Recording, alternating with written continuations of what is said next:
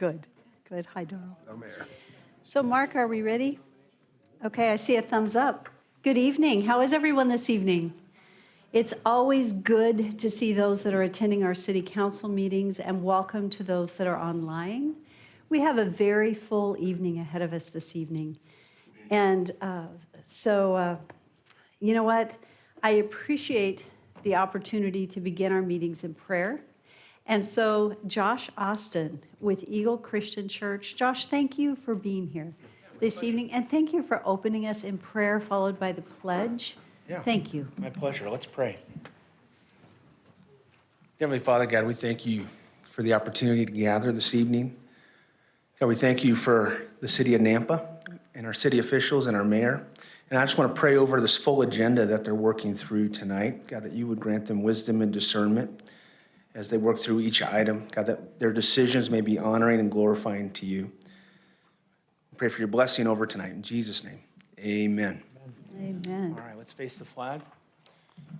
I pledge allegiance to the flag of the United States of America and to the republic for which it stands, one nation, under God, indivisible, with liberty and justice for all. Josh, thank you Thanks, so Mayor. much. Thank you. Roll call. Rodriguez. Here. Brunner. Here. Jingula. Here. Reynolds. Here. Haverfield. Here. Bauer. 5 present, 1 absent.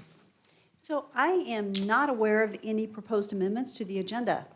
Are there any that are suggested? Okay, seeing none, I would stand for a motion to approve the consent agenda as proposed. So moved. It's been moved and seconded. I'll let you choose how you do that. Is there any discussion? Seeing none, roll call. Rodriguez. Yes. Brunner. Yes. Jingula. Yes. Reynolds. Yes. Haverfield. Yes. All in favor, motion carries. The next item on our agenda is the opportunity to speak on an agenda or non-agenda item. This is something that we allow for citizens, Nampa citizens, to come forward if they have comments on something this evening. So who do we have signed up this evening? Do we have anyone signed up for the agenda items? Madam Mayor, we do have several people, but we also have the recognition from the. Oh, that's right. We're going to start there. Excuse me. Would you be Dr. Lee by any chance? Yes, you are. Dr. Lee, I am so sorry. I went to that and skipped right over. So I understand that you are with the Idaho Woodburners Association and here to recognize the Idaho submarine. Is that correct? Would you like to come forward and share with us a little bit? And thank you so much for being here. Mayor Kling, Yes. if I could, Dr. Lee, we were out at the Steel Falls barbecue, and Dr. Lee came up and talked to me about this submarine they're going to name Idaho, and it was what a story. And I guarantee you're going to like it when he gets done with it. It's so cool. So thank you, Dr. Lee, for being here today. Thank you, Mayor Kling and council members for this opportunity. I noticed on the agenda that I represent the Idaho Wood Burners Association. Well, it is true that we do burn some wood, usually intentionally, but sometimes unintentionally. But I really represent the Southwest Idaho Wood Turners Association. Well, that was my mistake. I'm sorry. That is great. Thank you for making that clarification. I love it. Historically, our group gather around Veterans Day to turn over 1,300 writing pens for the troops. And we do this annually. Well, the committee that is working with the christening of the new submarine, USS Idaho, asked our group if we would like to make 150 pins for this event. Of course, we agreed, and it was suggested that it would be nice if we could use wood from the Idaho State Capitol grounds to make the wooden part of the pins. If you will remember, 13 years ago, when the Capitol was expanded to the east and to the west, they took out a lot of historic trees. Well, these trees were just going to be taken to the dump. There was an Ada County legislator that was a woodworker, and he said, no, he says, let's save that wood for woodworkers all over the whole state of Idaho. And if they could keep some of the wood, if they would make something for the State House.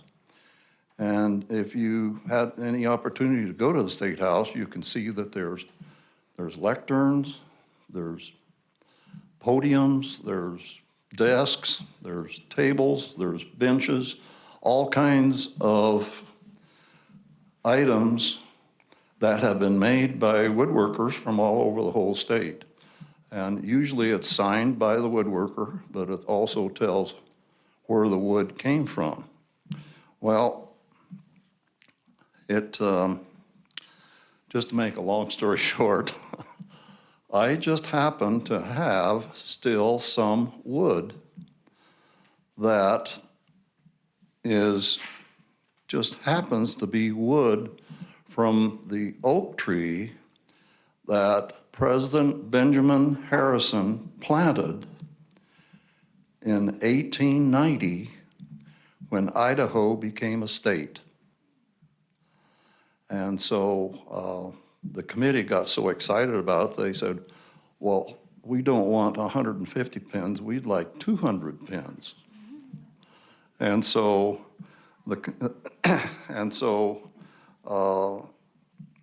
we are in the process of making and having engraved, do you want to show the picture? These pins. And I can see there they are. And I've got 2 pins that I will pass out for you to look at, and you can pass them down. And you will notice that it says plank owner. Out of the 200 pins that we are actually making, the only ones that will be engraved, plank owner, is the original crew that takes the submarine out.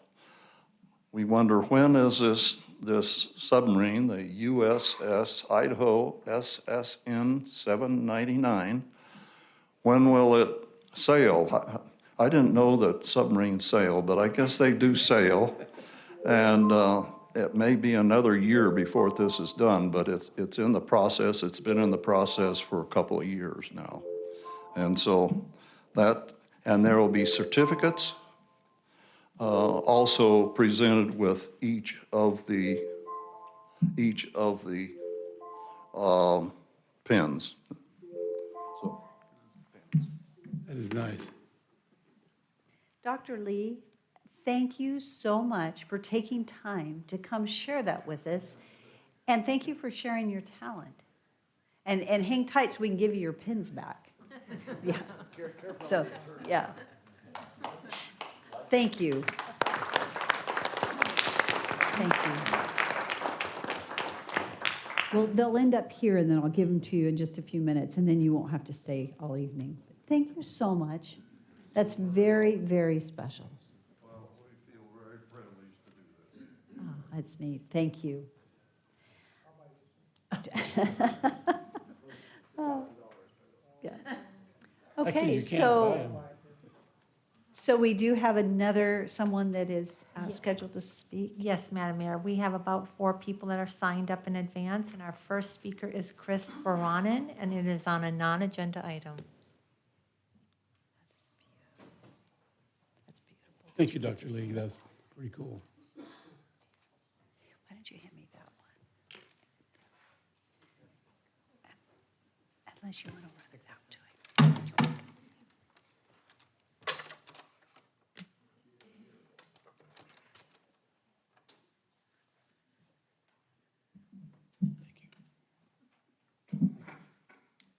Good evening. Good evening, Ms. Mayor, City Council. Thank you very much for having me here. I'm just here to introduce my business, that's all it is.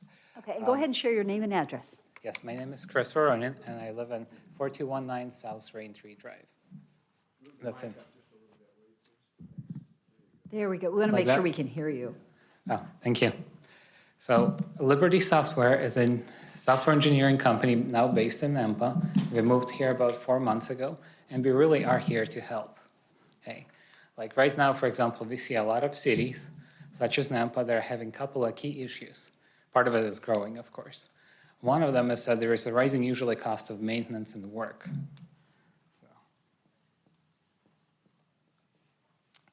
Two, usually systems, are kind of like there's problems with their systems that they usually have because they generally tend to be off the shelf, and that happens with corporate or cities. It's pretty similar.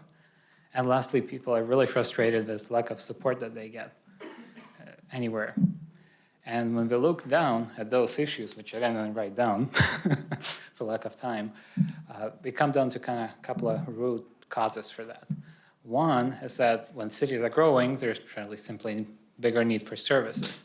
But also, a lot of services are usually built around reactive kind of work versus predictive, which actually increases costs by about 400% in the long run, really, really hitting the budgets, right? And another thing is off-the-shelf software generally doesn't help companies or even cities because they're built around very specific process, and it doesn't fit the process that people need, you know, and that creates major inefficiencies and people have to do workaround. It's it's a big problem. And lastly, simply lack of proper support. And we know that data shows that people who don't get proper support for their like systems or whatever are 50% less efficient with it. And that really also hits the budgets. So like I said, we know the issues out there. We are here to help, and thank you. Are you new to Napa, or have you been here for a while? We've been here for 6 months, ma'am. For 6 months. And where are you from? I moved here originally from Los Angeles County, Okay. not the city. Yeah. Well, great. It's good to have you here. And the name of your company again? Name of the company is Liberty Software Solutions. Liberty Software Solutions. So thank you so much for taking time to come share with us that you are a new business in our community. It's great to have you. We welcome you, and we wish you the best, and thank you very much. And you should look up the Nampa Chamber of Commerce. Great, great group of people to network. Thank you very much. Glad to Thank be you. here. Thank you. Madam Mayor, our next speaker is Deborah Brown, and it is on a non-agenda item. Good evening, Deborah. Can you share with us your address? Yes. For the record? Good evening, Councilman, Mayor.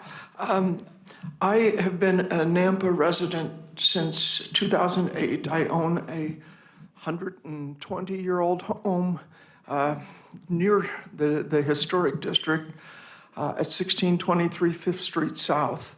My house is on a corner lot with no alley access. Mine is the only home within a 4-block range that has no off-street parking or no alley access. What I'm asking, I don't find anywhere in the parking regulations posted for the city. I'm looking for a way to, I guess, an exemption or a variance to be able to park my car in front of my house.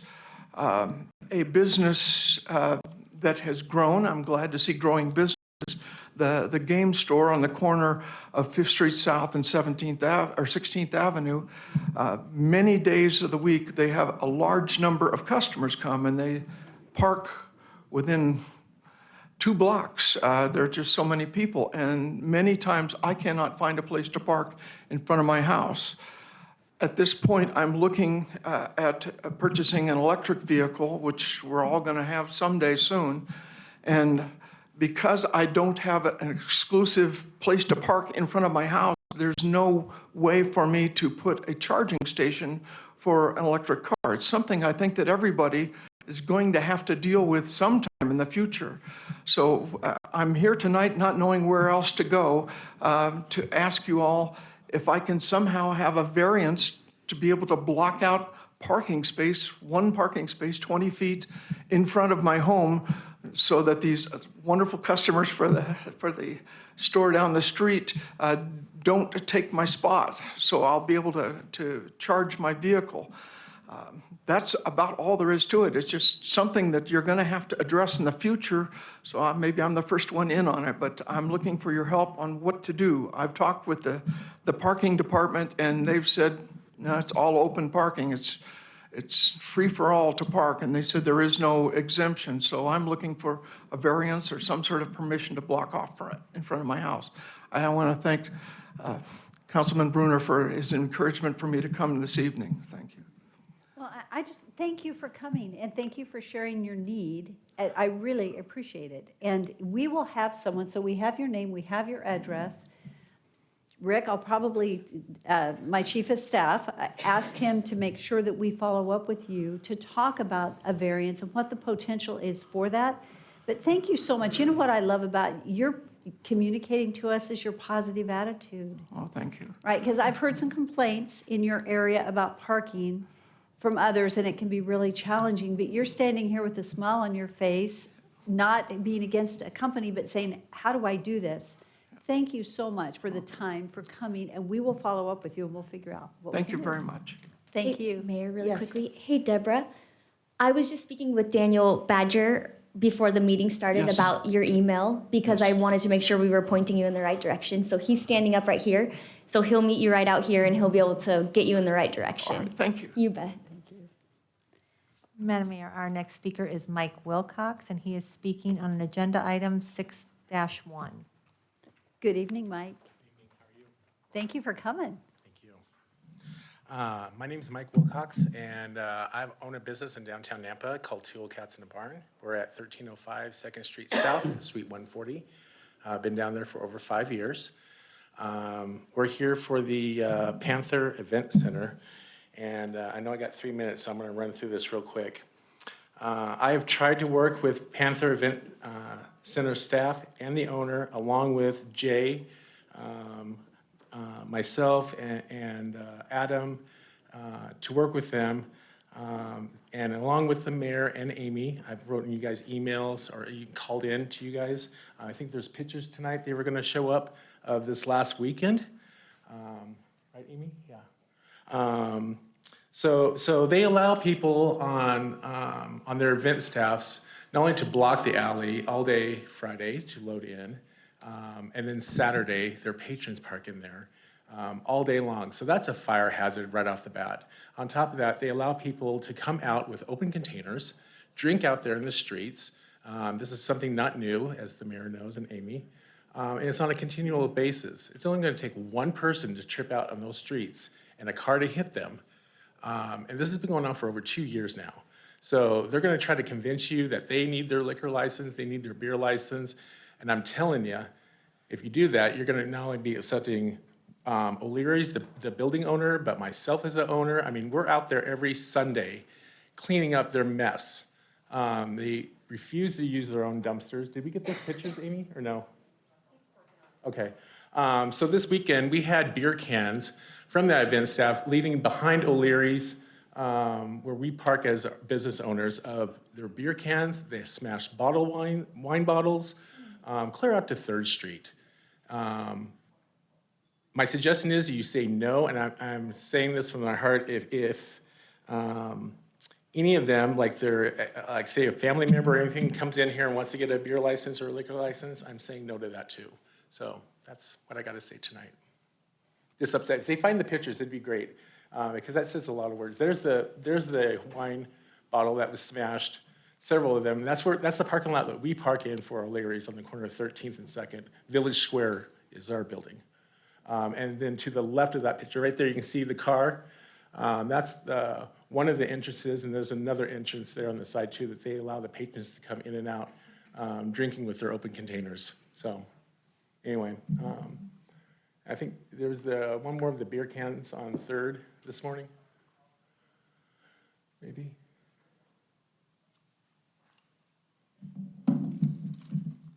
Hopefully. Anyway, so that's all I have to say for that.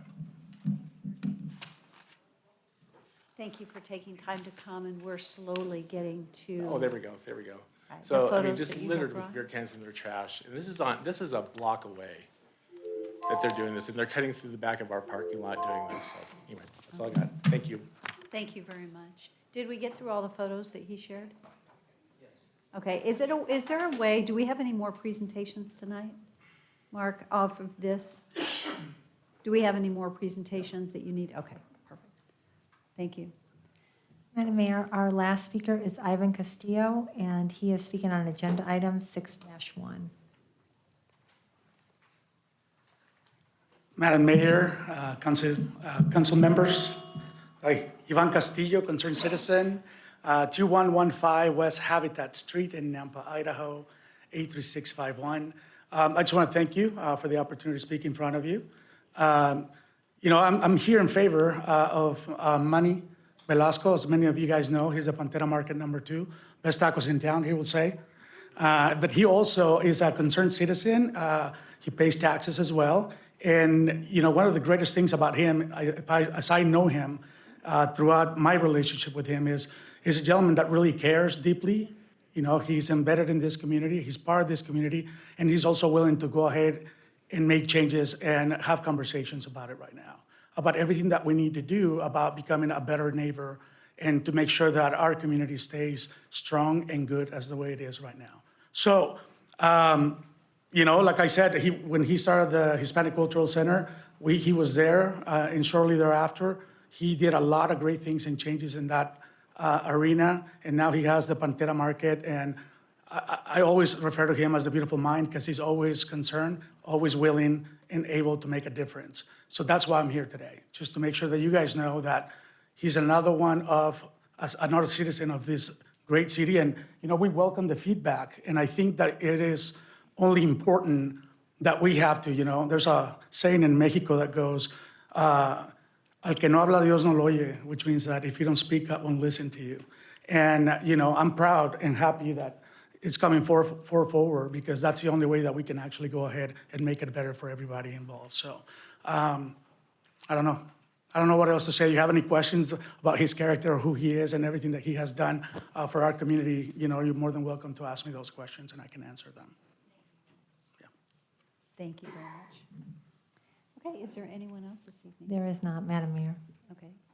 Is there anyone that had intended to sign up that did not get signed up this evening? Seeing none, thank you. Okay, we're going to move on to the next item on the agenda. We do not have any proclamations this evening, but we do have an agency and commission report. Nikki Zog with Southwest District Health is here to share with us this evening, and a few others here for moral support. It's great to see you, Representative Youngblood and former Councilwoman Jean Munchie, and I can't see who's right there. Natalie. Hi, Natalie. Hi, I couldn't see you behind. Good evening. Nikki, thank you for coming this evening. Thank you, Mayor and City Council members.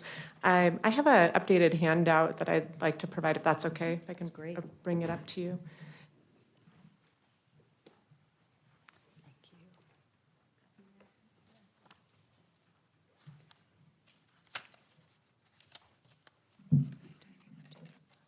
Okay, I believe I only have like 15 minutes, so I'm going to try and talk for 10 and leave 5 for questions. As the mayor said, my name is Nikki Zog. I'm the director at Southwest District Health. We serve a 6-county region, which includes Adams, Canyon, Gem, Owyhee, Payette, and Washington counties. And this number that you see on the top on this slide here is the number of youth living in the city of Nampa.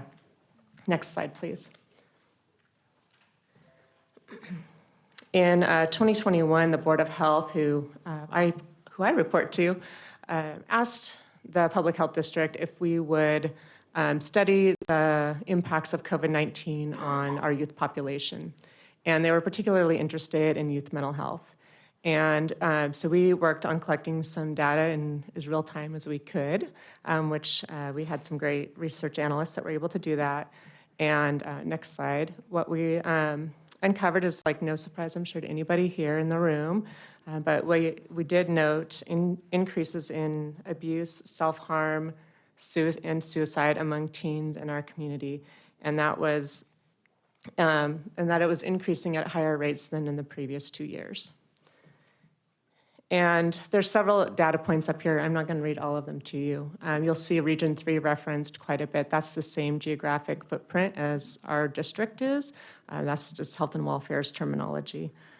But I do want to mention the story that is in here on the bottom right of this slide because it's probably the most current qualitative data that I think captures the situation as it's happening pretty much right now. And one of our community partners who works for EMS in Canyon County was visiting with our adult crisis center and had come off of a 24-hour shift back in August and reported that they'd had 29 secure psych transports in that 24-hour period, and 19 of those were from youth in our community.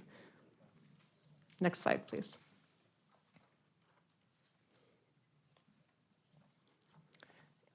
So when we did this original analysis of data back in 2021, the district felt compelled to pull together a collaborative of community partners. And I think our collaborative now is up over 30 members that represent community-based organizations, the court systems, behavioral health providers, hospitals, the Department of Health and Welfare, schools, and juvenile corrections.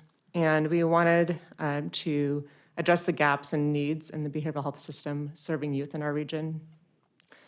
And one of the priorities that we identified pretty early on was the need for something like the Adult Crisis Center, but focused on youth support. And it just happened to be also that the governor's appointed Behavioral Health Council was completing a strategic plan. And in that strategic plan, they noted that youth crisis centers were also needed. And so we connected with our legislators to see how we could maybe leverage some funding support to establish a youth crisis center in this region. And we are pursuing that now. I'll talk a little bit more about that here in a minute.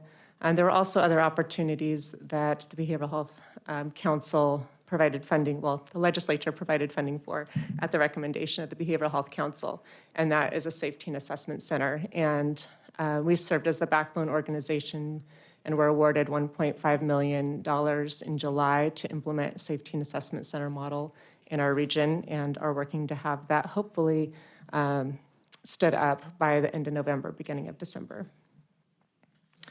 And not only do we see these as both early interventions and crisis centers, maybe a little later of an intervention, but we hope to reduce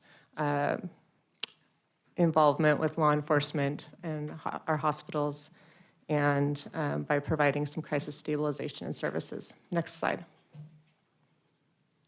So our strategy for funding youth crisis, the youth crisis centers, diversified model.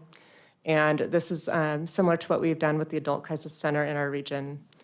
The funding that I mentioned a few moments ago that we're pursuing is through the Idaho Department of Juvenile Corrections, and we'll be pursuing $1.3 million in funding to help with the initial lift of standing up the crisis center. That'll help with some of the renovations of the facility that we're looking at, as well as the first 6 months of operations.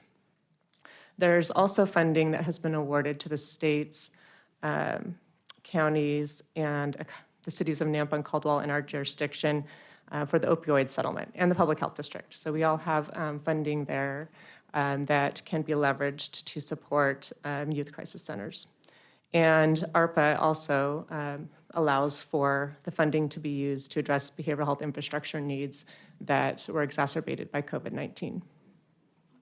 And then lastly, some of the other funding options that we are looking at using that have been successful with our Adult Crisis Center include insurance reimbursement from health insurance companies, and in our Adult Crisis Center, we have regular contributions from our larger hospital systems and quite a few different donations in food, clothing, furnishings, and things like that.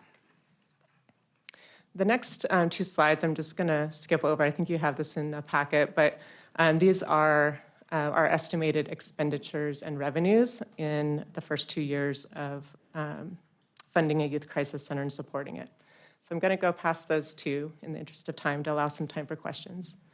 And then this is just a quick timeframe that we're working on. So as I mentioned, we're responding to this request for proposals from the Idaho Department of Juvenile Corrections. Our funding opportunity, the proposals are due here at the end of the month, and we should find out if we were awarded. I think the legislature or the Idaho Department of Juvenile Corrections is anticipating maybe up to four awards from the funding that was allocated by the legislature.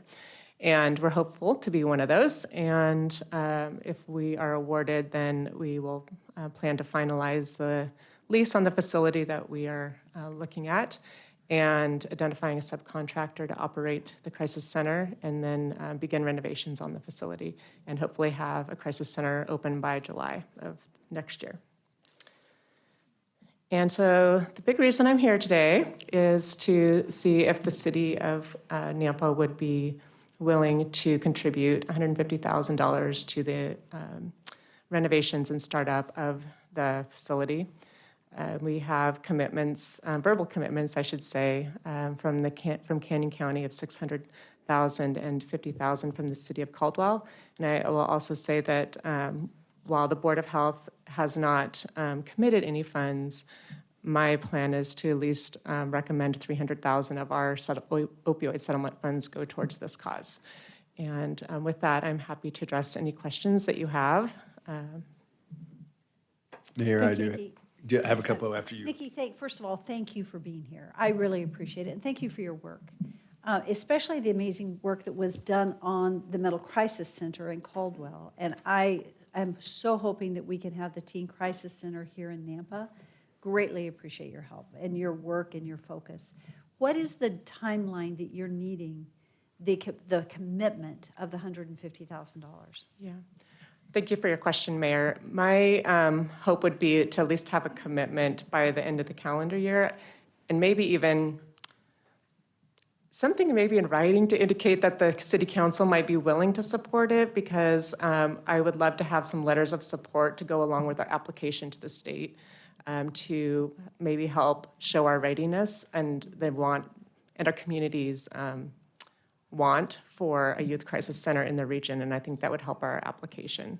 Does that And make the sense? application deadline is, It's the end of October. I believe it's like the 24th or, okay, so maybe you are beginning of hoping to November. have some type of a commitment to support that application in October? yeah. Yep. Okay. I would like to say, so for council, and I'm sorry, Darrell, I'll No, go to no, you that's right fine. next. So the city did receive funds from the opioid settlement that we all supported through the state of Idaho. We are anticipating receiving funds. To date, we have, I believe, around $54,000. We are anticipating to receive up to, it'd be another $250,000, up to $300,000 in the near future, although we have not received it yet. And so that would be the funding source. It would be committing half of the total amount that we have now. That is an 18-year settlement, but we don't know how the settlement's going to roll out or what money we will be receiving. But we're not done with this initial contribution that we would be receiving. So just for council's awareness and community awareness too. Councilman Brunner. First of all, Nikki, thank you for I can't imagine what you guys went through, but the decisions you made during the COVID time and so on. And I'm totally in favor of this support. I personally, the amount I think needs to be looked at and so on. Couple questions though, if I may, and I sometimes ask some hard questions. Alrighty. But this youth thing, nothing's more important than our children and our youth. And I think your three people that are out here know that, and many, many, many others. During the COVID time, some decisions were made.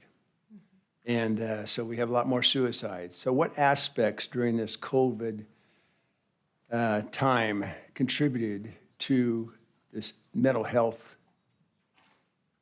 challenges that we're having today? Sure. In your estimation? And I know no one knows for sure, but in your estimation, in your expertise. Yeah. Thank you, Councilman Bruners. Mayor, thank you for pointing out, this is my opinion only. And I mean, there's a lot of things. I think definitely impacts with school being in and out and the situations in the school settings, I think were particularly hard for youth.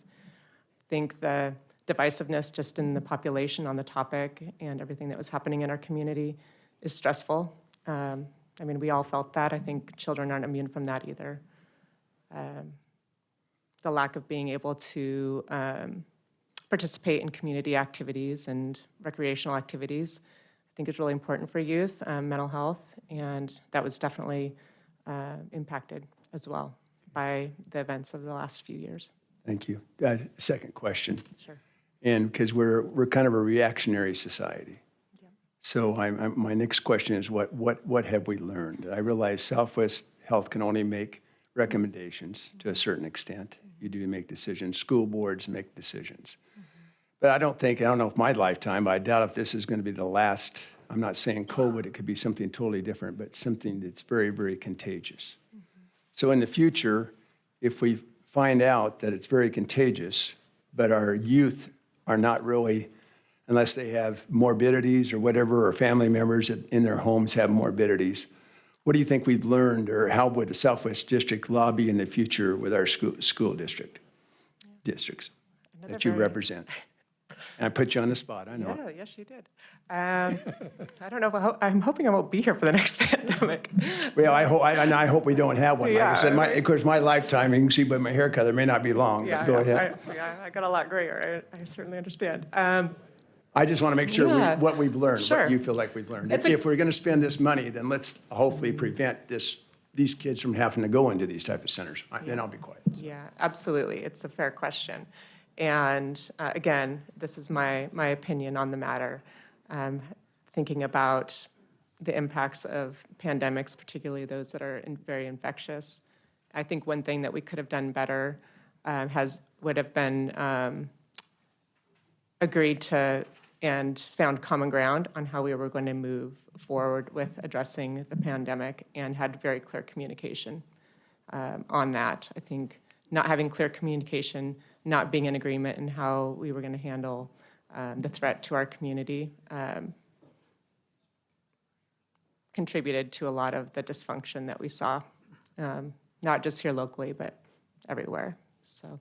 And let me just say personally, I hope you're around a long time and leading the charge yourself. Okay, even though I know Councilwoman past much, you knew that I made some pretty brash statements about things, and that's part of that. But I just hopefully as long as we learn, that's what I'm asking. Yeah. Okay, thank you for your leadership. Councilman Rodriguez. Yes, I have a question for Representative Youngblood, if I could. Yes. Yes, you may.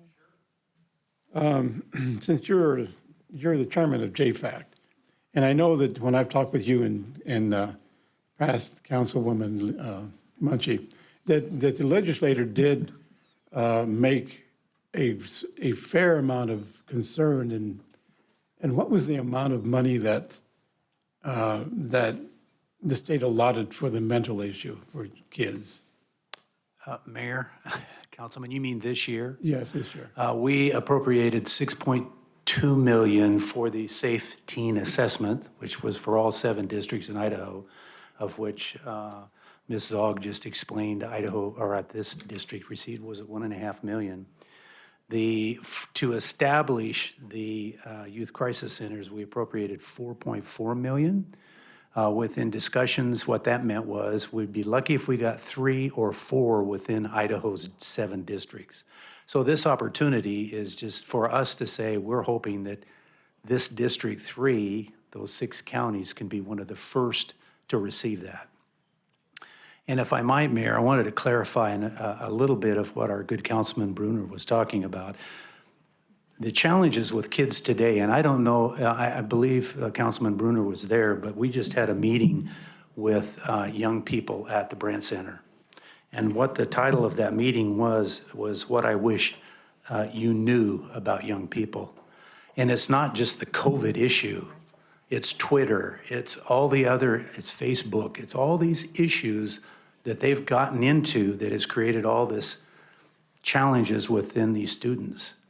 And what we heard at that meeting is in the last year, this district has had 5 suicides and over 2,200 youth having challenges. And so it's a much broader than the COVID issue that happened. I mean, God forbid we would ever have another COVID issue, but with young people today, there's a lot of stress and a lot of challenges. That's what we're trying to address. So thank you for the question, Thank you, sir. Councilman. Thank you. And Mayor, and I just have a statement that I think that ain't enough.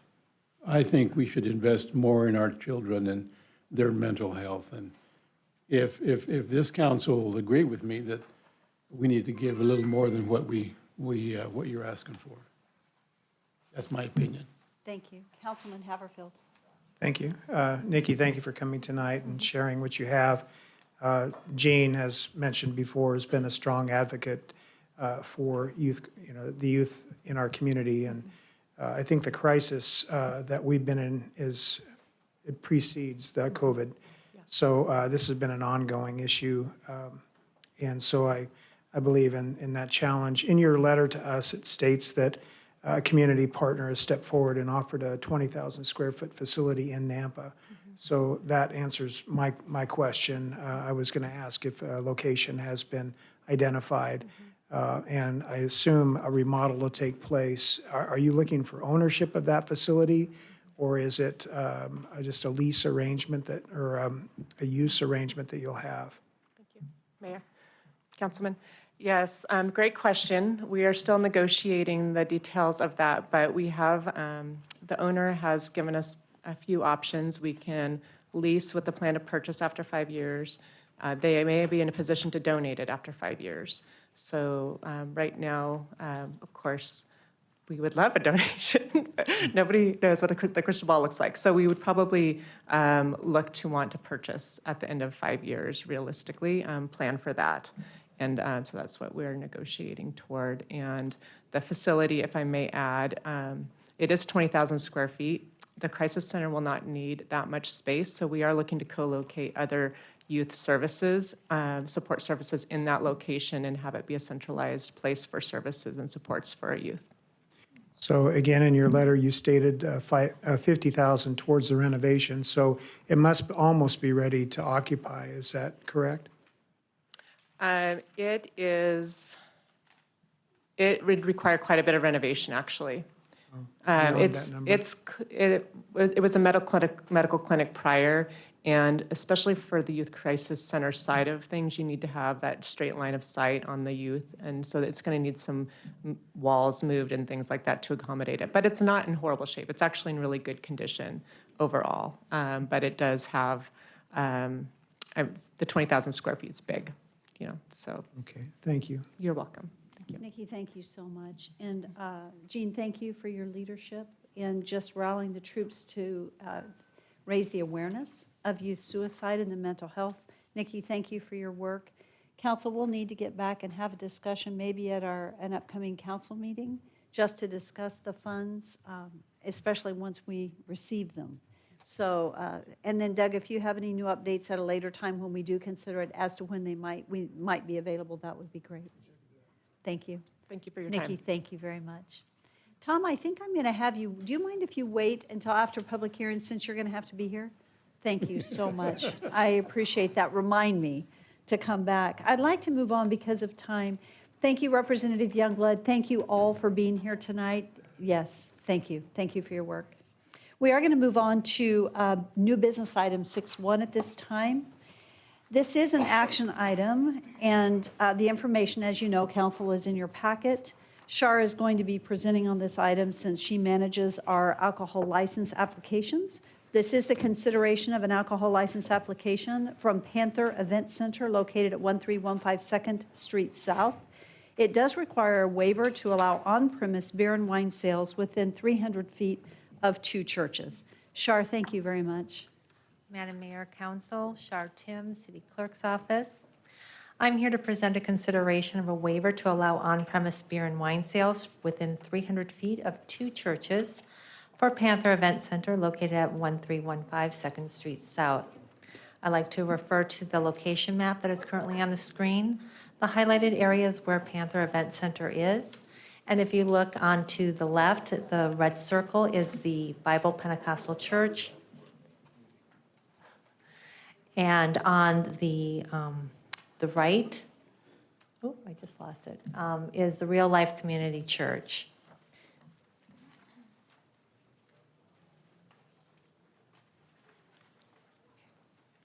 Okay.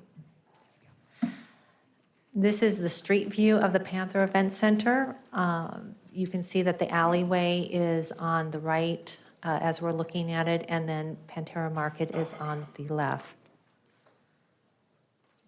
And here is an aerial view just to show you some of the other businesses that are located next to the Panther Event Center in that area. According to City Code 5-12-11, no license for the sale of liquor, wine, or beer by drink shall be issued for any premise in any neighborhood which is predominantly residential or within 300 feet of the property boundaries of any public school, church, or any other place of worship, measured in a straight line to the nearest entrance to the licensed premises, except with the approval of the City Council.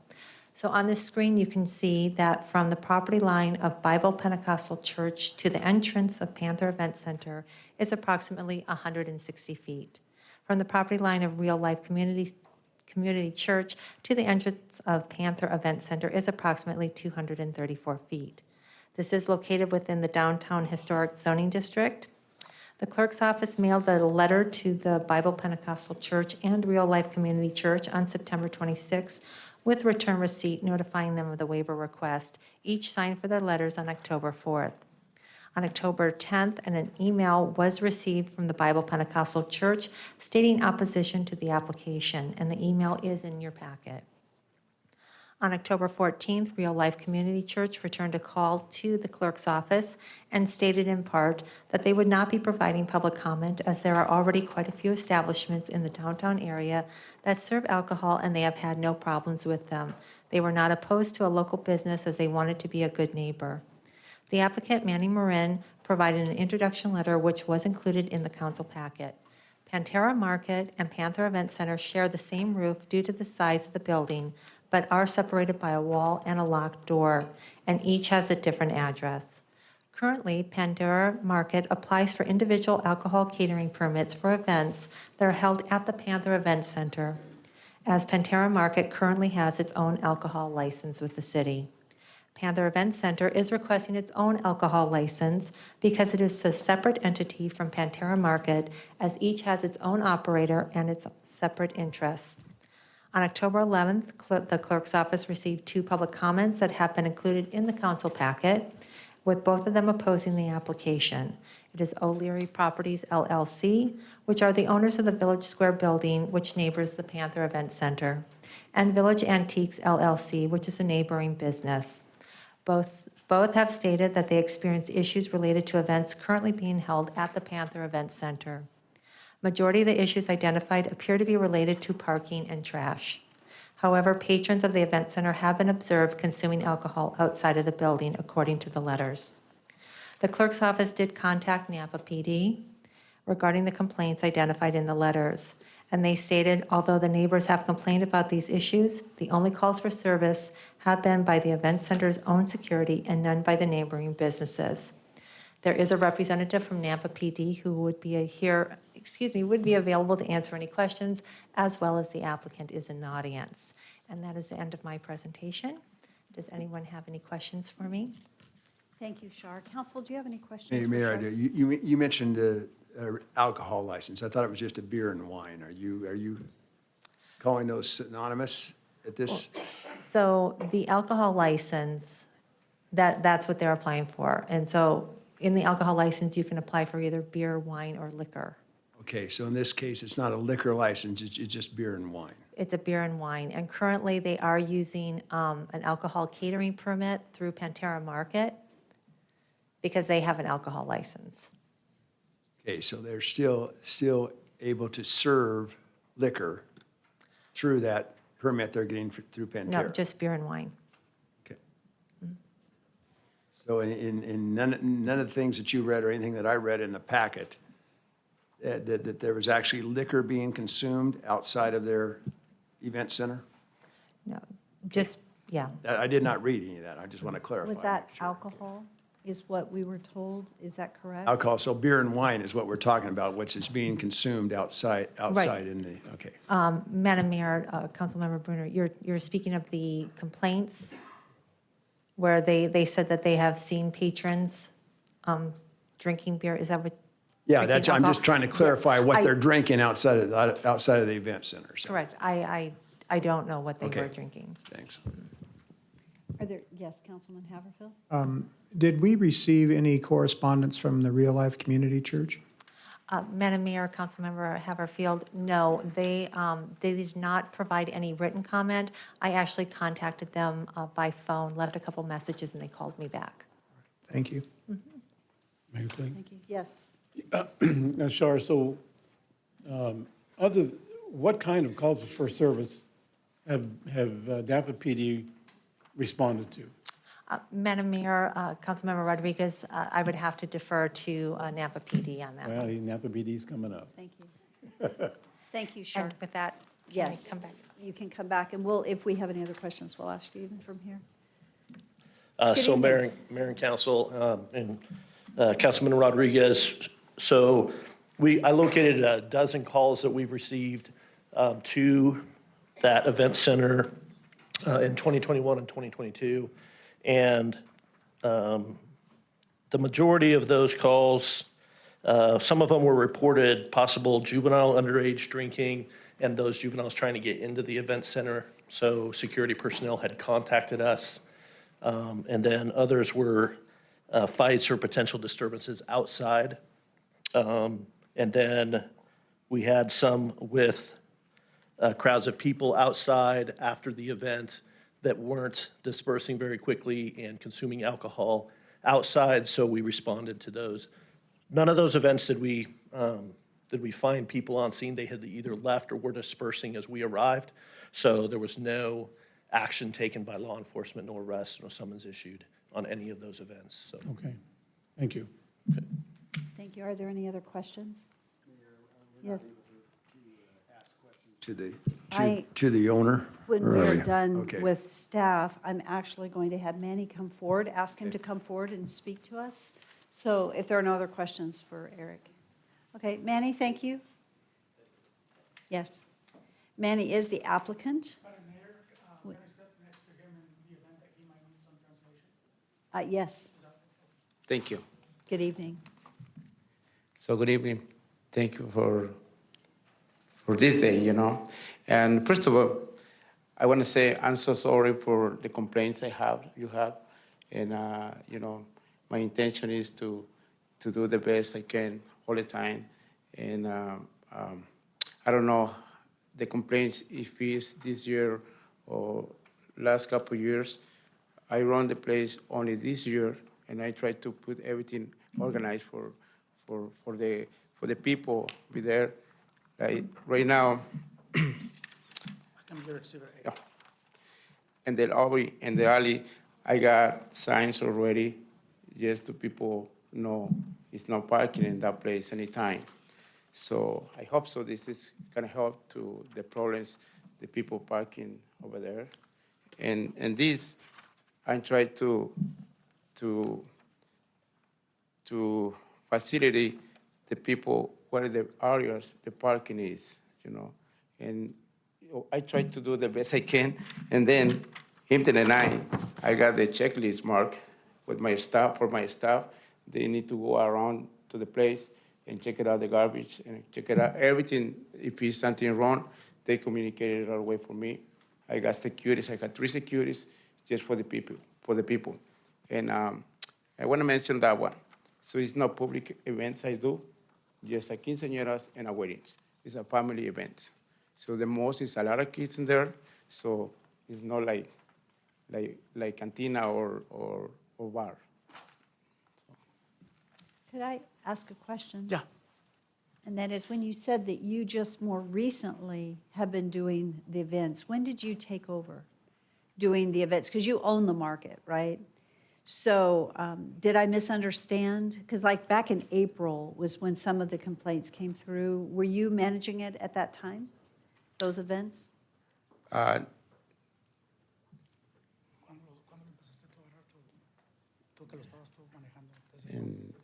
En este año, febrero. It's a February in this year. I'm sorry? In February this year. February of this Yeah. year. Okay. Yeah. Thank you. Thank you. Council, do you have any questions? Mayor, I do. Have you had owners come to you and concerned about the trash and so on. Have they come to you since February of this year? No, the only one phone call to my store in Pantera Market number 2. So one of the neighbors, they say, if we don't move the car, we want to call the police. And well, I do the right away, to see, but nobody there. Because in our packet, what we're hearing is not, we're hearing from more than one that they have communicated to you the challenges they're having, and also they're having to clean up after you. When did you actually talk to your employees and your security about cleanup? When did you post this? How long ago? This start is a couple months ago. Because it's no events every week, sometimes Okay. we don't have nothing. So what would be your explanation for fellow owners in the church to still be upset if you started this practice 2 months ago? Why would they still be upset at you if they saw an improvement in the last 2 months? Do you have any explanation for that? Yeah. Why they'd still be upset? Están enojados por el simple hecho que tú has alcanzado a ponerlos o has hecho los cambios ya. ¿Por qué piensas tú que todavía están enojados? Well, it's a good question. So I don't know. I would like to. Yeah, I mean, it doesn't make sense to me. Yeah, I don't know. So I would be patting you on the back and saying thank you, not be complaining. thank you. But Yeah, they don't seem to be doing that. Okay. so- Anyway, you answered my questions. I appreciate it. Thank you. Are there any other questions? I don't see any. Thank you so much. Thank you, and I'm sorry for my English. It's not very well, but I tried. Thank you. It's good. Thank you. I forced him to do it, by the way. I said, "Oh, translate." I said, "No, stop." Thank you. Okay. I'd like to pause real quickly and just ask Todd. Todd, do you have any counsel for us as we work through this decision? Madam Mayor and Council, the decision on whether to grant the approval within 300 feet of the churches really lies in your discretion. There aren't specific criteria. The statute prohibits the location of an entity serving beer or wine or alcohol within 300 feet of a church unless it's approved by the city. So that's the guidance that the code gives you. I think you have a fair amount of discretion, as long as it's a lawful reason, to make your decision one way or the other. Thank you, Todd. Appreciate that. Council, how would you like to proceed? Mayor Kling, Yes. I know Manny. We all know Manny. We know what kind of businesses he has, and he is an ambassador to our city as well. I'm very concerned about the Panther situation, and I think we need to take care of that right away, and I think Manny will. I'm torn on this one because I know what kind of man that Manny is and what kind of businessman he is and how much he's involved in the community. So I'm going to make a motion to approve the license and let him go through the process with the Napa Police Department as we have done with others to see how they do and go from there. There's a motion to approve or to approve the waiver. Yes. Is there a second? Seeing none. Is there another motion? Do we need another motion? If there was a motion on the table to approve the waiver, we did not receive a second. That motion failed. I still think you need an affirmative motion, Mayor. Okay. Mayor, I will make the motion to deny. I know also Manny has a great reputation, but I don't understand why these owners and then a church has come forth. And you know me, I'm not in favor of liquor licenses as far as when there's family members involved. But this is a beer and wine. Normally, I'm fine with that, but not if it's outside. So he's owned this since February. You got to trust 3 or 4 owners and a church that say that they've been having this problem ever since, and that they've tried to rectify it, and it's not been rectified. So I will make the motion that we deny this this says, beer and wine alcohol license. Second. It's been moved and seconded to actually deny the request for a waiver to allow on-premise beer and wine sales within 300 feet of a church.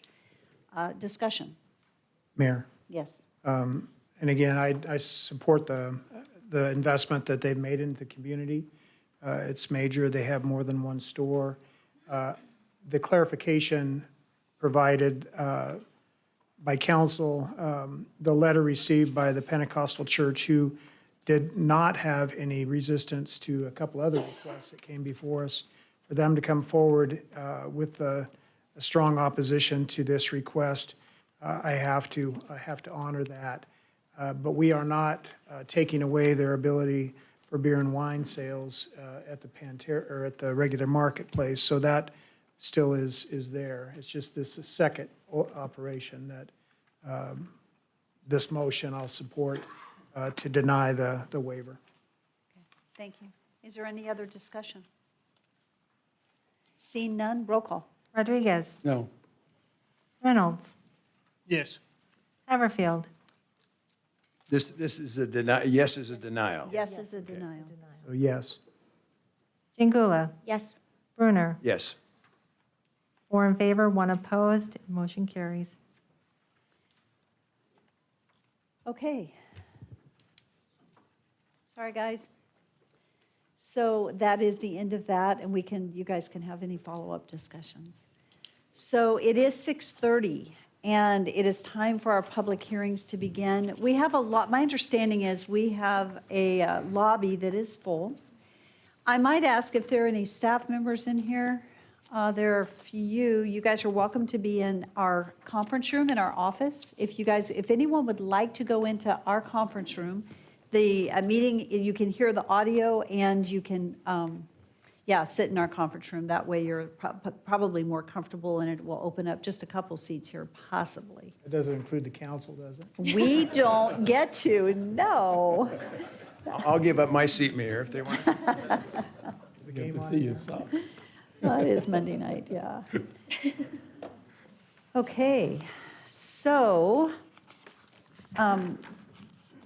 council, we have a full evening ahead of us with a number of items on the agenda.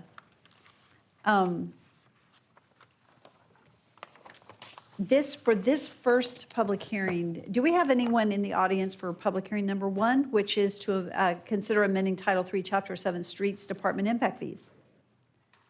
No. Okay, so that is our first public hearing on the agenda. Patrick Sullivan is online, and at the last meeting, the reason we continued this, I needed some clarification myself, and I just want to say that I had the opportunity to visit with Patrick and Ann Westcott to better understand where we were, why we were, where we were, if that makes sense. And actually, at this time, I do support us going ahead and moving forward with the information I was given. There is a process, and hi, Ann, how are you? Thank you so much for it's all my fault, right? It's his fault. Okay, so we'll just blame it all on Patrick that isn't here this evening. So, and thank you for being here. So, Patrick, would you like to give us just a brief update? And I don't know if Ann, but thank you. I appreciated receiving the clarification that I needed. So thank you. Yeah, I'd love to give a brief update. I'm sorry I can't be there. My wife and I came down with COVID last week and had a miserable weekend, but I'm rallying for this. So we're bringing forward, hopefully, the continuation and the approval of the revised impact fee ordinance to actually approve the revised impact fees that we had brought through the impact fee advisory committee process last year, starting in August. We completed it in January 19th with the impact advisory committee actually approving all of the fees, including the streets fees that are before you tonight. And then we took it to a public hearing at Planning and Zoning on March 14th. And then we took all the fees except for streets fees to public hearing before you, City Council, on April 4th. And then we adopted them, and all the impact fees except for streets were effective July 18th of this year. That said, the only reason we shelved the streets fees at that time, for a little history, is because engineering was working on a streets policy that Daniel Badger brought to you last council meeting about frontage roads and when people would have to actually put them in or not based on whether they are an arterial or a collector road. So we basically are coming with the same fees. There is very little change between the fees. They update the fee study to the newest fee study is what this ordinance does. And then it makes some minor changes to the 5 types of streets fees that we collect for impact fees. And I'd like to turn over any questions to, we have Ann come over to actually answer any of the questions on the math and the process for, and basically the, how we came up with the fees, because it's based on state statute and it's a common method of calculating fees throughout the state of Idaho. So I think some of the questions involved, how do we get to these? Why are we paying, or why are single-family residences paying more than multifamily residences? Why is retail paying more than office and office paying more than industrial? And then why aren't we incentivizing through impact fees by changing these fees to incentivize growth? That said, we can't use impact fees to incentivize. All we can do is we can make the calculations on who's coming, figure out what the growth projections are, figure out what the capital improvements are for each of the departments of police, fire, parks, and streets, and utilities, and then Ann makes the calculations to figure out how the fees go. So I'll turn it over to Ann to answer any in-depth questions then. Thank you, Patrick. Before Ann gets started, are there any questions? Do we have any specific burning questions from council for Ann? I do, Mayor. Okay. Why don't we just address the questions, and then we'll see where we go from there. Hello, Ann. Hello, sir. And if the totality of this whole list that you put together for us,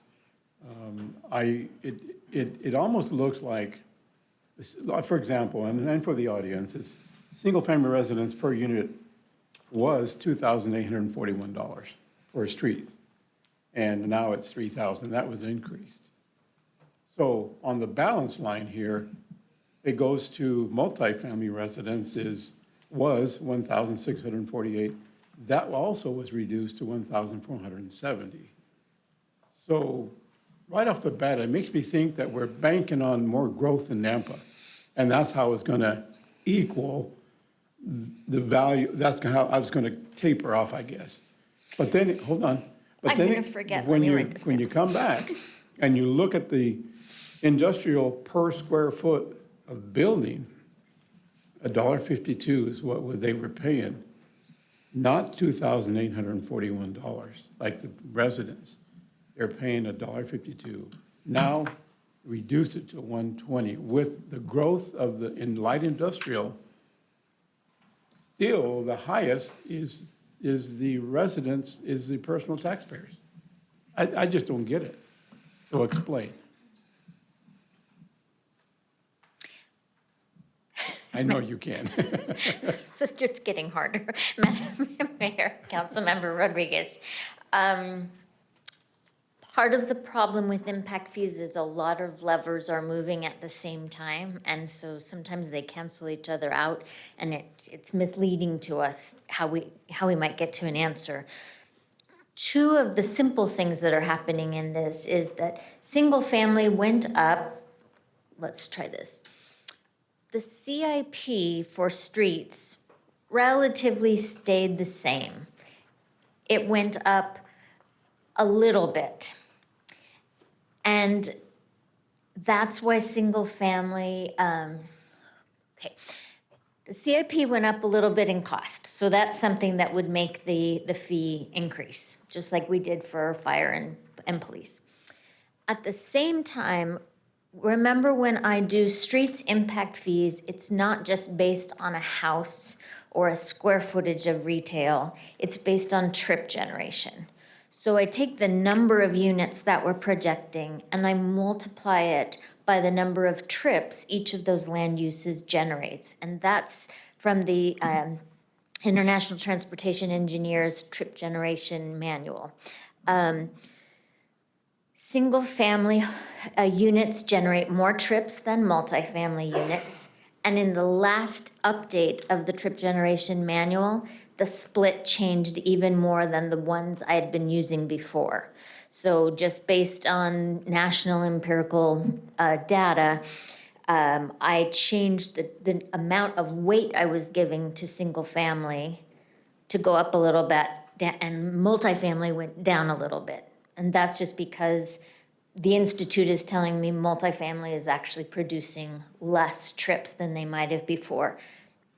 Anecdotally, I can imagine that maybe a little bit because of density, because of multifamily housing that might be closer to bus routes, for example, than ones that may be further out. The residential and the non-residential per square foot are not going to match because we assume that a house is 2,500 square feet and a house is a house if it's a single-family home, and we assume that an apartment is 1,500 square feet. So that's not as kind of surgical as we're getting with streets fees and non-residential. Retail is always going to be the highest at 3.53 trips, and industrial is going to be the lowest. So you saw a lot of different things happening between the last fees that are currently in place and these new proposed fees. And it's a combination of costs going up, trip generation changing. Okay. How close did I get to the questions? Well, you came into my second question then, Mayor, if I could. Yes. So we have these proposals of these multifamily complexes. And what you just said made me spin, because spin in terms of the single-family residence has a family, let's just say of 6 at the most. But if you have a triplex or a duplex or multifamily of 200 or so multifamily residences. Units, then who's going to be more traffic? But each You see? multifamily unit is paying a fee, just like each house is paying a fee. So if you have 200 houses in a subdivision and a multifamily development with 200 apartments, that's apples to apples. If you and still in gross, 200 homes will produce more trips than 200 apartments. But if you just have one single family home and 10 multifamily, or let's just say one duplex, actually one duplex and a single family home are about the same, but the duplex is going to produce about, what did I say the fee was? So more than $3,000 in the single family. Well, Yes. that's because of the amount of people that are in the homes. It's an increase in growth, but True. It's just mushed together, a little more Right. dense. That's Yes. all it is. It's a density issue. Right. Right. So I'm thinking that let's say, for example, the industrial is growing really great here in Nampa, but we're reducing where we could be increasing. You can't, that's the thing about impact fees is not only can you not incentivize, I mean, you have a lot of things you can do to incentivize economic development. I think your attorney will agree with me when I say incentivizing through impact fees is not one of them. Impact fees are just math. It's just the cost divided by the users, and that's what the fee is.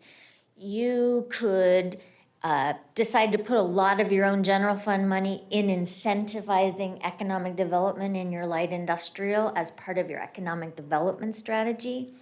But I can't say that light industrial is demanding less roads than they might somewhere else. Light industrial has the smallest amount of trip generation, so they will always have the lowest impact fee of all of the different categories, but I can't manipulate that number to be any lower. what you're seeing right now that's coming ahead of you with Highway 16, with the Northern Industrial Development, is sort of coming after the fact of this report, because this report is almost 2 years old. And we've adopted all the other fees based on all of that past data. When the mayor and I talked about this, you may find that in the next year to two, you have a much clearer idea about how light industrial will be developed.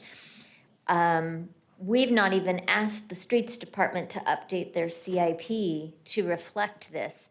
They might have other projects that they need to do to manage that growth, in which case light industrial might go up a little bit.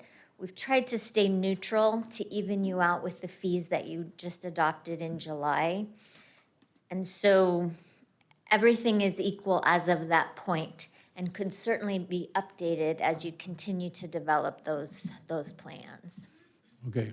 So Councilman Rodriguez, I appreciate your line of thinking, because I was thinking last time we were together, that's what I was thinking, was how your thoughts and better understanding that we cannot use impact fees in any way to incentivize or disincentivize. Because actually, if you look at the impact fee changes, it almost makes me feel like we're incentivizing what we don't want, and but learning that we cannot do that, that's why at this point, I would say my recommendation is that we move forward with approving these, but that we come back and review. And I think, please correct me if I'm wrong, Ann, because you are the expert in this, not me. I think there are two things that we could look at when we come back together. One is our industrial, and Rodney and I have shared this, our industrial zone, light industrial zone, is really broad. I think that we may want to come in and look at actually what we're defining in that zone, because it may end up with a higher trip generation because of what we're building in that zone. And it's going to be more accurate to what we're doing. The other thing that I learned in our discussion is that we can actually change the impact fee based on the size of the house in single-family residential, based on the square footage. So a 1,500 square foot home is not going to pay the same impact fee that a 3,000 or 4,000 square foot home is. And I think those are two things that we need to do. And so for the sake of moving streets forward, my recommendation is we move forward with this, because it does need, and I appreciate you sharing that the basis for the recommendation of this fee structure was adopted with all the other fees that are already adopted. And so to go ahead and move forward, and then we need to come back and revisit our impact fees and look at a couple of things differently, which we can. Councilman Haverfield. Thank you for your presentation, Ann. I realize Ada County is an overlay for Boise, Meridian, Star, and Eagle, well, part of Star. So we can't really create a comparison, can we, with Boise, Meridian?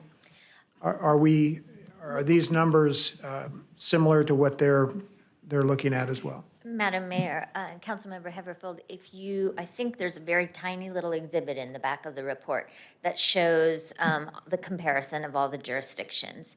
ACHD has like 30 different land uses.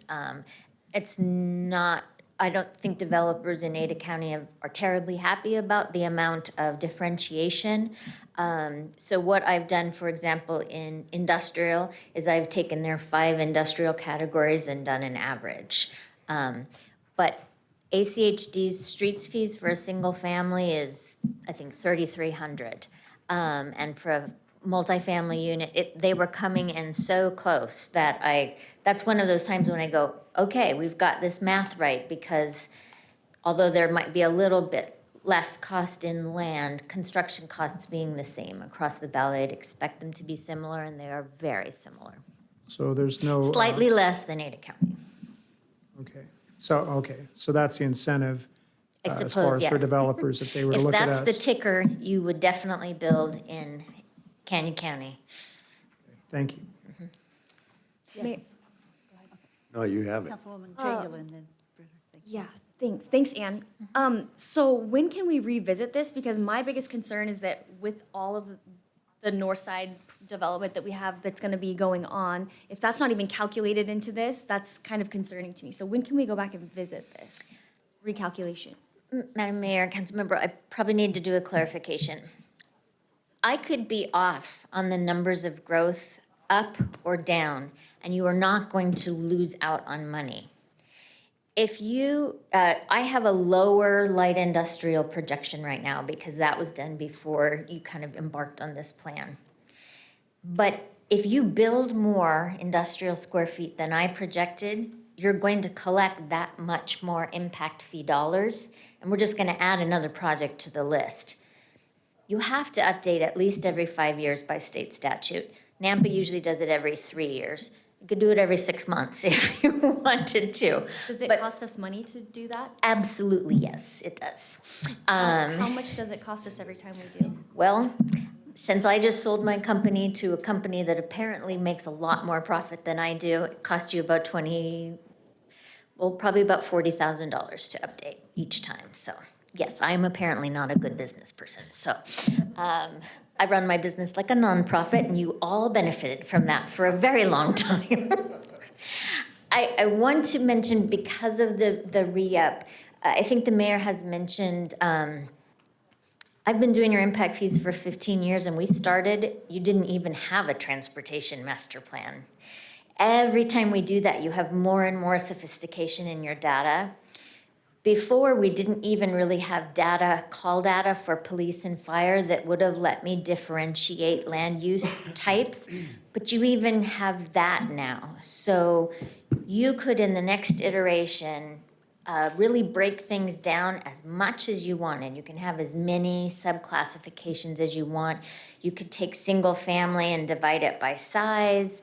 You can do, there's a lot that you can do that I feel we finally have data that I could stand up in court and defend if it were appealed. So you're not going to lose out on anything by adopting these now. You're just going to keep collecting growth share, because it tends to not change. Once we get it right and we're connected to the right cost, the dollar amount doesn't usually change that much.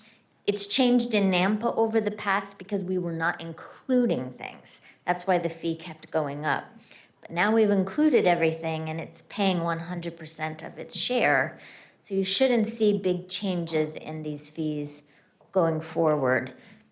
You will probably be adjusting in between land use classes based on more sophisticated data that you'll have. I would be, once we do that recalculation, I would really want to make sure that we look into the average home size for the single family, because 2,500 square feet, I don't believe is probably the average household size, square foot size in our community. I think it's probably lower than that, maybe 1,800, maybe 2,000. I don't think it's 25,000. So that's concerning. If someone that has a home that's 1,200 square feet, but they're paying impact fees relative to someone that has 2,500 square feet or more. Excellent point. One thing to remember is that the size of the house does not necessarily equate how many people are living in it. You may have a very large house with an empty nester couple. You may have an apartment with a large family in it. What's most important for police and fire is knowing that that address can call 911 and someone can be there within 4 to 6 minutes. So yes, we can continue to do that as we have more data. You can continue to do as much as you want, getting more and more granular, yes. Thanks, Ann. Thank you. Yes, Councilman Bruno. I did have, Mayor, 2 questions, but you added another one. But first, clarification. I mean, the homeowner, I realize it often gets passed on, but the developer, when they submit for a building permit, is the one that's paying the impact fee, correct? The builder We're not pays talking it. about the homeowner. I realize that. The developer would bargain down the Yeah. price of the land. The Right. builder would buy the land, they would pay the building permit, they would pay the fee, and I don't know any Yeah. builder who does not pass it on and I- to the renter or the Right. homeowner. Yes. Right. And that's in the price of the home. And it's amortized over their mortgage in most cases. But I just want to make sure that, the citizens are aware that it's actually not directly to them. It's up to the builder whether they're going to pass that on as far as in the sale of the home. True. Okay. First, question I was not going to ask, that concerns me, that you've sold your business. So does that mean you're not going to be consulting and advising the city of Nampa in the future?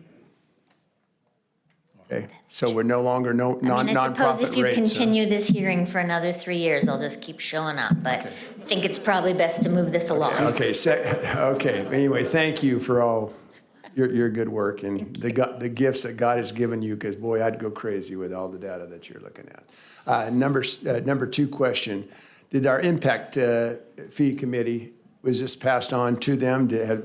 Were they given, and when they were in favor of all this that you are proposing? On the streets, they were unanimously in support of these. Okay, and I see a couple of heads shaking out there, so that they are confirming. Third question.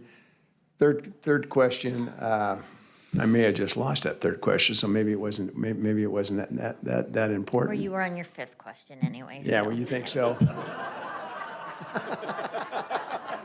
See, that's why I don't do numbers.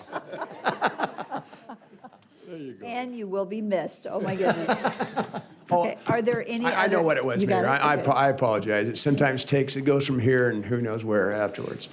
As far as nonprofits, somebody brought up as far as nonprofits, that the nonprofits are going to also be a developer building a church, building a school, building there would be impact fees on nonprofits also. Is that correct? Madam Mayor, Councilmember Bruner, I believe your legal counsel would also agree that you can't differentiate by And what- types except for affordable housing, which is allowed in the impact fee statute to be exempted, not waived.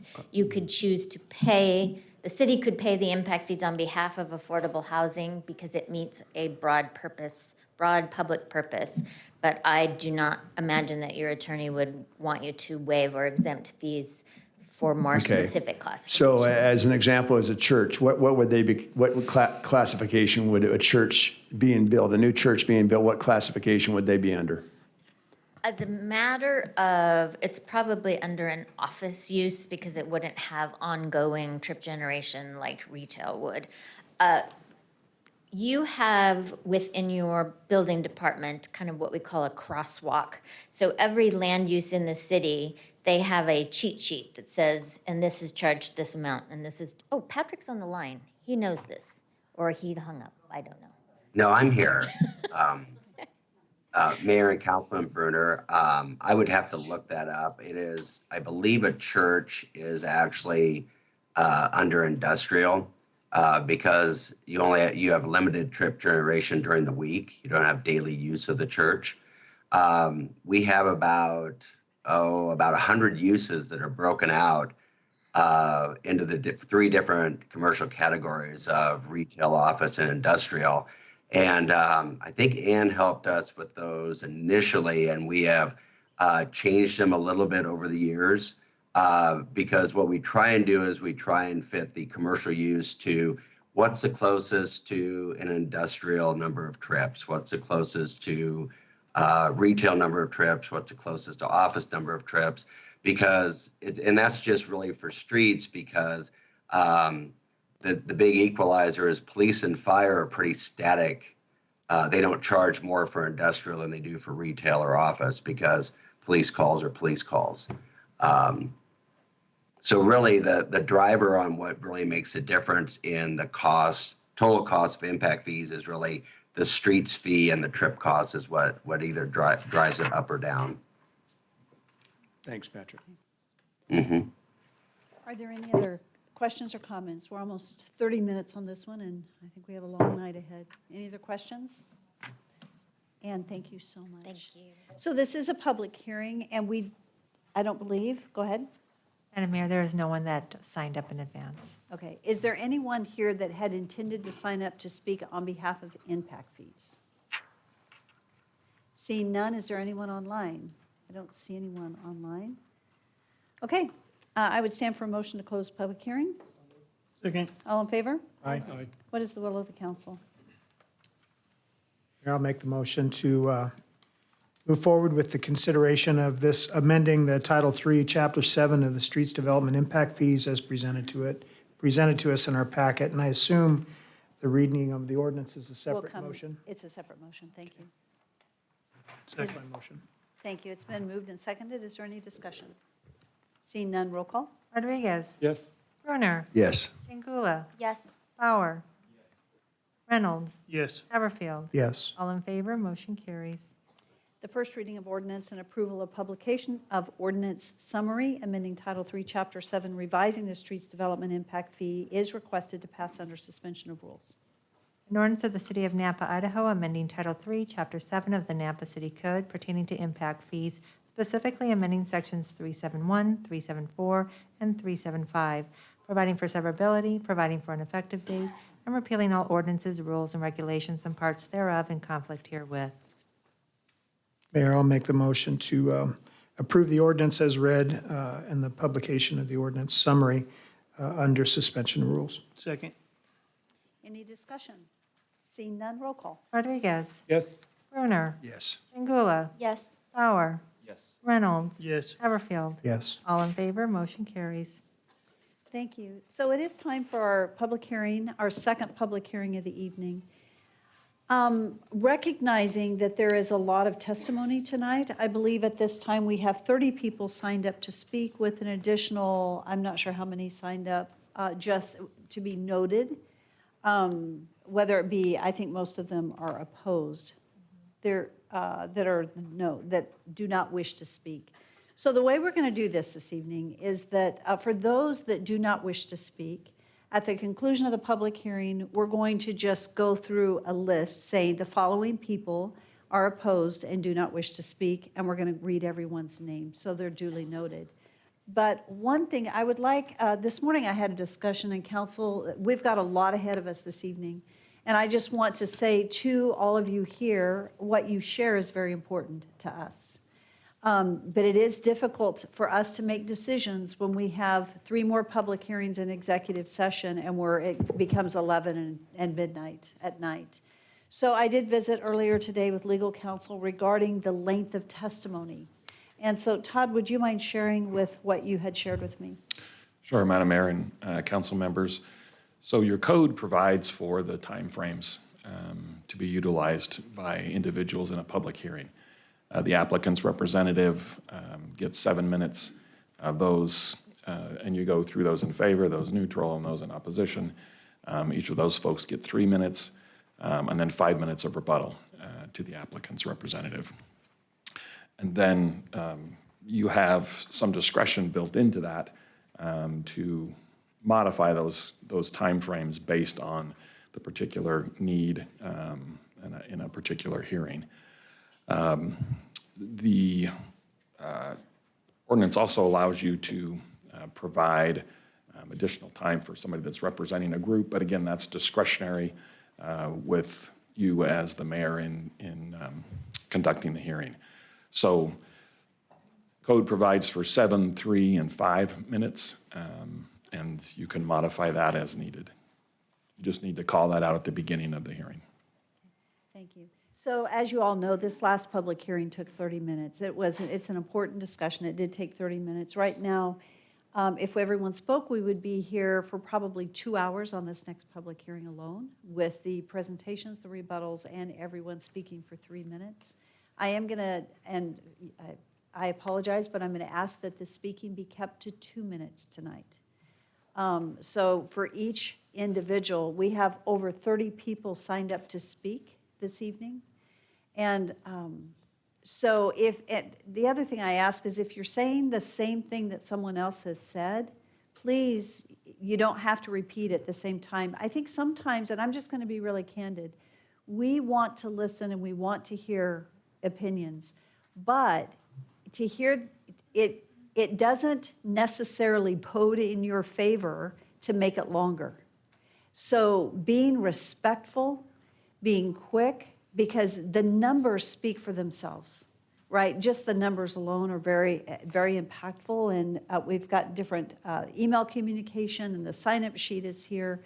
And so I think we're going to go with a 2-minute time frame. It is fast, but I think that you all can just say very quickly what it is that you're needing to communicate. If there is someone here wanting to speak on behalf of a group, I need you to recognize what group you're speaking on behalf of. Is that, for example, is there an HOA that has a single representative? Okay, so there is, okay. So when you come up, just please note that you're here to speak on behalf, and you would have a longer time frame is representing a group. So with that, is our applicant here this evening? Mayor, may I add just Yes. one question? So if an HOA is a president or whatever is going to speak, I mean, I personally have no problem with folks, as many as possible, giving their 2 minutes. I realize you're going to give the HOA president longer, but just passing on their minutes or whatever on to those individuals that'll be speaking for them. I don't know how you feel about that, Mayor, or how the other council people feel, but I mean, I would just as soon have 10 total people speaking, and then the 2 representatives, if they want to take 10 minutes or whatever as an example, I would have no problem with that. I don't know that they would be prepared this evening to take. Yeah, I know the one I read in the packet, I think is ready for, I saw a PowerPoint. Okay. You know what, I may So need to yours. be flexible just a little bit as we Okay. come and go, and we'll see how. But that hopefully goes. people are willing to pass on to their representative, is what I'm saying, if you're from a subdivision, so. In other words, if your HOA representative has is already here. communicated, please pass for them. Okay. Madam Mayor, if I Yes. might as well, it might be good to clarify, if somebody's here on behalf of a group, you've asked them to identify that, but also specify what time they would be given as a representative of a group now, so they kind of understand that going in. Right. If they're here representing a group and everybody's here speaking behind them, please just take your 2 minutes, right? Because the reason someone gets longer representing a group is because they're speaking rather than that group on behalf of. But if everybody comes up and speaks, then we really haven't accomplished that full representation as hoped. So, yes? So Madam Mayor, what I was suggesting is if you might lay out the time frame that a group representative would get. 5 minutes. 5 minutes, okay. If they're truly representing a group, that would be 5 minutes if they're representing a group. Otherwise, we're going to go with 2 minutes. And, yeah. Okay. So thank you. Good evening. Good evening, Madam Mayor, members of the council. I'm Becky McKay with Engineering Solutions, business address 1029 North Rosario in Meridian. I'm representing the applicant, Challenger Development, on the particular application that's before you this evening. The applications that we have submitted are annexation and then a rezone, a development agreement modification, and a preliminary plat on approximately 28.63 acres located northeast of West Roosevelt and South Middleton Road.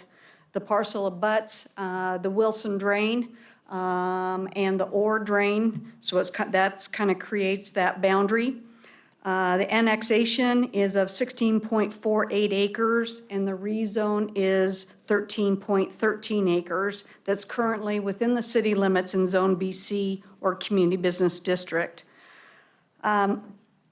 We've asked for 2 zoning designations within this property, 2.64 acres of RS 8.5, single-family residential district, and 26.97 acres to RML, limited multiple family residential.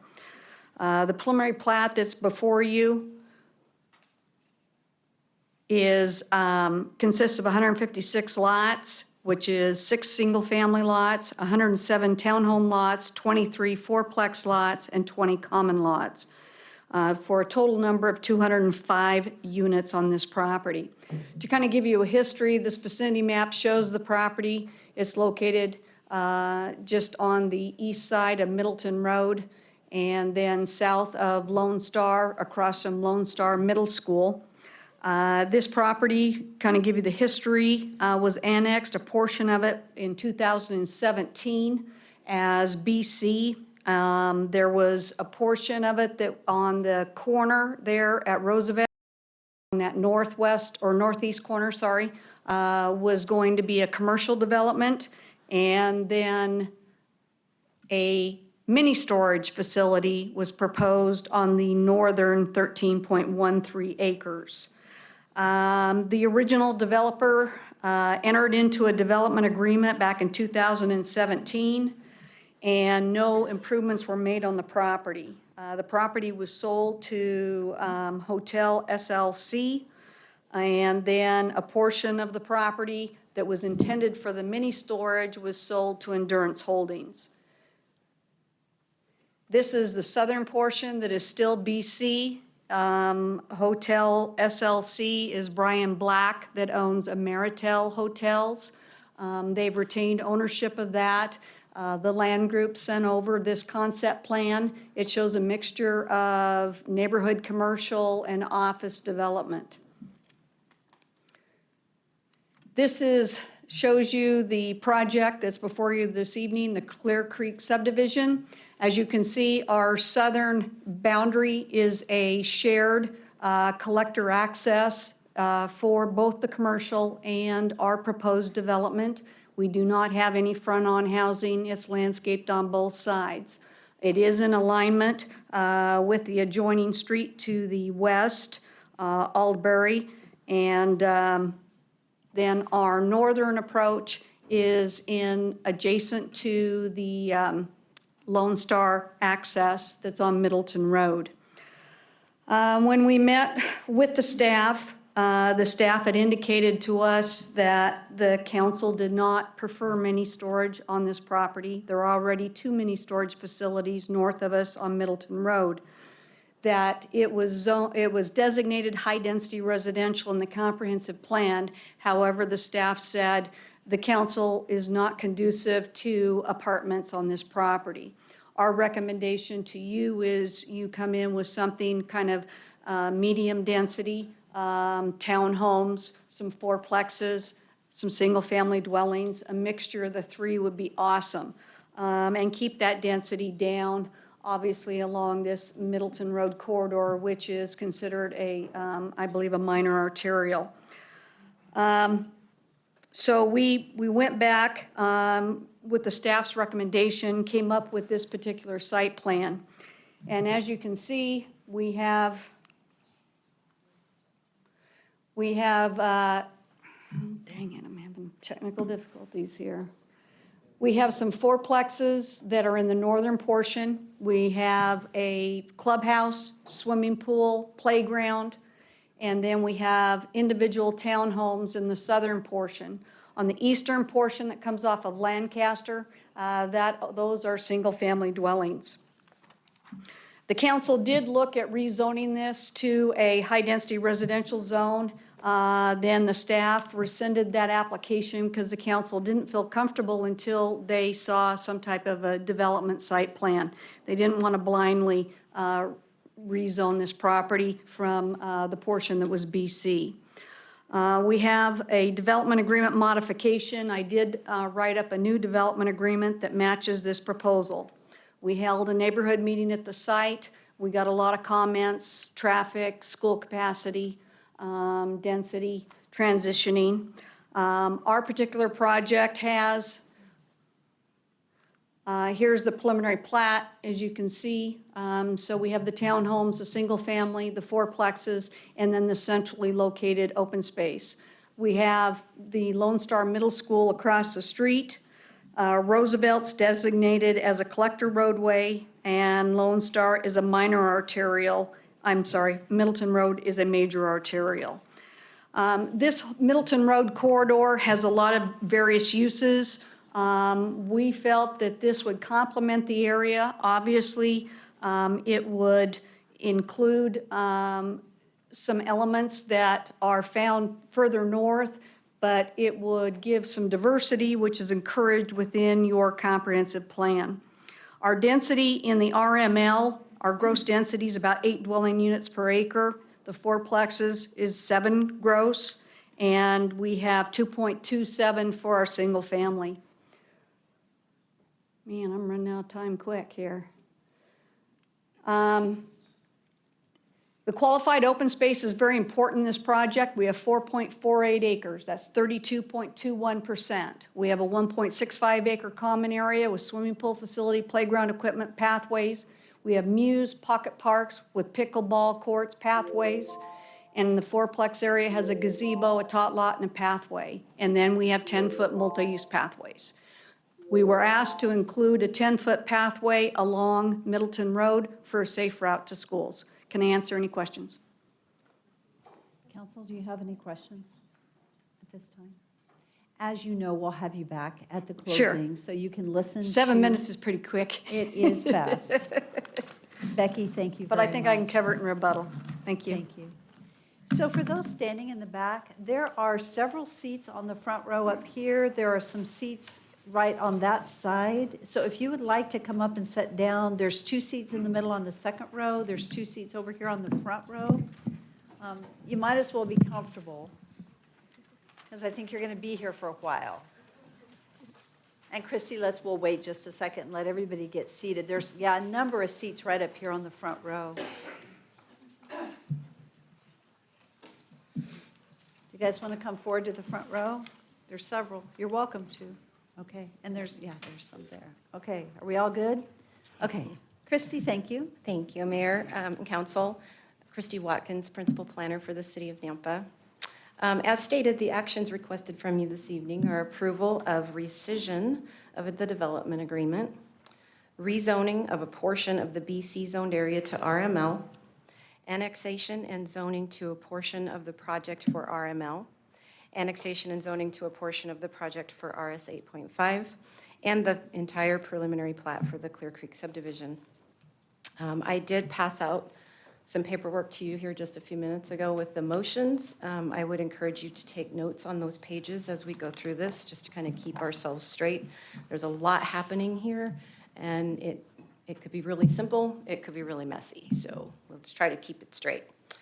The history on this project, she covered pretty well.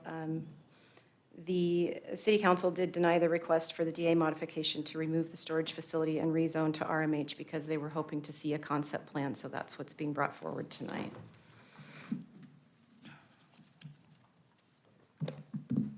So this is what the rezone request would look like. Currently, the piece going clear down to the corner is completely red. The purple, red, and yellow is what they're requesting to do. So for a development agreement, this is a contract between the city and the developer, so you guys have a lot of leeway in as far as rescinding it, requiring more conditions, having them do another one. You have a lot of flexibility in that decision. As far as the traffic is concerned, the study that was done indicated that there were no deficiencies or any major triggered impacts for this roadway, and I would encourage you to speak to Daniel if you have any very specific questions about traffic. Correspondence that was received, the summary of concerns was that we would be driving out existing residents who can no longer afford to live here. Construction will displace the bugs and rodents to nearby residences. There's an increase in traffic and vehicles and parking issues. There's an additional burden on underbuilt infrastructure, roads, water, and sewer. Additional burdens on police and fire. An increase in crime due to an increase in households.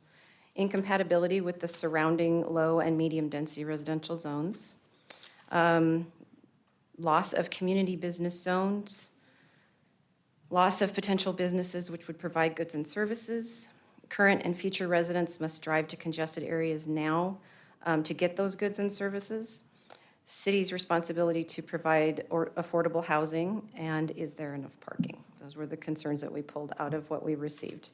I did want to clarify the Nampa School District letter. The letter submitted previously was in reference to a different development project. Courtney Stauffer did submit a new letter that was dated August 31st that states that the school district has no objections to the Clear Creek project. They'd just like to see sidewalks, safer crossings, and safer bus operations where those two roads will be facing each other. Economic Development also submitted a memo that states that when a business utilizes the same Braxton software that we utilize to determine the prime location for their business, their decisions are made on proximity and urban density. A proposed site would need a score of 100 to 200 to consider locating in a certain place.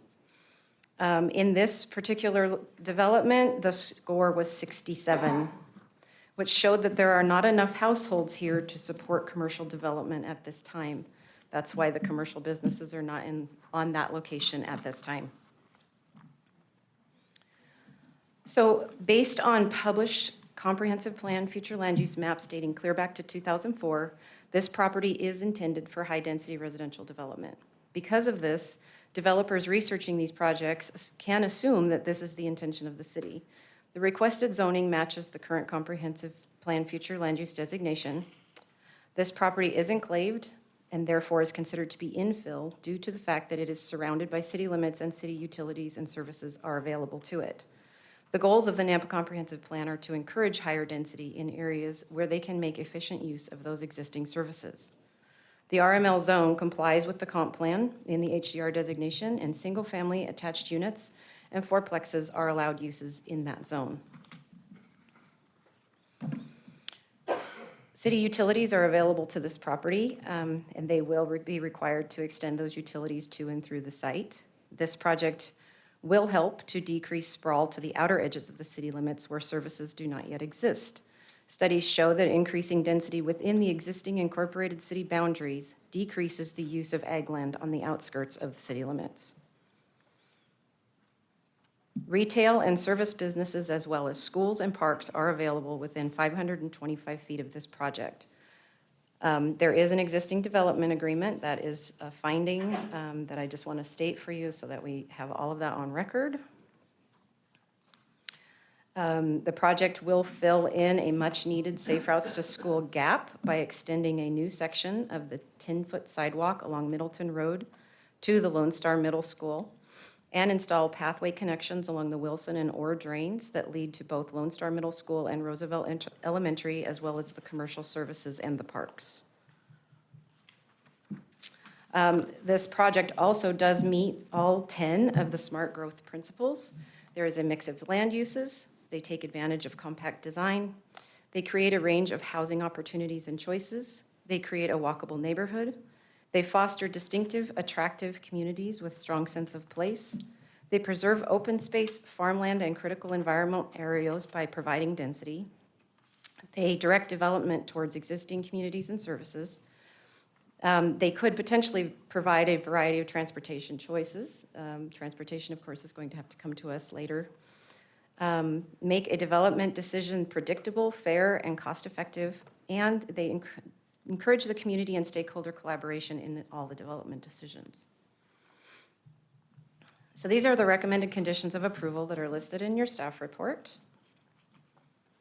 And you have the potential motions in front of you, and I will stand for any questions. Thank you, Christy. Are there any questions from the council? Mayor, Councilman Bruno? yeah, Mayor, just one.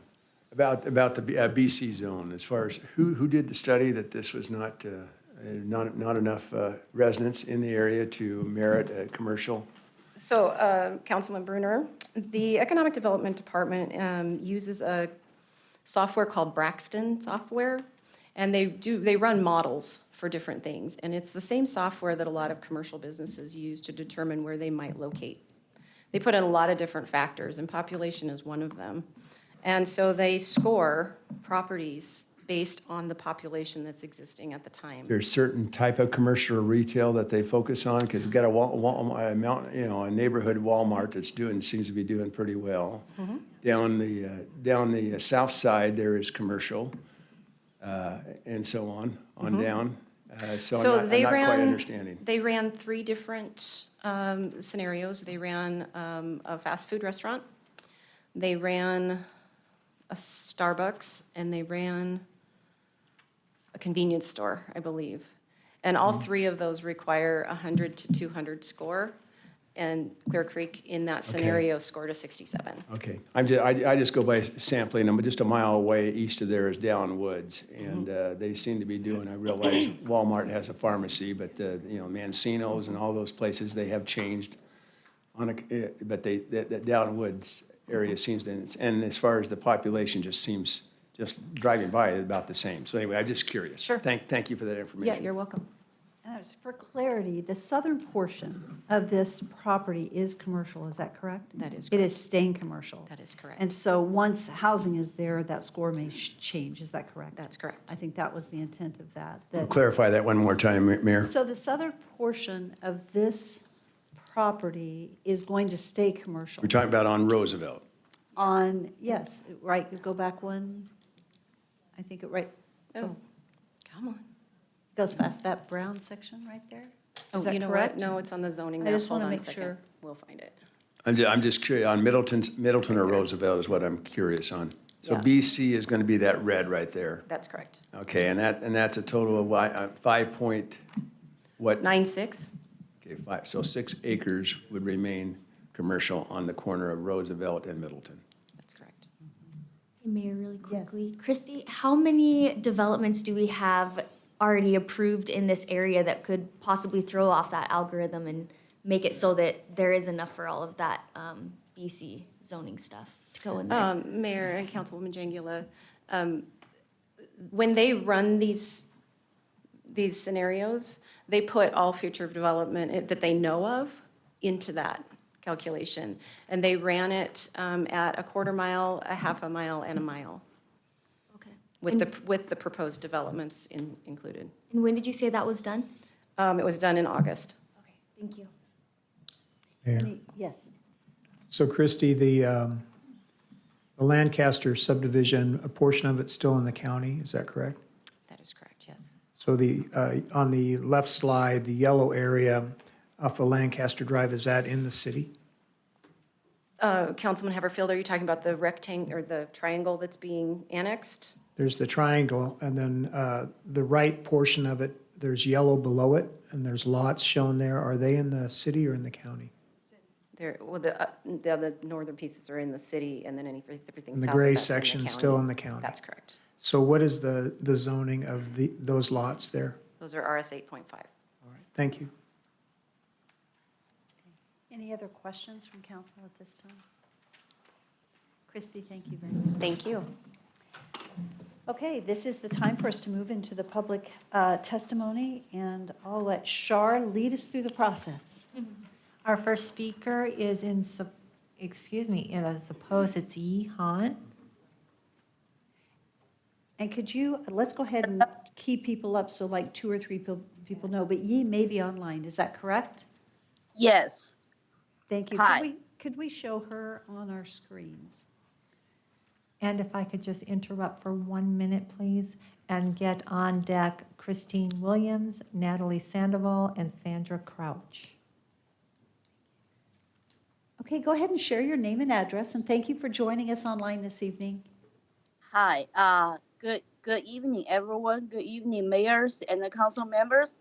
My name is Yi, and my family name is Han, and I live in the Copper River Basin and 13138 South Katupa River Avenue. So I want to say 3 points about this against this supervision. So first, I spent this afternoon when I go to pick my son, I calculated and I spent 5 minutes driving from the Walmart to the Iowa, turn left. So very short drive, but I had to spend 5 minutes. There are the middle, there are all the big traffic already between 2 to 3 p.m. So, you know, if you add this such a big dense subdivision, this residential, it will add more burden to the Middleton and the Rosefield and the other street. And also I noticed that there is a fire station were set up on the Rosefield the avenue. So if you add so much such density, the residential, how the fire station, they work out, especially the Rosefield, the Lone Star, Iowa, all is is single 2 directions lane street. So if it's in a traffic, how the fire station work out correctly. Second is, I want to share one thing is last Halloween, my kids, I have 2 kids, and they went to trick or treat, of course, my neighborhood. But there is a group, like several group of teenagers. They're out of my neighborhood. They went to took all our neighbors, including us, the candies from outdoor, the whole basket of candy out of the house.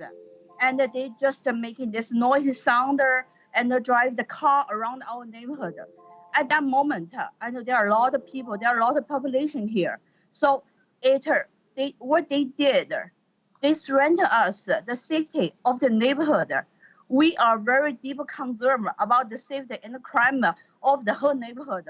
So the clear creek subdivision, they will burden more this unsafety factor here, especially where my neighborhood, Cooper River Basin, there are a lot of small kids, babies, toddlers, whatever. So as a mother, I have to concern about my kids, how safely grow up here.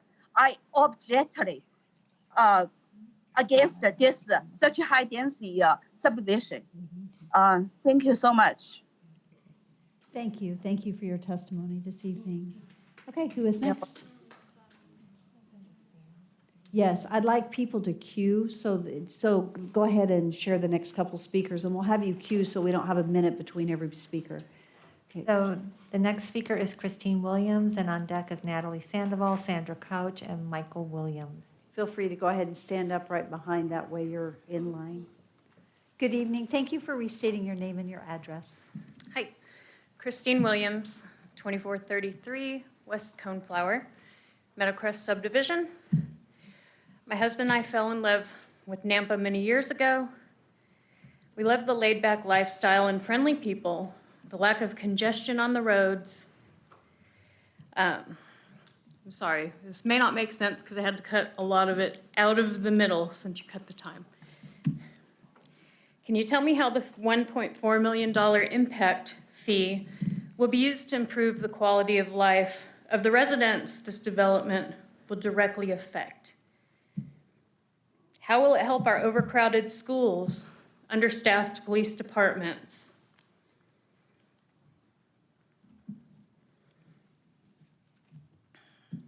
Who will now have to deal with an increase in crime from this high-density neighborhood. The understaffed fire departments, understaffed hospitals, et cetera, that are already feeling the strain of a town that is growing too fast for its own good. Every morning I drive past Lone Star Middle School to go have coffee with my grandmother, and I see the dangerous traffic and the children who are trying to cross 4 lanes of traffic in the dark. I see people ignoring the school speed limits every single morning, and you want to add 1,400 plus more cars to that road.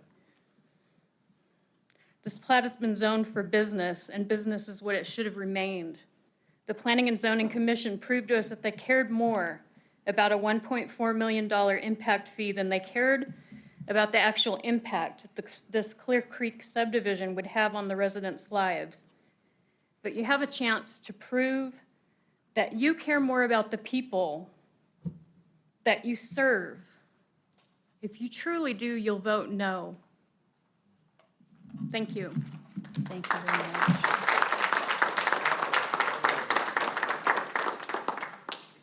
Good evening. Hey, my name is Natalie Sandoval. I live at 642 Steepleview Drive in Eagle. I am a former Nampa resident. I work for the Nampa School District as the McKinney-Vento Homeless Education Liaison. I'll just start by saying that my world is saturated in housing. I'm a social worker, and I've worked in the area of housing and homelessness for over 22 years. I serve some of Nampa's most vulnerable citizens every day, and we need housing. I feel for the neighbors here. I don't live in that neighborhood, and I know it's going to have impact. I know that. And so I try every day of my work to figure out how we can have some sort of common ground, because I do hear the need of lack of law enforcement, of our teachers. They don't have places to live here, and that's a problem. And so we need to do something. And I don't know that this is solely the answer, but I know we need units. I know we need housing. So I am here in support of that. And thank you for your time. Thank you very much. Our next speaker is Sandra Crouch, and on deck is Michael Williams, Edith Hannett, and Margie Potter. Sandra Crouch was actually going to yield me her time before we knew what was going to be happening. I do have handouts. Can I hand them out real quick? Yes. Staff, could you help him hand out his handouts so he doesn't have to take the time to do so? Thank you. And thank you for reminding us both your name, address, and the HOA you're representing. Sure. My name is Mike Williams, and I He does get 5. And with the, I'm the board president of the Meadowcrest HOA. My residence is 2433 West Coneflower Street. And I am going to go through and modify this pretty quick. So I'm going to skip some slides. Very briefly about the planning and zoning hearing, I do want to point out that at the August 23rd, 22 hearing, there was zero support from the community in support of this project. And obviously, I think you can see from the people here, you're going to find similar results for that. Traffic is obviously going to be a large issue that's out there. One thing I do want to point out is for the traffic impact study, that study was actually done on one day, and it was done the day before Thanksgiving break. According to the attendance records, 23% of the students were absent that day. So the traffic impact study, in my opinion, does not reflect actual traffic count for that area. Traffic impact study also used an assumed 3.1% growth factor, which is based off of Compass. Unfortunately, I was not able to determine how that came about. As far as the Compass data, the most recent study that they have in their system was back from 2016, and that's actually adjacent to the project area. However, that is, there's nothing south of that, south of Roosevelt. There's no data for that. Cumulative impact. So, we're talking about 1,400 additional trips for this particular project. However, there's all these other projects that have already been approved. What you see up on the screen there are pretty much all projects that tie into Middleton Road with the build out from 2020 on. So some of them are for future approved stuff that haven't been built yet. Most of them do have traffic impact studies. However, some of the traffic impact studies are old. For example, Copper River Basin was done in 2004. So it doesn't really reflect the growth and all these other developments that were out there. But the important thing is that if you look at and add all these projects up, the trips per day, not including this proposed project, is 34,000 vehicles along Middleton.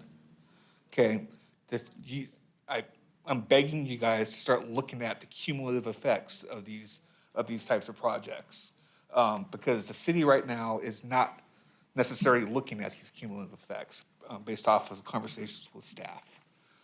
Schools. So there's 3 nearby schools, Lone Star obviously being one of them, it's right across the street from it, and then Roosevelt and Nampa High School. I had an email conversation with Superintendent Russell, and basically he provided me with the physical maximum capacity for the schools, and then he also provided me with what the school district's goals are for each of those schools. And it's basically 90% of the physical capacity. Current enrollment based off of the September school board report is showing up there. So Lone Star Middle School is at 84% of its current capacity goal. Roosevelt is at its capacity goal. Nampa High School is over its capacity goal. And we want to add more kids to these areas to go into these schools. We're doing them a disservice. We don't have the room in schools.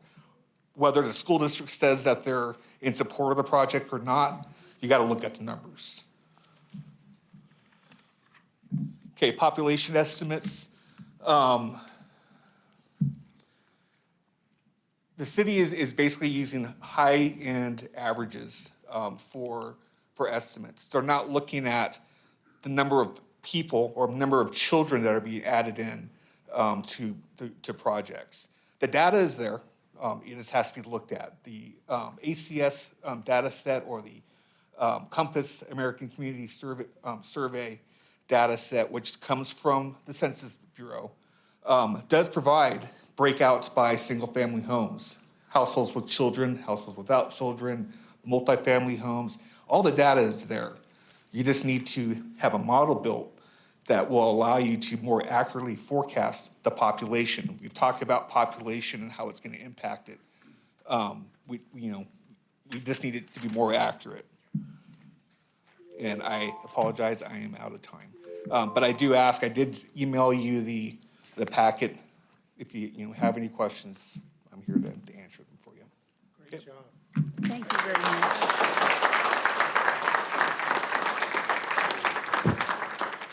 Our next speaker is Edith Hannett, and on deck is Margie Potter, Kim Yaneko, Brian Kemp, and Steve Gruber. I'm not any of those people. I'm Pat Day Hartwell. I live at 6 South Middleton Road, so I am the next door neighbor to where this is going in. And we are in the county. We have a small farm. We raise sheep. We are very concerned about this going in because we, from time to time, have dogs get into our sheep. Last year, we had a dog get into our sheep and kill 14 of them. That was just one dog. That is not 170 or more families moving in with all their dogs. So we are very concerned about what sort of fencing requirements you're going to require of these people and all their dogs, because we don't need any more of our sheep killed by dogs. As a next door neighbor, we try to be very friendly and accommodating. We are nice people, and we don't want people not to be able to have their dogs, but we also don't want them killing our sheep. And that is a big concern to us. We are in the county and we have every right to raise our sheep. That is our retirement livelihood. And so I hope you'll take that into consideration, along with the other problems that have been discussed here, like the burden on the schools and the traffic. The traffic is considerable on our road. So thank you very much for your time. Thank you so much. Thank you. Good evening. Go ahead and state your name. My name is Edith Hannett, and I live at 11226 West Aldbury Avenue. And the street which I live on heads out to Middleton, and with the proposed new development, the entrance to it would be across the street, across a 5-lane road, from what I understand from this meeting. And already, as most people have said, we have an awful lot of traffic going down Middleton, and as it stands now, it's very difficult to make a turn to go down the left-hand side. And I fear with all this additional traffic, people are going to want to take a shortcut through our subdivision, which really isn't a practical thing to do. We have an intersection very close. It's a four-corner intersection, and there are no stop signs. And I think it poses a lot of danger for people going into our subdivision.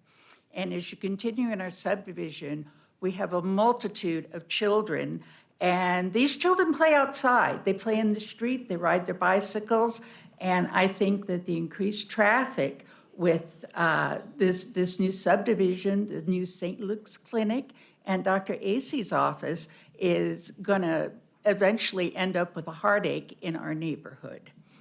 And the developer has compared this high-density housing, which I agree we need more housing in Nampa, but she compares it to the apartments down on Flamingo in Middleton. And I think we need to take a very close look at that and decide if that's really what we want for the city of Nampa. I don't think it's a good reflection of the city that we live in. Thank you very much.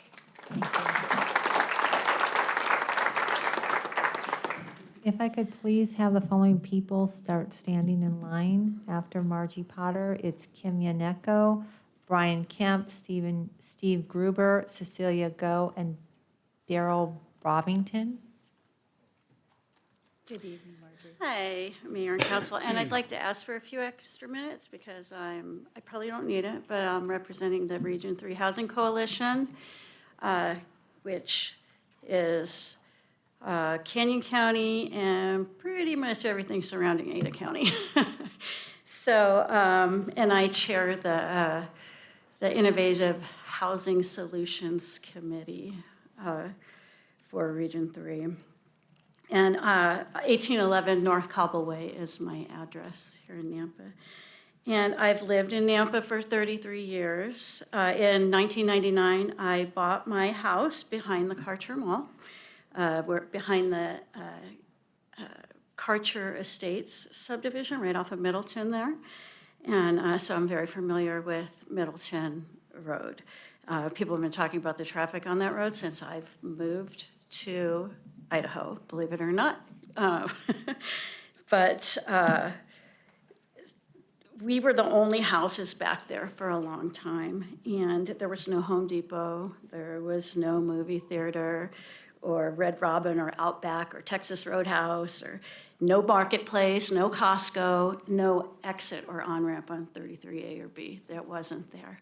I had to go all the way to the sugar beet factory to get onto the freeway. So that took a long time. But what I did know when I moved in, bought that house, was that it was part of the city's comprehensive plan to widen Middleton Road and all the plans that they had for the mixed housing down that road. I don't think this is affordable housing. This is marketplace housing, correct? If I'm correct. So anyways, I was okay with that, all that happening. It wasn't ideal, but I knew that all that was going to happen. And jump ahead 23 years, and we have all these businesses and small businesses, large businesses, can't find enough employees. So I think a lot of people can relate to that. A major reason for this is that the housing for our workforce families can't find housing, and not everyone can or wants to be homeowners. We need places for our grocery store workers, our teachers, our hospital workers, our young people just starting out. I'm a homeowner, but I'm getting to the point where I don't want yard work. I don't want the upkeep of my house. So I've been considering smaller, some smaller place. And I'd like to live in a nice neighborhood.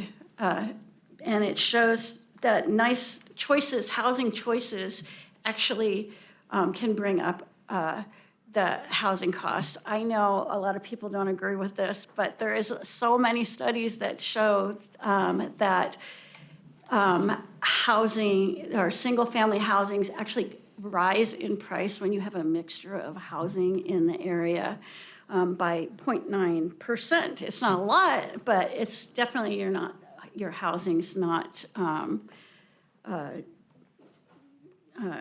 your whatever, you know what I mean. It's not deflating your house cost.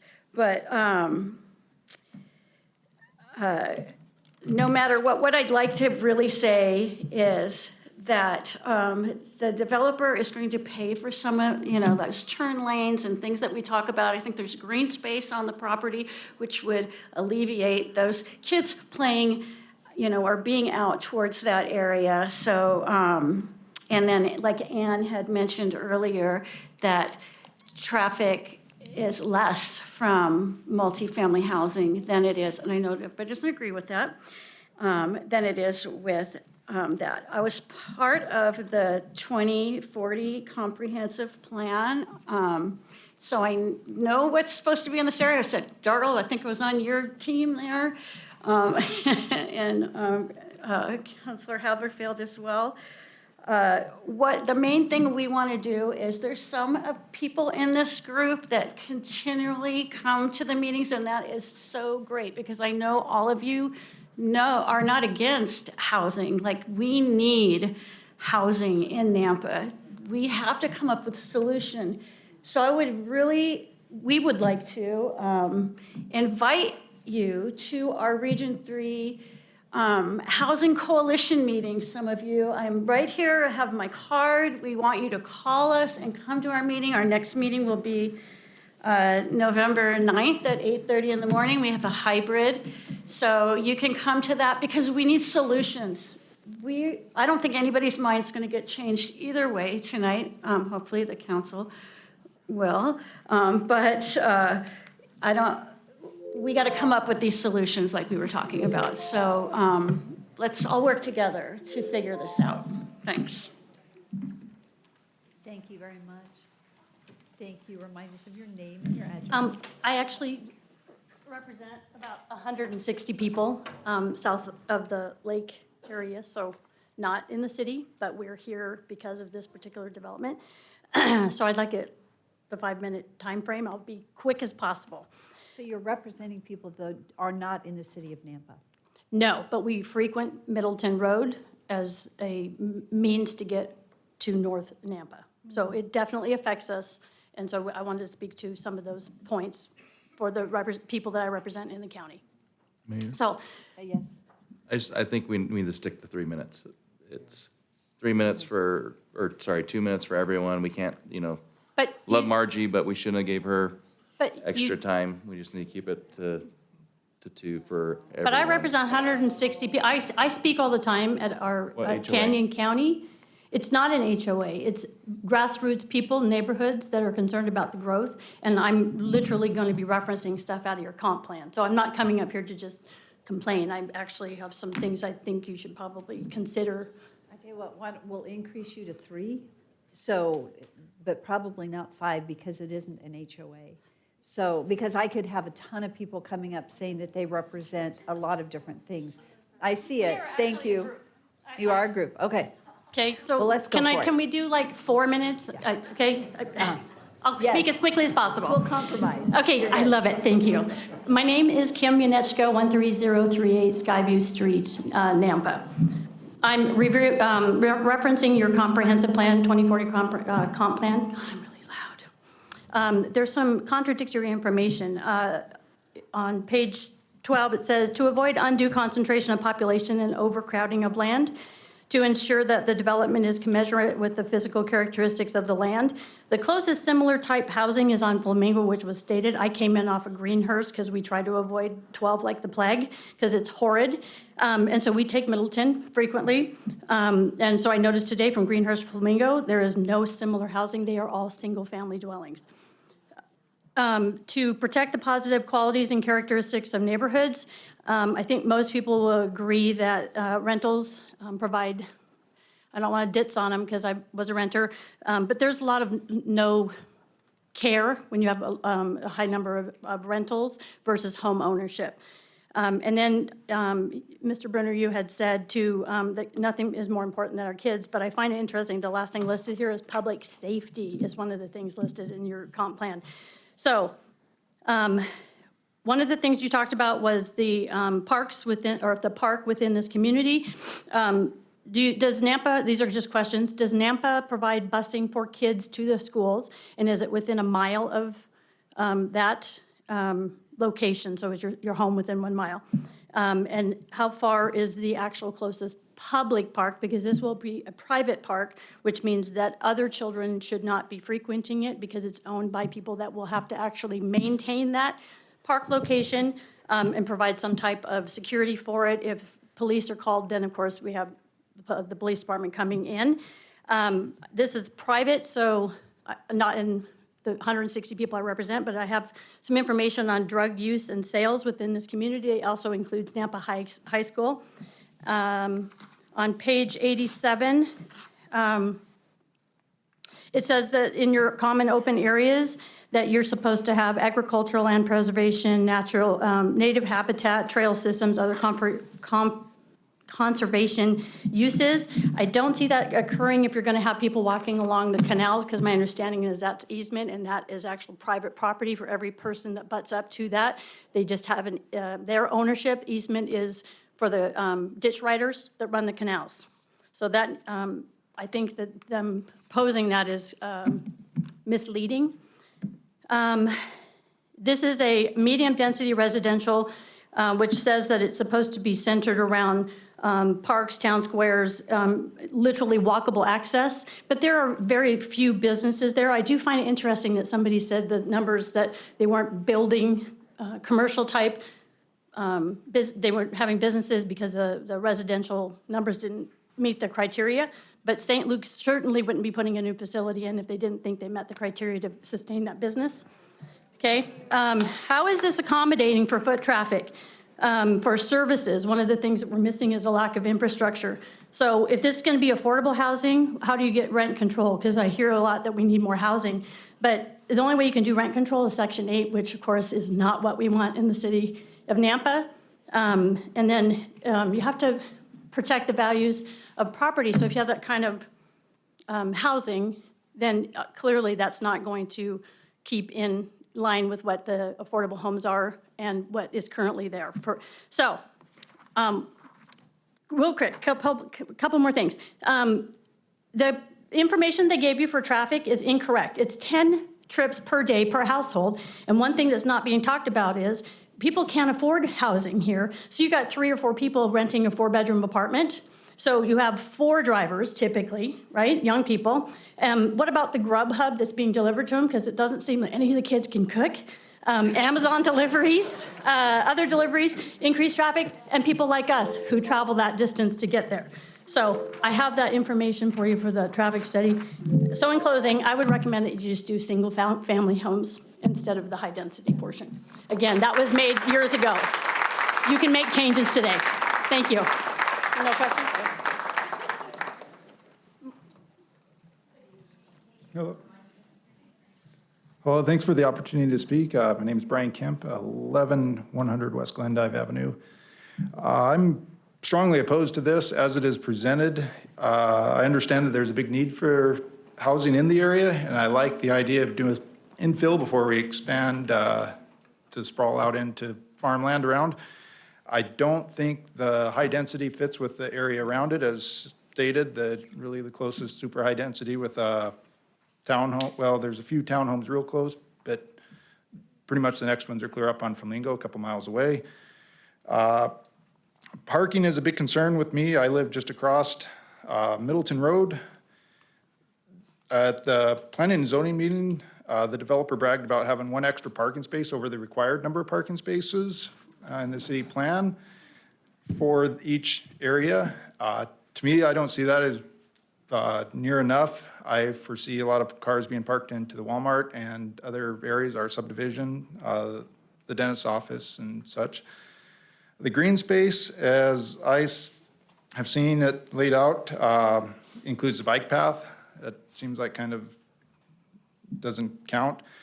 Turn lanes were originally plotted in the plans that I first saw, which provided turn lanes into the new subdivision, but not allowing any turns coming out of like the dentist's office or the Morningside subdivision off of Alderberry or the school district area, which would pretty much make it impossible to make a left-hand turn out of those or to northbound traffic to make a left-hand turn into those, which could be a concern with the new St. Luke's going in.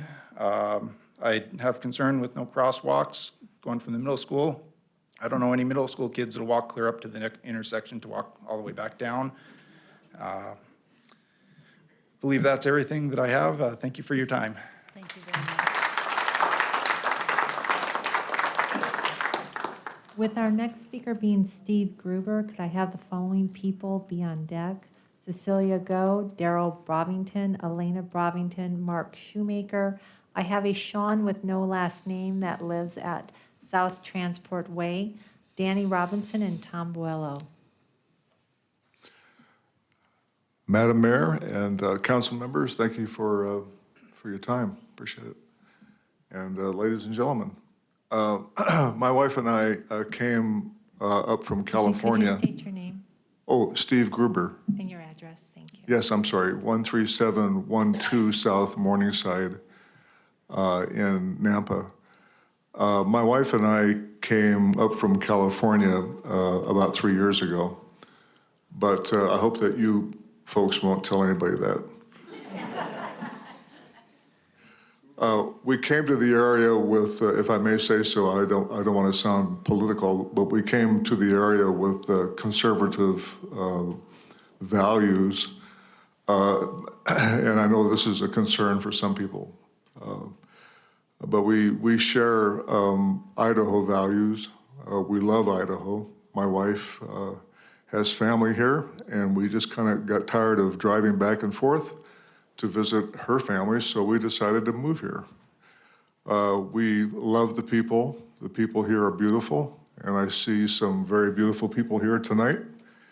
And it's exciting. It's been a real nice journey. I spent, my career basically has been in academics. I had the privilege of teaching for several universities in the area of history and philosophy. And I must say that, if I may say so, and I say this with all respect, it's very easy to skew statistics.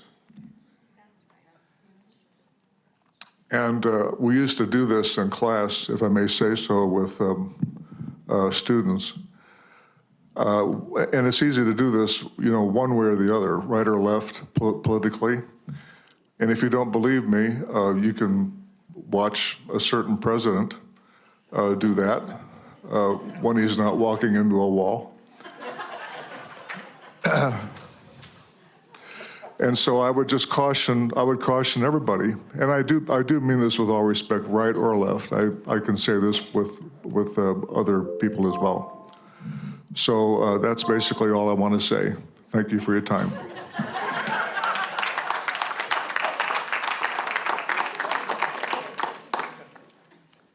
Our next speaker is Cecilia Go. No.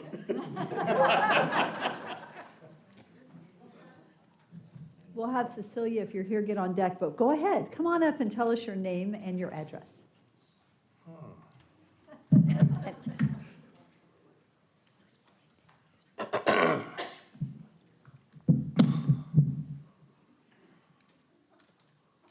I was prepared for a 3-minute speech, so I'm gonna be like one of those auctioneers.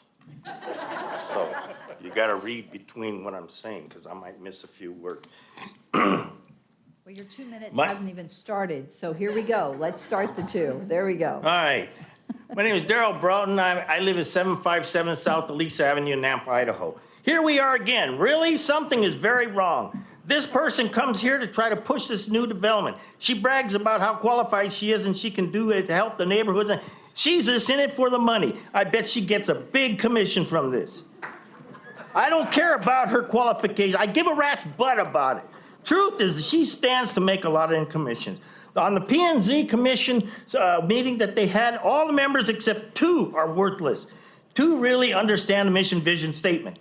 They are really into real estate. The others are real jokes. One has a reputation to be rude, condescending, and overall jerk to those who came to voice their reasons against a project. And all they could think about is money.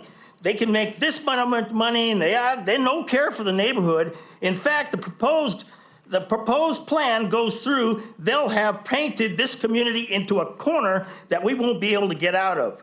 These clowns think that the only way we can pay for the infrastructure is to build more density housing. That is a stupid plan. This is going to cause more problems for our city, more police and fire personnel need to be hired, schools will explode, traffic problems, 1,800 more vehicles on the day. What is wrong with this picture? The vice chairman of the P&Z is the head clown. He stated Walmart took risks to build their store. No, Walmart is smart. They know what they're doing, and they know. They pay off city council members and officials to vote for the project, then push it through the competition. It's called greasing their palms. I wonder, thank God this Walmart can't expand anymore because they have no more open opportunities. I say watch the city of Meridian. They got it right. Their P&Z council knows what they're doing. How do we solve these issues? Get rid of the 3 clowns on the P&Z Commission immediately before they do more damage to this city. Carefully monitor the commission's plans more closely and thoroughly. Put a moratorium on building living structures and start building commercial structures only. Voila, problem solved. I'd love to see strip malls and restaurants, small stores, and bring business our way. Even a Walgreens, how nice would that be for our community? Oh, I believe seats are coming up for election in November.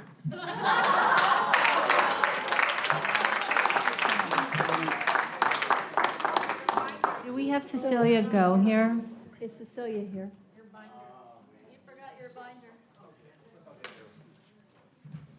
So I don't typically comment on comments, but I will make a couple of comments, one of which is no one is paid off. We don't do that here. And the Planning and Zoning Commission volunteers their time. It takes hours and hours of their lives to do what they do. And it's hard to find people that are willing to commit to what they do. So whether we like or dislike a decision that they make, I respect them for spending the time that they spend trying to make wise decisions for our community. And it's difficult. It's not an easy position. So I just want to make it clear, and no one is bought off. So let's go to our next person. So I, just one last shout for Cecilia. Okay, let's Okay. keep going. All right, so if I could please have people stand in line to be ready. Elena Brovington, Mark Schumacher, Sean on South Transport Way, and Danny Robinson. Okay, who's our first up? Elena? Yes. Is Elena here? Okay, Elena, are you Elena? Okay. Thank you. So Elena, and then behind Elena is Mark Shoemaker. Shoemaker. Are you here, Mark Shoemaker? You are. Okay, thank you. And Thank you. I'm Elena Broughton, 757 South Alisa. Thank I think you. I got Thank to you. put that down.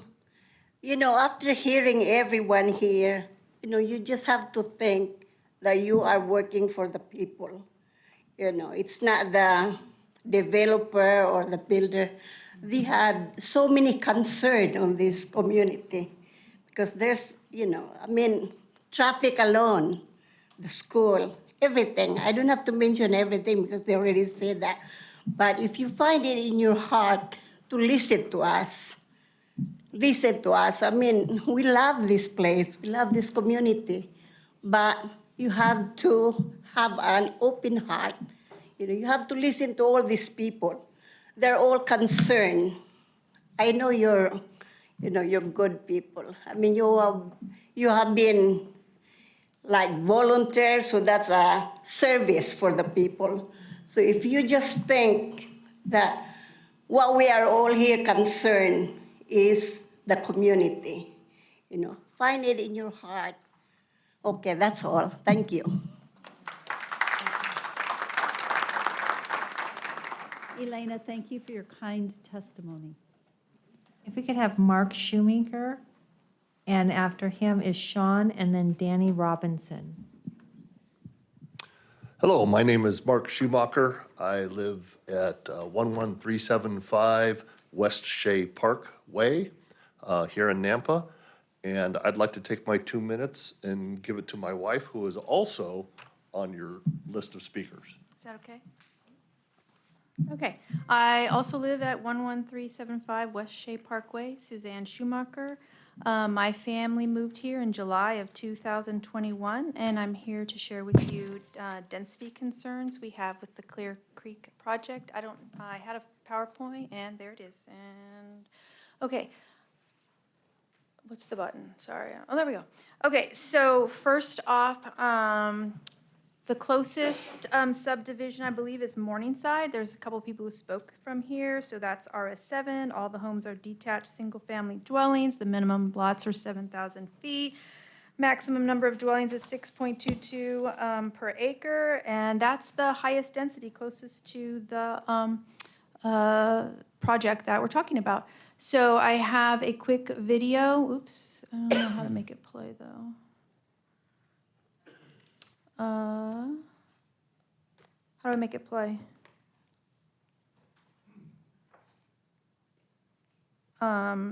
Okay, so as you look at this, and I'm just going to let it go for as long as I can talk, how nice the spacing is of the homes, the size of the lots. It's a mixture of 1- and 2-story buildings.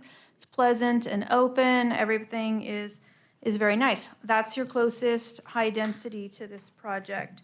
So going next, behind, oh, this is directly west, I'm terrible at directions, of the proposed project. But then you have, behind it would be Lancaster. I think she mentioned Lancaster Drive in her proposal. So that's newer homes at RS 8.5. It's a minimum lot size of 8,500 square feet. The homes are all 2 stories. However, there are some older homes there, and they're on half-acre plus lots. Some of them are in the county. So as you look at this video, can you play that, please, for me? You'll notice the kind of the open space again. Just a lot. This is the 1-story section, and I'm not going to have time to actually get to the 2-story section, but at least you can see here that this is quite open, quite nice. And please pay attention to how far away the front of the house is from the street, as well as the fact that there are garages and driveways, and how many cars there are there in each one. So it's open, it's rural. Sorry, I don't know how to fast forward, so I can't get to the part where you would see the 2-story section, which is the newer section. So then you would get to the Clear Creek, where now we're going to put 107 townhomes in a triplex and 4plexes, and all the dwellings are 2-story, and they basically are going to create a wall along Middleton and Lancaster of a whole bunch of houses. And it's just not compatible with the surrounding areas, which I believe is part of the master plan. So,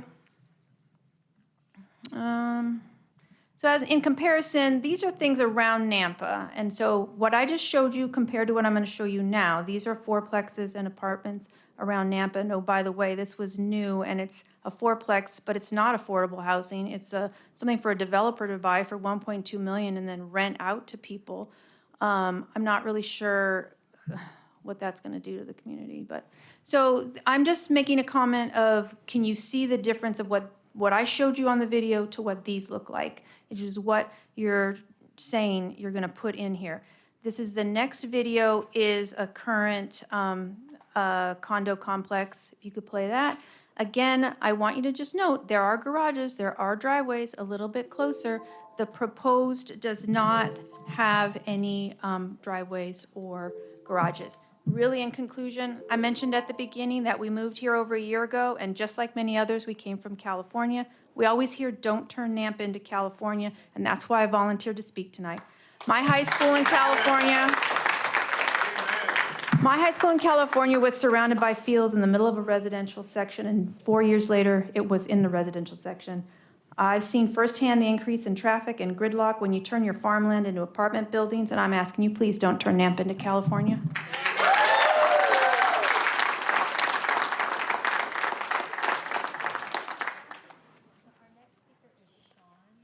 Turn your mic on. That helps, huh?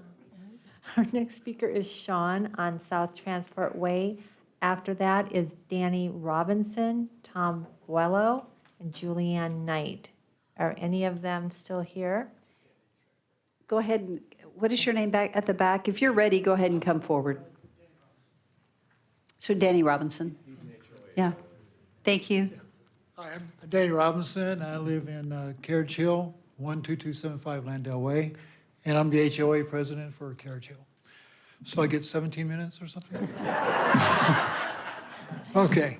First of all, I'd like to thank you as the elected officials for your objective review of the proposed housing project and for your attention to detail today. A lot of details today. And thank you for weighing the pros and cons of the impact of the proposed multi-housing neighborhood that will have on the culture and climate in this area of Nampa. Also, your decision as elected officials will either positively impact the builder or it will have a negative impact on many more citizens who live in the surrounding communities. And I also thank you as elected officials for your time and effort to make decisions which reflect the well-being of the citizens of Nampa. That's it. Thank you. Thank you. Do we have Tom Buello? Thank you. Thank you. And behind you will be Julianne Knight, Cheryl Higley, and Bob Higley. Good evening, everybody. My name is Tom Bolello. I reside at 11349 West Timken Way in Nampa. I'm speaking in opposition to the proposed Clear Creek development on Middleton and Lone Star. I have attended many of these meetings, both planning and zoning and city council, regarding new developments in Nampa. Rather than go over the well-worn topics of traffic density, aesthetics of the neighborhood, all of which I support, I would rather speak to the issue of where does this stop? By stopping, I mean all these proposed projects cannot be supported by the current infrastructure. At what point do you or we say there needs to be significant improvements to our infrastructure prior to any further approval by city government for this and any other project of this type? Excuse me. I believe there should be a moratorium on any further construction projects until such time as there are infrastructure improvements to support these. I have been attending the Nampa Public Safety Academy since September. This is a voluntary program given by Nampa PD in an effort to enable ordinary citizens to understand how the police department works and to spread the word to others. In many of the classes I have attended, there is one topic that keeps being repeated by the instructors. The department is currently down by 15 sworn officers with more development, more crime, not being fully staffed to respond to calls in a timely fashion. So already being shorthanded, this proposal would increase the need for more officers. Is this a priority for the city council? And this is not only within the police department, but all departments tasked with public safety. This is a big part of the infrastructure I mentioned previously.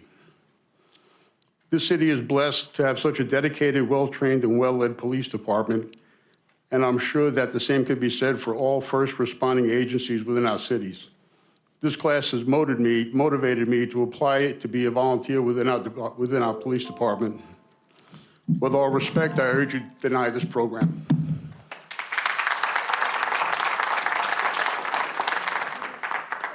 Do we have Julianne Knight? And if we could have on deck Cheryl Higley, Bob Higley, and Brenda McBurney. Hi, I am Julianne Knight. I'm at 11380 West Shea Parkway here in Nampa, and I'm going to give my time to Cheryl, who's next.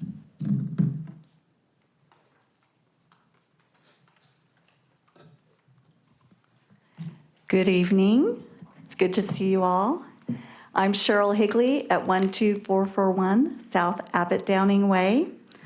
And I would like to submit to you tonight 750 petitions, and I had sent them to you individually as well as they're in the packet, but they're being passed out right now, so you have a copy handy. So, but I'll start out by bringing them up. Oh, can you stop my time for a minute?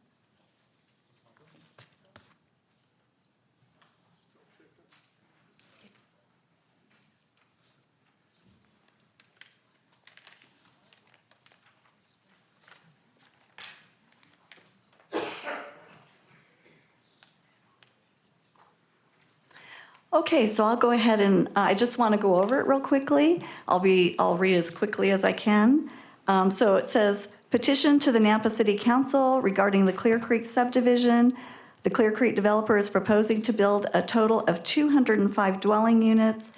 And then I will go over why we're opposed, just briefly. The increase in traffic, the decrease in road safety for school children, overcrowding at schools, loss of another commercial business zone, loss of potential businesses, increase in crime, increased burden on police and fire, increase in density, incompatibility, cumulative impact of the approved projects, and the harmful effect that is having upon the desirable open and rural character of Southwest Nampa.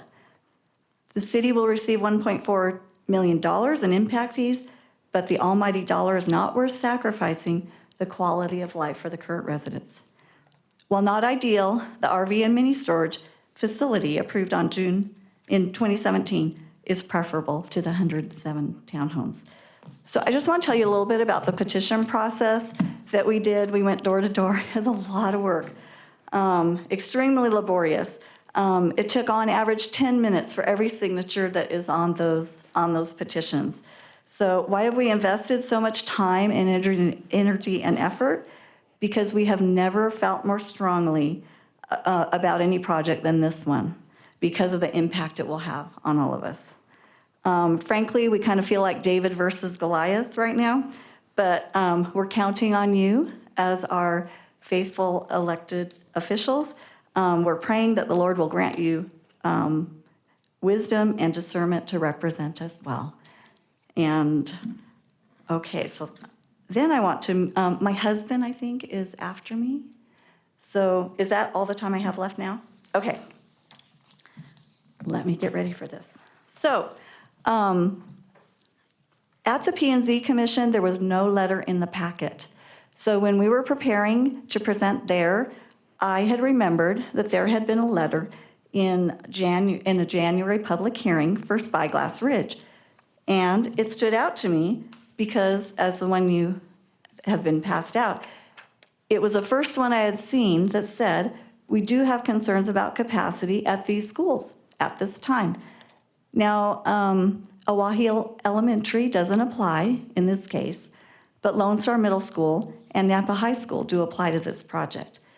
And so we presented it to say that, you know, there's been concerns. Because we would think that if it applied to the prior development, things wouldn't have changed in, 9 months or something. If anything, it would have gotten worse. So now there's a letter from because this was from the former Director of Operations, and this is from the replacement Director of Operations that says now there's plenty of room. So the point I want to make is, well, which one of these do we believe? I contend that no one can say, because there's no supporting documentation for either one. And so my recommendation is not to rely on these letters, but unless the person writing them produces the numbers to go along with it. We really should see, this is too important of an issue. There really needs to be the numbers based on enrollment for you all to be able to make an informed decision on whether there truly is any capacity at the schools. And I thank you so much for your attention. Mayor, may I ask Cheryl a question?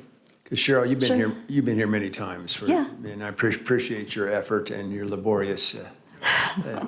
So, have any questions to these 700 and some petitioners as far as development such as this, but with less density? Has that even been discussed? Anyone as far as lesser density than what's being proposed tonight? Over and over, I heard from people that they'd really like to see business. And I don't know that Braxton, I'm sorry, but that Braxton, that only goes a mile. There's nothing west of us, there's nothing south of us, so there's a draw from more than a mile. So there's no compromise here, you're just looking at total business or retail or commercial here? Well, no, I didn't finish. So secondly would be to have it be way less density. And if you've got Lancaster that is so rural, and then Morningside on the other side, this in between the two, to be reasonable, should be something in between. So what's way less? Well, there's RS. I'm asking Cheryl. Okay. There's RS7, and then there's Lancaster, which is, quarter acre to over acre lots. And so, somewhere in between. At the very minimum, I would think would be RS7. And so single family only is what I'm hearing. Detached single family homes. Okay, yes. thank you. That would lessen the impact tremendously. I want to know what you were hearing, because I know you are a listener. So that's the feedback we've gotten. Thank you so much.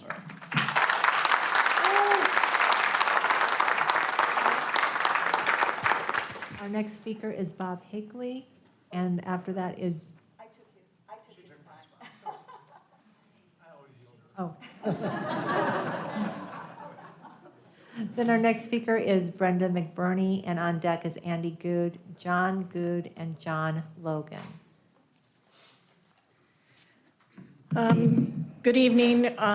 First off, I just want to say that we took the time, we didn't know our time would be condensed, to film last Thursday out at Lone Star and Middleton and that area that will be directly with the entrances and exits across from the school. Allison Belillo will give Christy the video that you can watch after my presentation. Okay, forgive me if I get a little emotional, but children's safety has always been the utmost importance to me, as well as I know all of you. Last Thursday, I witnessed a nightmare scenario. This without Clear Creek being built at all. Any of you should go out there and look. It's amazing that we haven't had serious injuries or deaths. I had a young student stop and tell me that he is afraid to go to school and to travel that way. It is so dangerous for him. Nampa, under the vision and mission statement, say, Nampa is a caring community where people live, work, play, worship, and raise their families. Nampa is committed to being a safe and healthy community where people prosper. I know all of you feel the same way. I've seen you, we've been here enough. Building this high density directly across from the school with entrances and exits both onto Middleton, one being directly across from the bus entrance and exits with 1,427 car trips a day will not keep Nampa's children or existing citizens safe. After all, that is and always should be your first and foremost priority. 1.4 million was repeated so many times at the P&Z meeting. Now I ask you, is $1.4 million in impact fees worth the life of one child or even injuries? It will happen, I guarantee it. Please go out and watch. If you allow Clear Creek, then the responsibility falls on all of us because traveling through that area, the Middleton corridor, is so unsafe now. I want you to notice in the video, I'll just quickly finish, that you will see cars already running multiple cars running red lights, speeding, and the buses trying to get in and out. It is frightening. I would rather see, personally, actually everybody I've talked to wants single-family homes, but would rather see a storage facility there if it means keeping our children safe. Thank you. And also, we never hear the prices of these. All these other high densities are 400,000 plus. That's not affordable to me. Thank you very much for listening.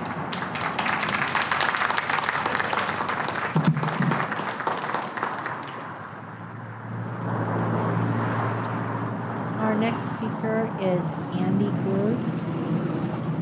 After that is John Good, John Logan, and Nathan Rostam. All right. Oh, sorry. Hi, I'm Andy Good, and thank you for hosting this. This is my first time at a council meeting, so it's very nice to see who all the representatives are.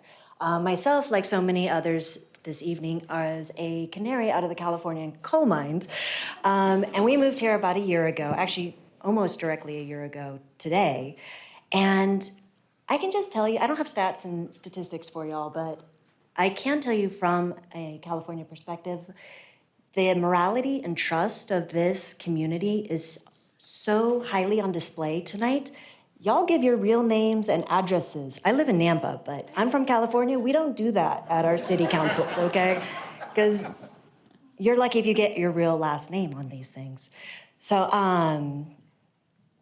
that's just what I wanted to harp on is that like this type of development is, sorry if anyone gets offended, but it's exploitive of this area. These tuna can condos, I've seen this in my own lifetime, and I'm not super old. In about 20 years, these properties will flip, they'll be rentals, and you're gonna get gangsters and thugs living in them. And if that's a harsh reality, I'm sorry, but I've come from a harsh reality. I'm from Orange County. About 40 years ago, Orange County was known internationally, worldwide, not even, just all over, for oranges, go figure. Now we're known for dysfunctional housewives.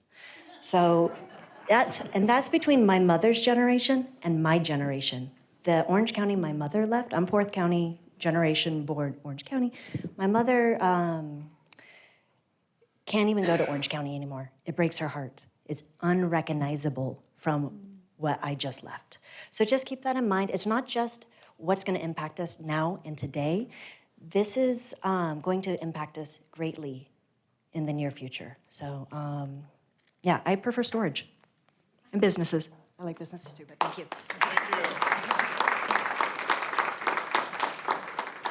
Our next speaker that's signed up. John Good, it's her husband, he had to leave tonight, so I'm speaking on his behalf. So I too am a Please state your name. Oh, I'm sorry, I'm Bethany Guajardo. I live at 2151 North Bing Avenue, Meridian, so I'm representing. I too am a political refugee. I'm not here to change politics, I'm here to support it. And just like Andy said, I moved here a couple years ago from Orange County. And Nampa is what Orange County was in the 1990s when I was a kid. All farmland, Knott's Berry Farm, berry farms, orange groves. It was wonderful.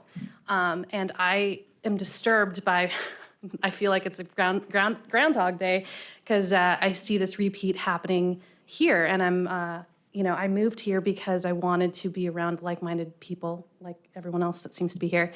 And I just also wanted to add to the dissenting voices against this, likely multinational fund that is funding a lot of these kinds of developments around the nation. And I come from a background working with financial firms and in these funds where they raise billions of dollars to go around and, buy up areas and create multifamily units for massive profit.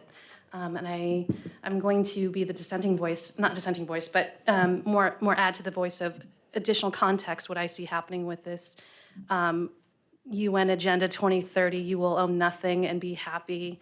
That seems to be happening in a lot of pockets around the nation in these quiet communities from, I believe, multinational corporations with shell corporations that are trying to unseat and siphon the wealth off this nation. And so I would caution, just like Andy said, what I've witnessed as a child until now, Orange County is unrecognizable, and there is going to be long-term effects, and I, too, support having businesses instead. And I would just warn you that whoever's involved in this entire proposal, I would want to know more about who's funding this, and if that's going to lead to smart cities and high-density populations that's being pushed on this nation. And so I oppose it, so thank you.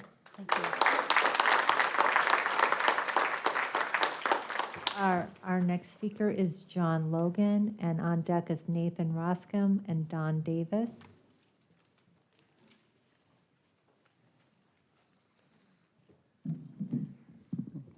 Good evening, John Logan, 11094 West Glendive Avenue, Morningside Development, across the street from the proposed planned development that's coming up.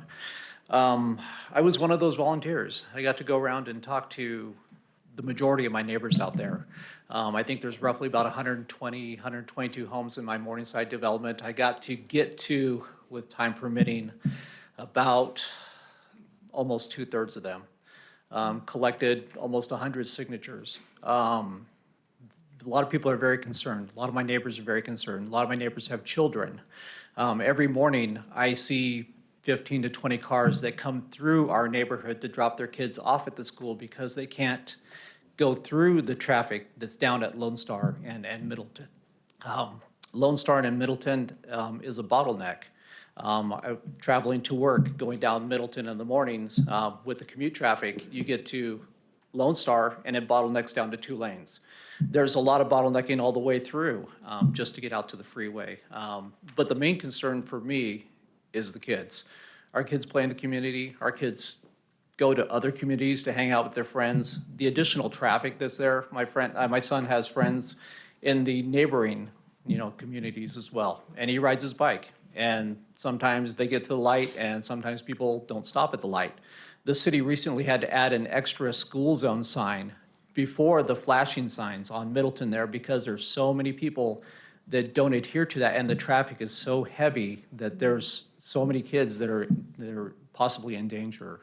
So that's a large concern for me. My son goes there. He's got 1 more year to attend there, and then he goes to Nampa High, which is, of course, impacted as well, as you can see from the numbers. to catch the bus, he'd have to catch the bus at 6:50 in the morning. You know, there's a lot of kids that do that every single day, and there's a lot more developments that are being planned that are still in construction phase right now. To the west of us, there's CBH Homes. There's another development on the other side of Roosevelt. There's still 2 or 3 more that are still several hundred homes being built, not to mention this high density that they're planning on doing right now. So definitely opposed. Thank you.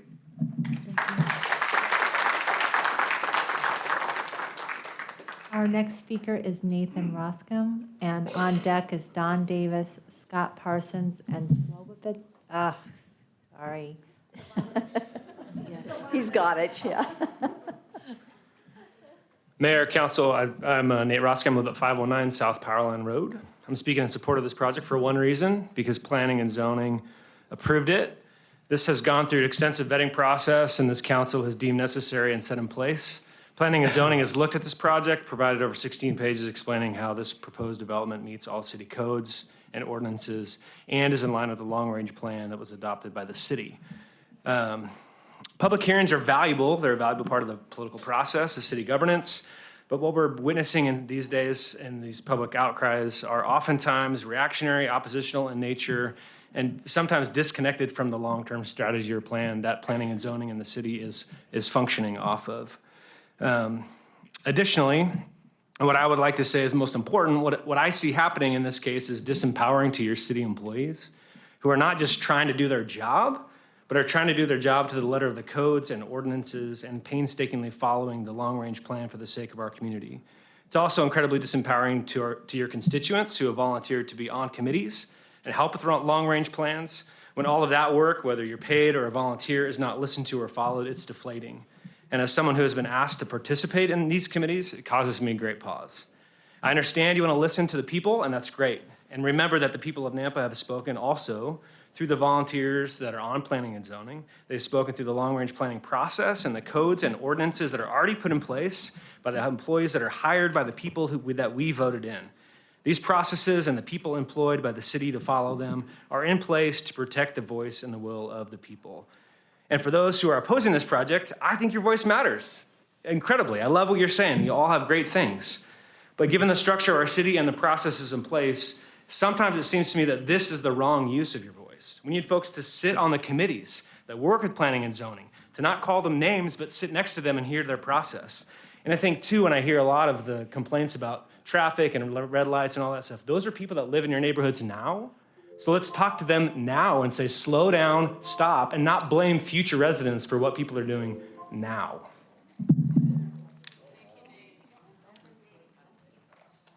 Our next speaker is Don Davis. Correct. Hi, I'm Don Davis. I live at 11444 West Sear Drive. Councilman Bruner, I helped Cheryl in a small way. I need to help her more, but my wife said we need to go RVing, so guess who won? Anyway, with all of the petitions that I did help with, it was overwhelmingly that we could either have single-family dwellings or small coffee shops or something smaller in the area instead of that high density. And without having to go over it all again, the 1,400 trips across from a school, Middleton being as small as it is with all the traffic, with the no future plans for it to be widened. And personally, I don't see how it can be widened successfully. I think it's crazy. We're down the number of officers that we are. I thought it was 14. I just heard 15. That's even worse. I'd have to say the $1.4 million impact that the city would get is great. That's a lot of money. But what's it going to cost us in police, fire, and all the other problems that we're going to have there? You cannot go to any high density without being all sorts of problems. There'll be fights, there'll be parking wars. There's not near enough parking. And then in closing, I'd like to say is I hear a lot that there isn't enough housing for workers. But I don't understand why is in the mornings during work commute, so many cars leaving Nampa heading east for jobs in possibly Meridian and Boise and everywhere else. I think we have plenty. We just need to get people back to work. Also, just real quickly, so Cheryl didn't get mad. I don't know if it's too late. I had 3 more signatures. Can I present them? I don't want to get in trouble.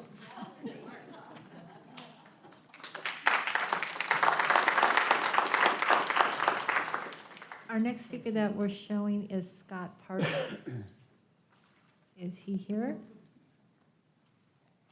Then the next person, I'm not going to say. Good evening. My name is Slobodan Stevanovic, and I live on 11244 West Rosette Drive in Nampa.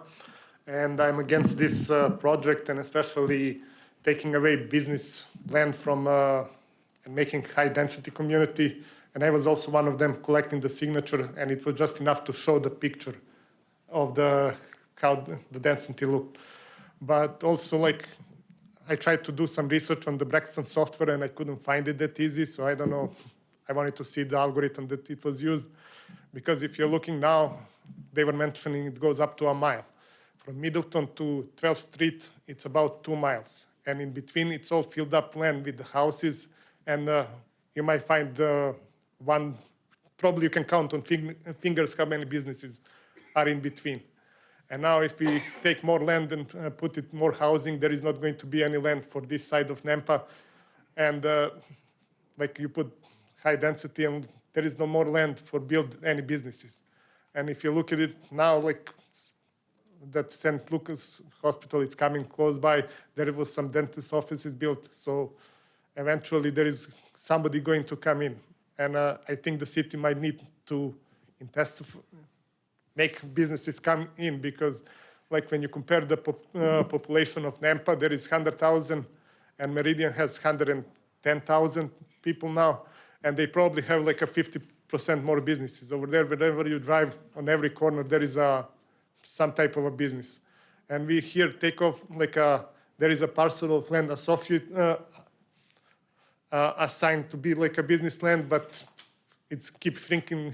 Like there is a 5 acres of land. Oh, we will leave acres. So probably that's going to happen for the other parcel of land that it's 5 point something. Eventually, probably within a year, somebody will come. We want to build housing, and we will designate 1 acre of land for a business. So I don't think that's fair. And like, if you guys do something for some stores, I end up driving to Middleton because they're not in Nampa.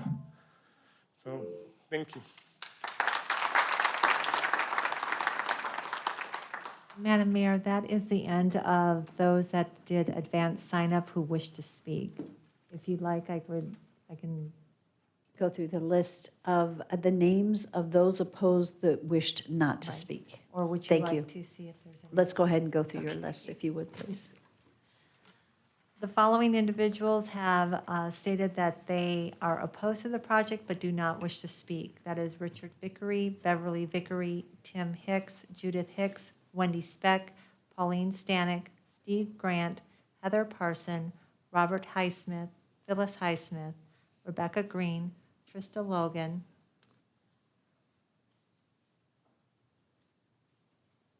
John Harrier, Leslie Harrier, Taylor Knight, Dale Montz, Bernice Montz, Allison Buello, Sharon Skinner, Carol James, Rainey Holly, Tony Engel, David M. Thorne, Audrey Reekin,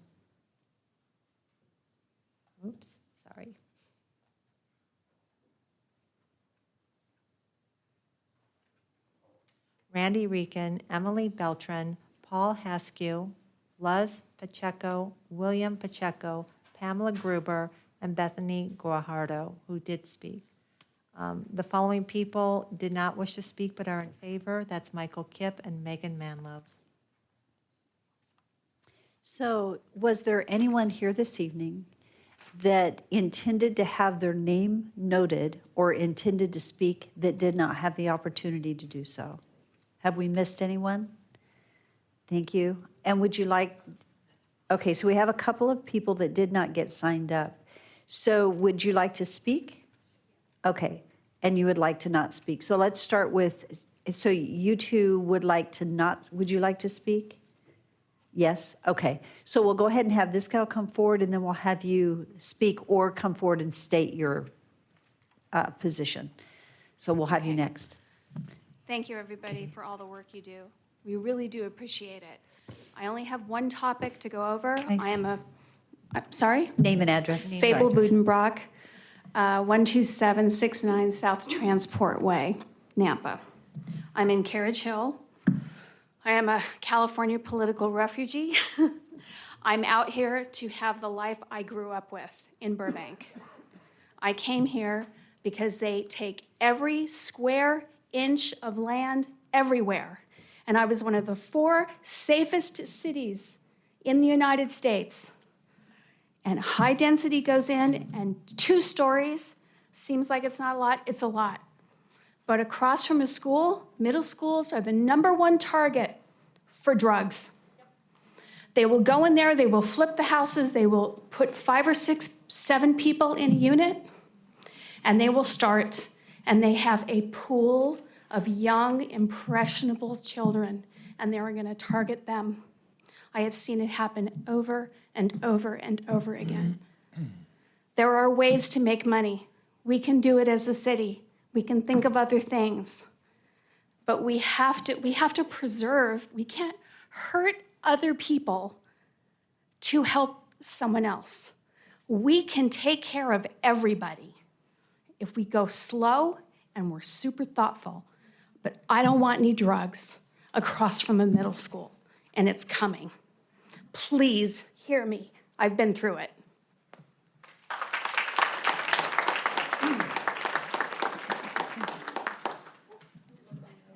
My name's David Taney, T-H-O-E-N-E. I passed out my 5-minute speech a little while ago, but there were a couple of things that, oh, by the way, and I live at 12232 South Hunters Point. I'm a member of the Red Hawk Bridge, I guess it is, homeowners association, but I'm here as an individual, not representing the association. I heard a couple of things tonight that surprised me. One of them was a letter from the school district saying that there was no impact on school capacity from this development.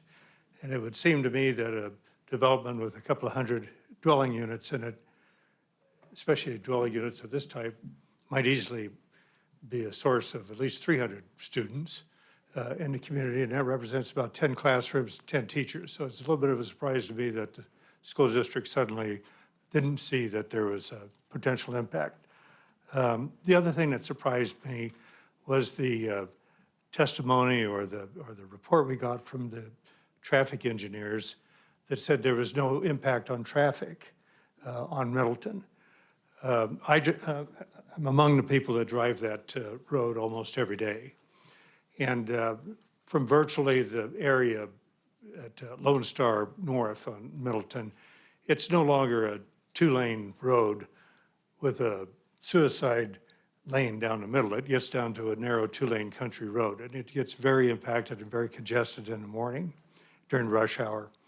And I believe that adding 1,400 additional vehicle trips a day will have a negative effect on that. I was impressed by the lady who said that she lived out in that Karcher area back before Home Depot was there and before the hospital and so on and so forth. I would guess that with the exception possibly of pavement, I don't think Middleton's been improved one bit since the times that she was describing. So that area is really needs to be improved. Which brings me to the individual who said, well, maybe it's time to stop or take a pause and decide what is it exactly we're doing. I think that we're past that point here.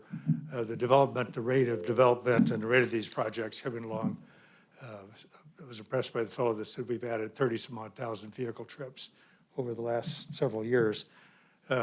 it's time really to stop and take a pause, and I hope you'll do that. Thank you.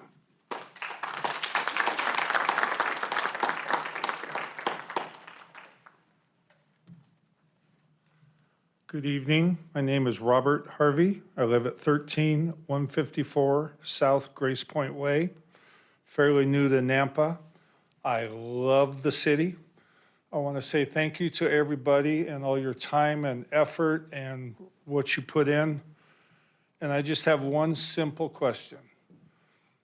Is this housing project really in the good interest or best interest of the city of Nampa and the people that live here? Thank you for your time. Have a good evening.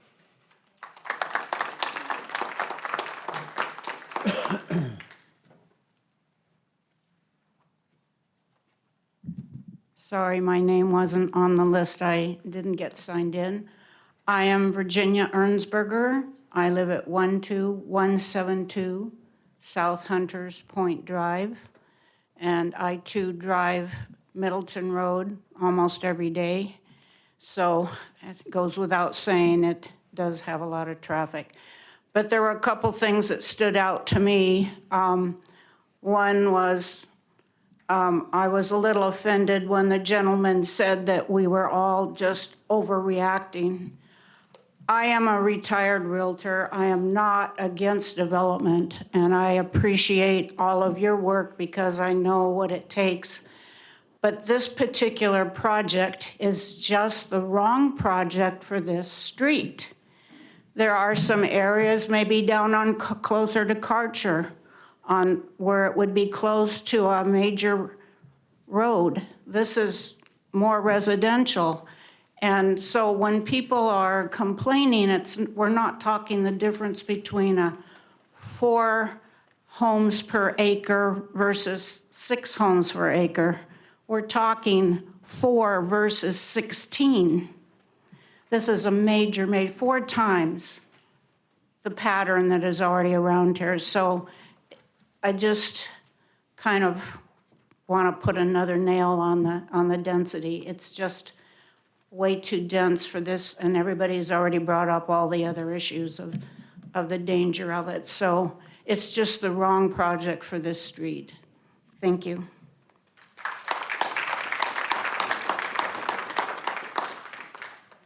Thank you all for your testimony this evening. We weigh it and we do listen. It's very difficult sometimes. It may seem easy sometimes out there, but it isn't quite as easy as one would think in the process. So we have a couple more steps in tonight's process, closing comments from the applicant. I need to pause and ask the council. It's difficult to take a break because we cannot have any discussion about the project and we cannot have a discussion with you. But do we need to take a bathroom break? Are we good? Mayor, if we need to get up, we can go Okay. individually. Then we're going to go individually. We'll take a break then at the conclusion, so we'll hang tight. Okay, perfect. So since the public testimony is concluded, this is an opportunity for the applicant for rebuttal. And so Becky, it's your turn. And then I do have a question on traffic. There were some comments tonight. Actually, Becky, let me have you hold for just a minute because you get to speak last. Daniel, I'm sorry, you saw me. Yeah, thank you for being ready. I'm going to have Daniel come up, and I want to have Daniel address the traffic impact study and the conversations that took place around that. Sorry, Becky. Mayor, Council, there were a number of comments regarding the traffic impact study and questioning the validity of the traffic impact study. Some of those questions were forwarded to me ahead of time, and so as I reviewed the traffic study in preparation for the hearing tonight, as we've reviewed it prior to the planning and zoning and prior to writing our staff reports for that, the question of the timing of the traffic data collection, looking at that right there before the Thanksgiving break, in reviewing that and looking at the volume of traffic that would have been generated by the the 23% of traffic of absentee student. The volume of traffic that would have generated was not significant enough that it would skew the results of the study. It comes down to about 85 cars in a peak hour, which is pretty low when you're looking at the total volume of the peak hour, and would, based on my experience and in reviewing these and looking at that, that's not enough that it would change the level of service determination that is what we look at and what is adopted through council for how we look at whether there are impacts that have to be mitigated. I guess, let's see. The question of the Compass data and the traffic volumes that they show back from 2016, those are obviously not the data that was used. Those are just counts, not intersection counts, but roadway segment counts that are used in a different manner than the intersection data that was collected last year in the traffic study. And so that's not something that the city would be, it would be concerning that Compass shows that data. That doesn't mean that that's the only data. The information that was utilized to prepare the traffic study that was reviewed and approved by the city was the proper data and collected in an appropriate manner and used appropriately in the study. Council, do you have any questions for Daniel, Councilman Rodriguez? Thank you, Mayor. Daniel, in these traffic studies, it focuses on what the result of that community or that subdivision is going to bring to our streets, correct? Mayor, Councilman Rodriguez, it looks at the existing level of service. It looks at the growth projections for the surrounding area and the area of influence with only background growth. So those adjacent developments that are already approved, just general growth in traffic over time. And then it also looks at the impacts that the generation of traffic from the project have and looks at what is needed to mitigate those impacts that they are creating through their project. Okay, and that was exactly my point. Because if you say there's only 84 vehicle trips now based on this subdivision here, no? Mayor, Councilman Rodriguez, no, that's not what I'm saying. I'm saying the question was raised about the validity of the traffic counts that were used within the production of the study. That was questions regarding the existing traffic, not the traffic generation numbers for this project. Okay.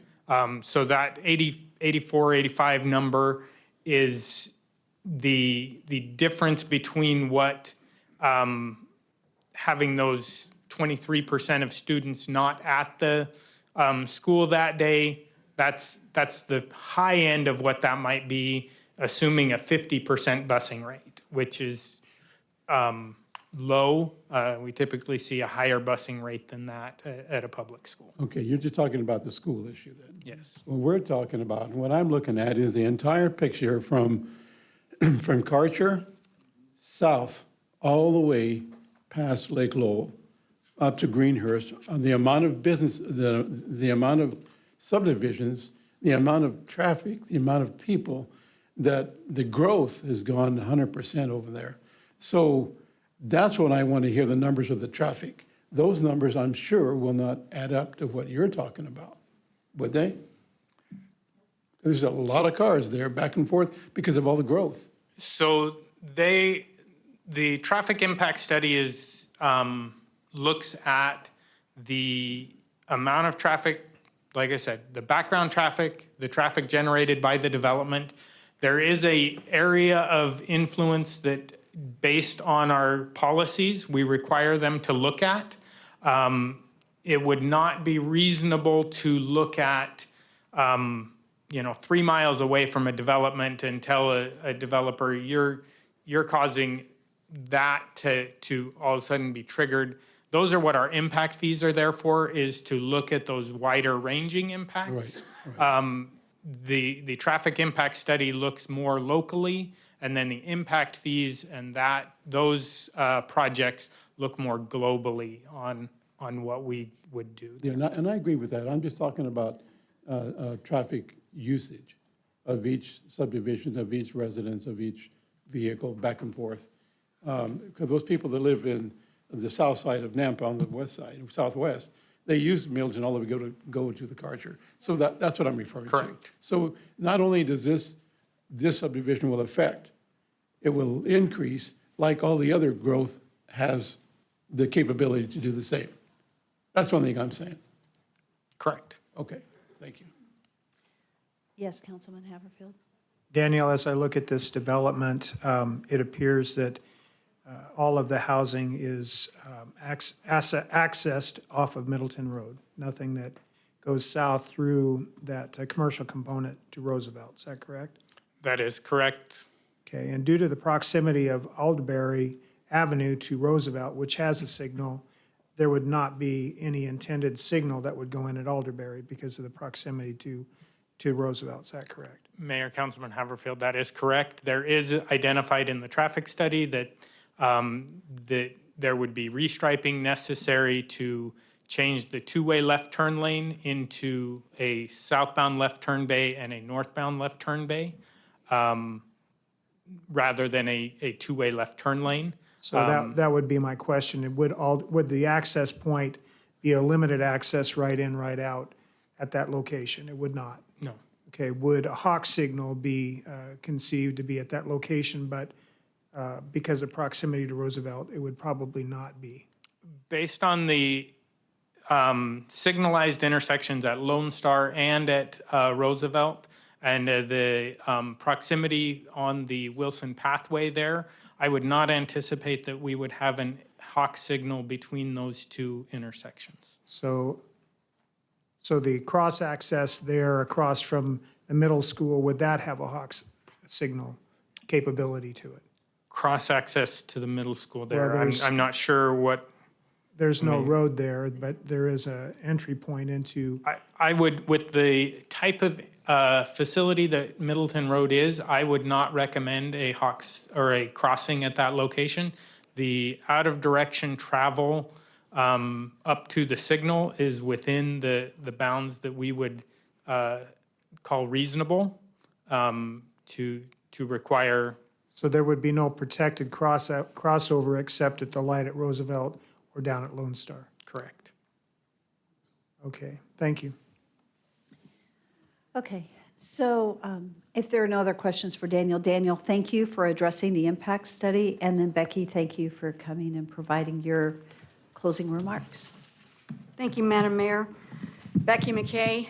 I've had a lot of opposition, so it's kind of hard to cover everything. I guess one of the things that I want to note is we deal with facts. We deal with comprehensive plans. We deal with your ordinance. This was the first project that came under your new ordinance, and this project meets all of the requirements of the new ordinance and far exceeds those requirements. You require 15% qualified open space. We have 32.21%. Your new ordinance goes off of net density, whereas your old ordinance goes off of gross density. Our gross density of this project is 7.11 dwelling units per acre. One of the neighbors that lives in the subdivision to the west indicated that their subdivision is 6.22 dwelling units per acre. So I think there's been a lot of miscommunication when your new ordinance requires that we submit the net densities. Here, we have a central common area, which is 1.65 acres. We have swimming pool facilities, playground equipment, and pathways. And we have pocket parks that have gazebos, that have shuffleboard, and 2 multi-use pathways that are designated in your plan. Somebody brought up the fact that, oh, we don't have any parking. We have 682 parking spaces. There are 210 parking spaces within the multifamily fourplexes, which exceeds the 189 required by your code. The townhomes, we have 2-car garages, and 2 cars can be on the driveway. We also have 12 guest parking. We have 8 parking spaces in front of the clubhouse, and then the 6 single-family dwellings will have either 2 or 3-car garages, plus we figured 12. So we have 682 parking spaces. Oops, where'd it go? These are the single-family dwellings. Up there on Lancaster, our average lot size is 9,500 square feet. So we can have a single-level, 3-car garage. We have 6 single-family dwelling units. That's the RS 8.5. This is a 2-story. There can be a single-story or 2-story. These are the townhomes. As you can see, there's a 2-car garage. We don't have any units over 4. We have 4s and 3s, and they're mixed in. We have a cottage elevation, and we have a modern elevation. We can park 2 in the garage, 2 in the driveway, just like any single-family dwelling. These are the fourplexes. And what's important is your comprehensive plan. This is designated high-density residential. 7.11 dwelling units per acre gross is medium-density residential in today's world. Meridian, medium-density residential runs from 3 to 8. I'm at 7.11. Your code is very similar. These are the building elevations for the fourplexes. There's 2 up and 2 down. We have multiple elevations. They have stone. We have articulation of the roof line, modulation in the front. This is going to be a very nice community. And one of the things that we wanted to be assured of is that, 1, we build that multi-use pathway designated on your pathway plan along the west side of the ore drain. Then we build the 10-foot to 12-foot multi-use pathway along the south side of the Wilson drain. Safe route to schools, we're building a 10-foot sidewalk with 35 feet of landscaping. We're doing wrought iron fencing. Someone was concerned about, what are you doing for fencing? We're going to have wrought iron fencing within this development to give it an open feel. As you can see, we have mews that are along those townhomes. All the townhomes are on open space, whether it be the multi-use pathway, whether it be a mew with playground or shuffleboard or an arterial buffer. That central open space, that 1.65 acres, we have a playground, we have picnic areas, we have gathering places, we're going to have our postal boxes in there. And then the fourplexes are a nice little U, and it's tucked up in that north area. The question was brought up about commercial. If there aren't enough rooftops, we can't get the commercial that we need. And that's the fact. And that's what was given in this staff report. And if you look, and let me conclude on the traffic, the 32,000 trips on Middleton Road, we are 4%. 4%. And that is a major arterial in your transportation plan for 5 lanes. These people are concerned. If you look at the separation between my townhome and the homes to the west, it's 180 to 200 feet. It's 200 feet in excess to the east from my townhomes. I'm clear on the other side of an arterial. A lot of people from Carriage Hill came in. I did Carriage Hill. I did Carriage Hill West. Very proud of those projects. Beautiful projects. This project is a little different, but it is not high-density residential. And it meets all of your codes, exceeds your parking, exceeds your open space. And we have put so much work into making sure that this development will not have a parking issue because the staff made a point of it. That is a parking exhibit. That shows you all the parking that's provided. And that next to the clubhouse, that's not on-street parking. We're doing bulb outs. We're doing bulb outs at the ends. We're sharing access with the commercial to the south. You're going to have 6 acres of residential commercial. This is not a major commercial project. And if these people want a major commercial project, I've got one of these in Meridian. I'm generating the same amount of trips we are here. And there's a commercial project going next to me. It's generating 10,000 trips a day. It's a Target and a bunch of different retail and office. So when you look at the overall picture, this is a low traffic generator. The multifamily generates 6 trips per unit, whereas single family is between 10 and 12. And so from a traffic perspective, from a parking perspective, you can see that this has a lot of parking. And I brought this exhibit. If the council wants some more guest parking in the townhome area, since we have so much open space, we can add 8 more mid-block guest parking. This is a really good, awesome project that we have worked hard, and I appreciate the enthusiasm and I appreciate the passion. I've lived in the Treasure Valley for 59 years. 59 years. I lived in Marsing, so going to town was Nampa. So I've seen Nampa explode. Meridian had 9,000 residents when I started planning 32 years ago, and now it's the second biggest city. It's surpassed Nampa. We've seen a lot of change, but we have to provide diversity. And this project provides diversity. Every one of those townhomes is on a separate lot, so they can be sold. They range from 700 square feet up to 1,200 square feet. That's where the checkers live. That's where the teachers can live. The fourplexes, that provides rentals. We also have single family. This is a heck of a good project, and I would hope that the council would consider your comp plan, your code, your staff's opinion, and the letters from the school district, and all your utilities are right there, right there. So as far as the cost to provide services, and I didn't mention the $1.4 million in impact fees but once at the Planning and Zoning Commission.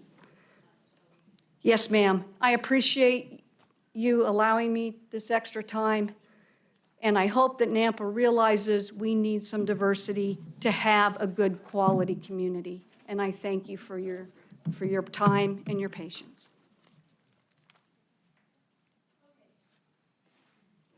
So our public hearing is completed.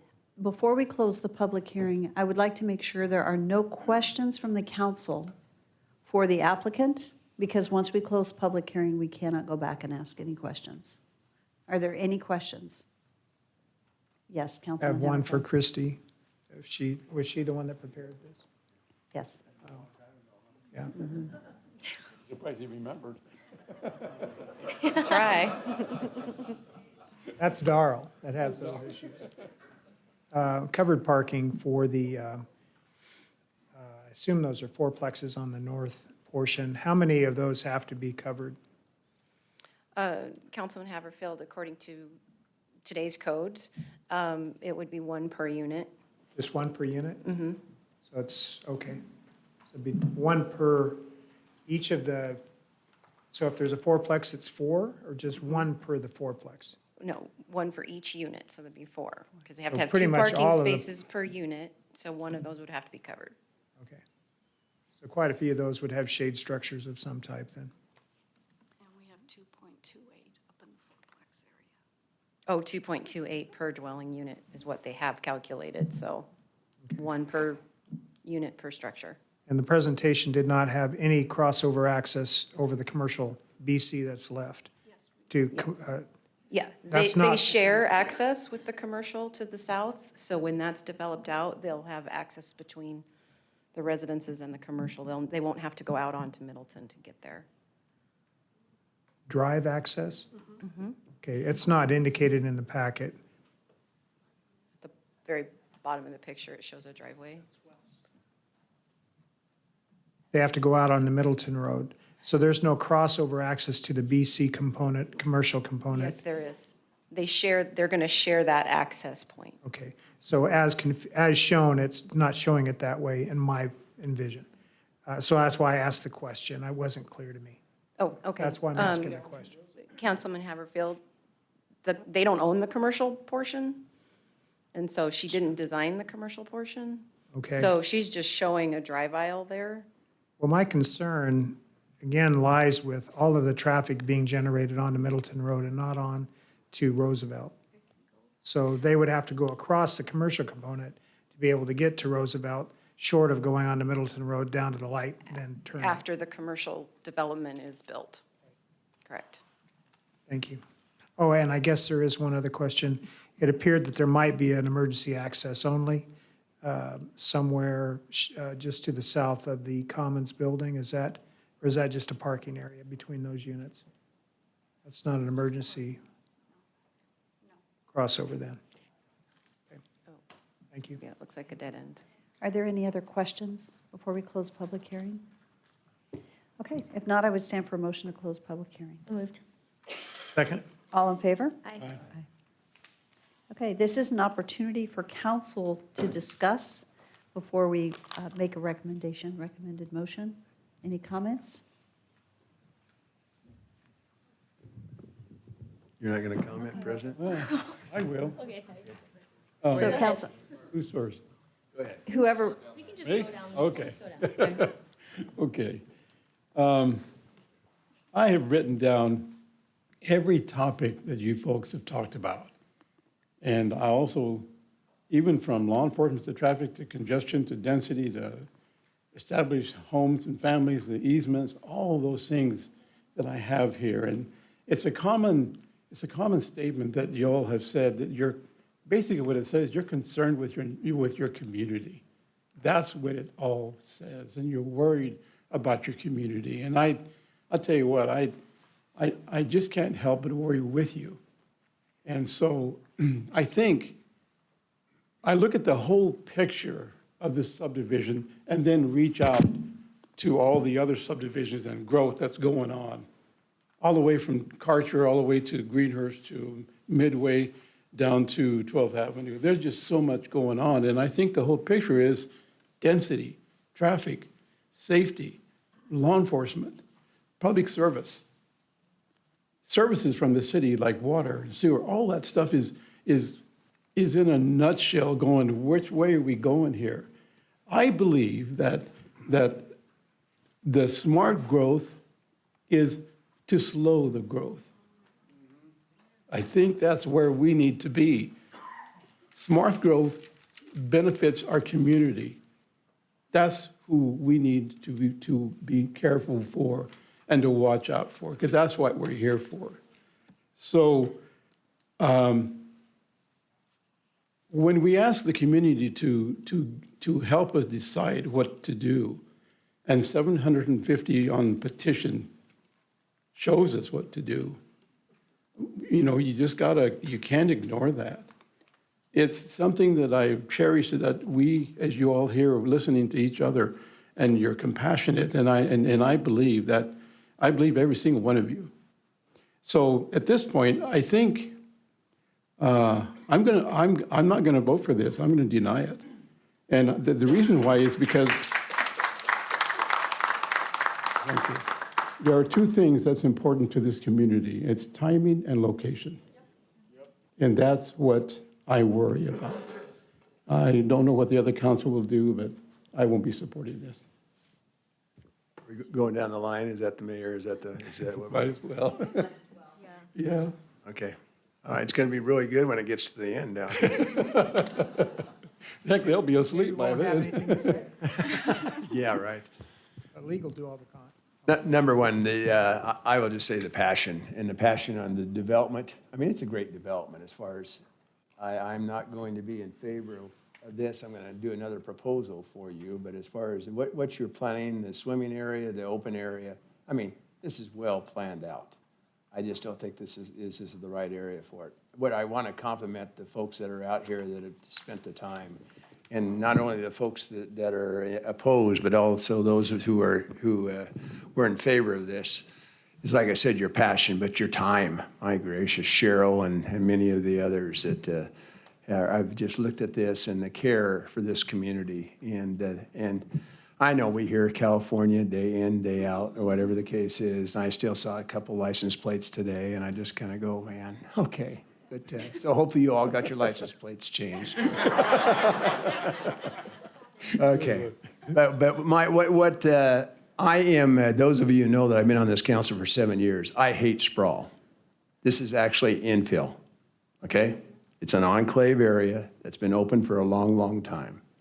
And my main thing with traffic is if you infill, yes, you have a high density of traffic in that area, there's no question, but you don't have people coming from all over the county, all sprawl over the place, traveling miles to get to grocery stores, to get to health care, whatever the case is. So when I see open areas, I want them filled up. Storage sheds, I'm sorry, I'm not in favor of putting storage in there. My compromise would be, and I'm not sure that they have to pencil all this out, is I would vote for up to 120 single-family dwellings in this area. Okay, that's 4 single dwellings per acre, right, by my math, which is not the greatest. These folks can attest to that. But that would be my limit. So I'm not looking at the fourplexes. I'm going single family and 120. And I realize that's not what we're voting on tonight.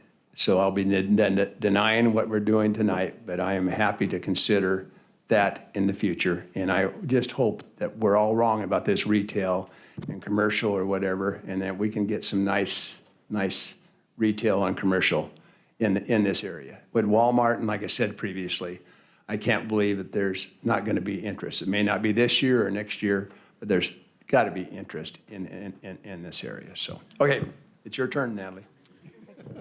I just want to say thank you all for being here tonight and coming out and expressing your thoughts, concerns, because it really does help us make these decisions. And it's a community effort, that it's not just us that makes these decisions. We need feedback from you guys. So I really appreciate you guys being here. It's very helpful.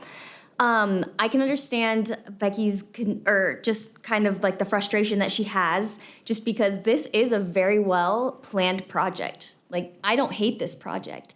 I don't feel like it's the right project for this specific location. And so that's what I'm struggling with. But it's very well planned out, and it far exceeds our city codes in every way. So awesome project, great job.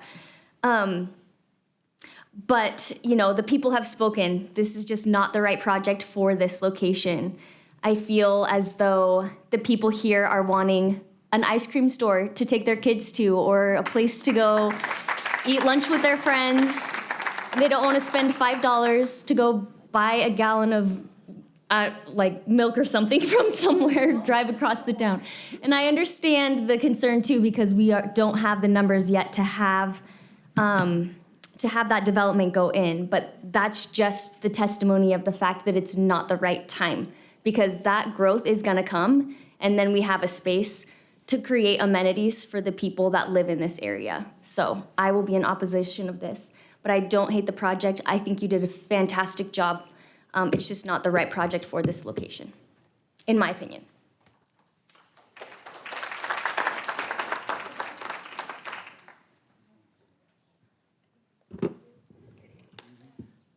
So I echo Natalie's comments about thanks for being here and standing up for something. I would encourage you guys to have conversations with those that you disagree with. I think it's important now more than ever in our world and in today's environment. Those conversations are important, including our P&Z staff. Even if you disagree with them, have conversations. You can make change by having those conversations and by being involved. I appreciated your comment about wanting to be involved with the PD. That's fantastic. We need those volunteers in this city to do those things, to step up and take responsibility. So I appreciate that. I just wanted to say real quick, the PD is a real soft spot in my heart, being former law enforcement myself. We have a great chief of police and staff on down. The culture is fantastic. One of the reasons why we have a PD staff shortage is because of the work environment. I have the same problem in my business. I can't find people that want to work. Chief Huff maintains a very high standard for the officers for Nampa, and so he's not willing to just hire anybody, and it's great to have that in our city. So the funding is there for the officers. He's just looking for the right people, and we believe that they will come. He's finding new ones every day. I believe Lieutenant Scobin could speak to that. So just to let you know that that is a concern of ours, is the city council as well, and we're working on that all the time. And then lastly, for those of us Idaho natives, and especially myself and probably Randy, we've spent a lot of years in public service, and we've had to make those decisions over our course of being in public service that affected us being here in a rural farming community. And I can say I've been in a lot of cases where we're like, we don't want to see the growth at all. We love the farmers' fields. We loved being able to access the river to duck hunt without having to go across private property and those kind of things. And so we see out-of-staters moving in, and we've had to learn to accept that because we want to have growth. But we also take into consideration that we want good managed growth. And we welcome those people to our community that have that same mindset. So I appreciate you guys being here, and want you to know, the Californians, that you're welcome. And we're happy to have you here and your views. And I like some of the comments about the things that have happened in the communities you've came from. And hopefully you were involved in those communities as well to make change. That's important, rather than just run away from a community, but you're there to make change. And we appreciate the good, solid, stable input of you guys. Doesn't matter where you're from. And so welcome to Nampa, and thanks for being here. Thank you, Mayor. They didn't clap for you, Dale, sorry.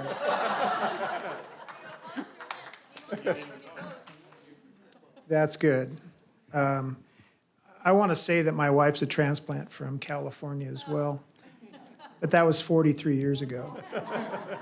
We've lived in Nampa for 43 years. We built our first home in the Verde Hills subdivision before Carriage Hill was even thought about. 100 pheasants and ducks out there, and you guys took all that ground away from me. So if the standard was we don't want to see any growth, you guys wouldn't be here. We've done a good job in Nampa to create an attractive place for you to want to live. And that's a testament, I think, to the city leadership, past through to the current, I think, city council and mayor. We do our best to try to analyze each project on its merit. We listen to the Planning and Zoning Commission, and we respect their decisions, because I think that they try to put the proper amount of time into the decisions that they're rendering, so that they are looking at the law, they're looking at what is important as far as in growth and how it's managed growth in a proper way. When I look at this development, I see some good aspects to it. I don't see that it's totally meeting all of the things that I would recommend. What we're being asked to approve tonight is something that is, in my opinion, is too much traffic being generated onto Middleton Road, and it's without any protected crossovers for that attractive nuisance, which is the school and playground areas. That's a concern to me. So I'm not sure how that's going to be taken care of, because there, as I've asked the questions about hawk signals and signals in general, they're not planned for those two locations, only Roosevelt and Lone Star. So that's a problem for me. And I also see that the lot compatibility to the east, even though they're Canyon County lots, there still are people that have lived here for quite a long time, just like my wife and I have. We've raised our kids here. We enjoy Nampa. We love Nampa. We don't want to see the drug dealership. I mean, the worst case stuff that you keep bringing up, please don't. We work hard with our law enforcement and our emergency care providers. We are trying to create and maintain a safe place for you to live. That won't change. That will always be our goal. So I'm not going to give away how I'm going to vote, but obviously it is what it is. We want the best for you. We want the best for ourselves. And so it'll be interesting to see how the motion's made. I think there's some aspects of this development that can be salvaged and made good. But that's not what we're being asked tonight. We're being asked for what's been presented to us. So, Jacob, do you have any comments? Yep, I'll make it short. It's been too long already. I've been pretty consistent in my voting record, especially in this area with, it needs to be compatible with the other areas. So I spent a lot of time in this area, knocking doors, recalling California school board members in this area, just so you know. So I've spent a lot of times in these neighborhoods. They're nice neighborhoods, they're single family, and it's important to me that we keep it the same. I love this development, it's nice, I love everything about it. I just think it's in the wrong part of town, and we need to keep it's important to me to keep the areas, especially in this area, keep compatibility with the neighborhoods. I was one signature away from my Prime Sportsman business being inside Idaho Fitness Factory. And so I think we have amazing staff. They are very smart. They're very educated. They're numbers driven, facts driven. So I want everyone to respect them because they are very smart, very fact driven. But I do think when I did a demographic study of my business, this area in general it's a gold mine for business. A lot of these individuals are my patients. And Idaho Fitness Factory, the reason I didn't go in there is because they exploded so fast. The other space they're going to rent, they had too many customers. So there is a demand for business in this area, and I just want the staff to know my business expertise is this area is gold for business. And I think anything opened up in this corridor, whether it be restaurants, whether it be gyms, any sort of business will thrive in this area because it's gold for, it has that demand here, even though maybe the numbers don't add up. So, I will be voting no for this development based on the compatibility. So, while you guys like to applaud technically, I should have just shut it down earlier and I've let you go ahead and do it. But I want to say, we're not here for applause. And I hope that no council member is here for applause, because that's not why we're here. If we're sitting here to get votes, then we shouldn't be sitting here. And that's not why we're here. We're trying to make wise decisions. Your voice really does matter. And the reason I haven't commented is because it is the role of City Council to oversee budget and ordinance. My job tonight is to ensure that we have a fair hearing, that everybody has, it's fair the whole way around. I will say one thing that's really challenging for me. Listening, the 750 signatures, I applaud you. That's just amazing. But we actually have high-density zoning. So when you have a developer that develops based on code, based on our zoning ordinance, that gets really awkward here because they've developed something, they've listened to staff, they're within our ordinance, and like Becky said, and just so you know, when I use Becky's name, I don't know Becky. I don't know if we've ever spoken outside of having you here, so it's not like we know one another. But the reality is they have designed to our code. That's very difficult for a developer to come in and to design something to the code that we've asked them to. and it is high-density residential. So we need to look at our zoning, and I will say in our land use map, that was a public process. And we had a lot of people involved in that process, and it was zoned high-density residential with a lot of public input. So then you have a developer come in and they build to what we said we wanted there, and then we have tonight. So this is really awkward when you're sitting in this body because you've got a process that we went through, and we said it was this, and now we're saying tonight, no, it isn't. Yet they've purchased the property, they've spent, I would say, tens of thousands of dollars, if not more, designing to what our code says. So that's really awkward, and I think, and I feel for staff, because it's not that I'm trying to do high density, but I'm gonna say one more thing, even though I'm not voting. We've got to protect our ag ground. We have got to have higher density in town and protect the seed company. We need to protect our ag ground. So that means you are more dense in town and then you go more rural. Because if we don't, we're not going to be what we were. Agriculture is what has made this community and held us through difficult times. We cannot lose our ag ground, but we do need housing. So I hope you can hear, it is a difficult dilemma. How do we do that? It is a very difficult dilemma. These are not easy decisions. They're difficult decisions. But with that, it's awkward because of the density that we actually had in our zoning map. Yes? I was just going to remind the council that this is a request to rescind the existing agreement from BC to RML. So under a PUD, the developer could still come back with some housing in the BC zone as long as it's planned unit development, and it would be an approved use, but it'd be a less density. So, and that's what we've heard, is we need a lower density here. Maybe more single family would be compatible. It's the compatibility issue that we're dealing with. and so, I mean, so giving some direction, again, the fact that it's a BC zone still allows some housing in it, but it would not be as dense as this, obviously.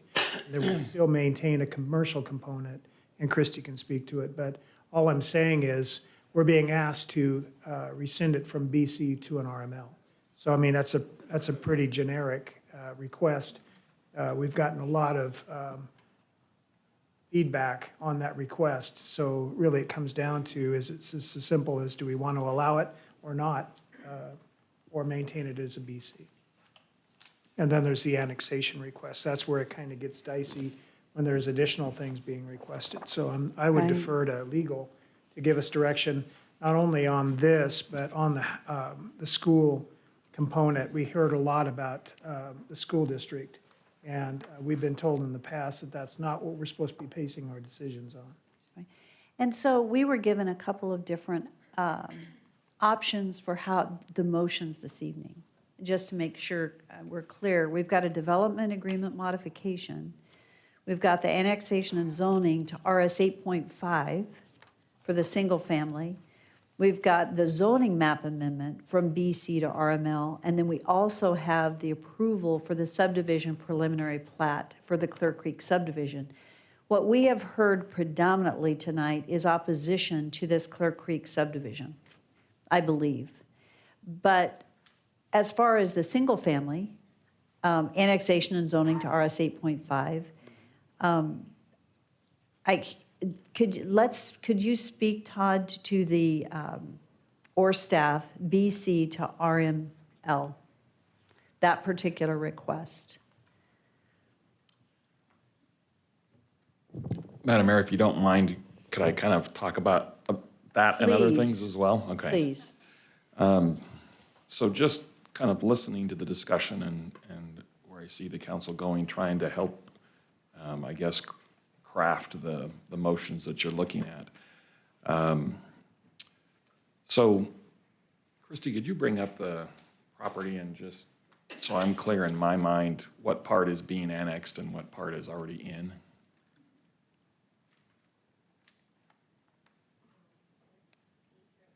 So the red is already in and the gray is being annexed. And could you speak into the microphone, Christy? Yes. Todd, you are correct. The area here is BC and already inside the city. And this area up here is going to be, or is being requested to be RML.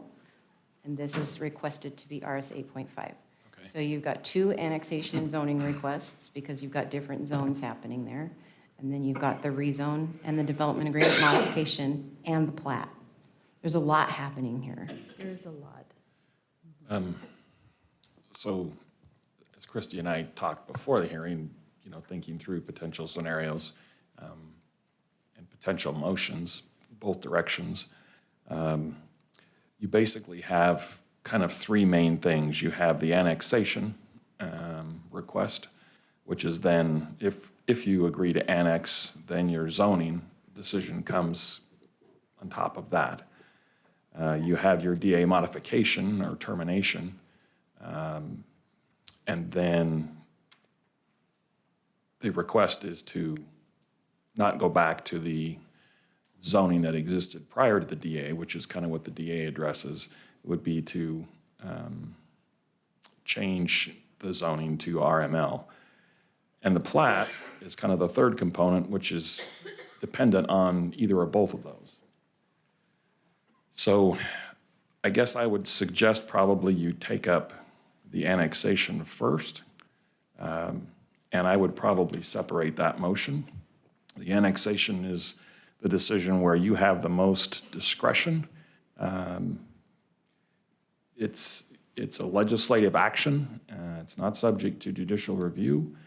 And you, the comments that I heard were that you feel like this isn't compatible with the area. It's perhaps not the right time. There's additional impacts on infrastructure that you're concerned about with this proposal. So all those are appropriate grounds for not approving the annexation. And if you make that motion, then property isn't going to be annexed and thus wouldn't need to be zoned. But your decision regarding the zoning is also based on criteria 2 and 3 under your ordinance, which relate to compatibility. Is the proposal reasonably compatible with existing adjoining property and uses? And as the proposed map amendments would make a change to the land use map of the city, which would establish an area and zoning the same as or compatible with immediately adjoining districts, but it's primarily 2. So that in itself creates significant implication to the rest of the application. The DA modification, you have some discretion there as well. They haven't pursued the storage units for those 2 years, but the provision in the DA says you can pursue termination, but then it goes back to the existing zoning. It was probably county zoning before it was annexed, so something similar to the city. But I think you have some discretion on the DA modification as well. And I would probably separate that out in its own motion. And then as far as the rezone from BC to RML, you can talk about the compatibility. You also have a development agreement that requires something different than the requested zoning. And then if you deny either of those 2 things, the DA modification or annexation, you would deny the preliminary plat because a good portion of it is not being annexed and you're not modifying the DA. So sorry for a long lawyer explanation, but that's how I would lay it out. I would approach the annexation first, then the DA modification, then the preliminary plat. And then in response to Councilmember Haverfield's comment regarding schools, we usually caution the council not to say I'm denying an application because there's too many students in the schools. That's not a criteria under your ordinance. It's not something that you control. It shouldn't be the basis as the code is set out for a denial. There is your provision that talks about the best interest of the public and reasonably necessary. That's component number 5. But as a sole basis, we advise typically against that. Your comprehensive plan deals more with location of schools than capacity, because it is something you don't control. So with, okay, so I know Councilman Haverfield has a question, then I do have a question. Okay. Councilman Haverfield, is it okay if I ask my question real quick? And it just has to do with, many times if we make too significant of a change, right, to an applicant as they're coming in, we almost need to start over. So right here, we have 4 different things that need to be addressed. If we were to not move forward with, for example, annexation, I mean, does the applicant, if we don't do the DA modification, which means that the plat isn't approved, would we even be addressing annexation? Because it almost seems like the applicant could choose not to. Madam Mayor, you have an application for all of those things in front of you. And so I think you need to make a decision on those things that are in front of you. I wouldn't advise trying to redesign, change this from what it is to single-family 4 dwelling units per acre. That would be a suggestion to the applicant to come back with a different application, perhaps. But I suggest dealing with the annexation first, because it's the one you have, again, the most discretion on, and it helps lay a foundation for the other requests. Councilman Haverfield, do you have? Thank you. Okay. So we can break Thank it you. up into, I would do the annexation as one motion, and then the zoning related to that annexation, which is being granted, as a second one. okay, Christie, can you put up the 2.64 acre portion of the project?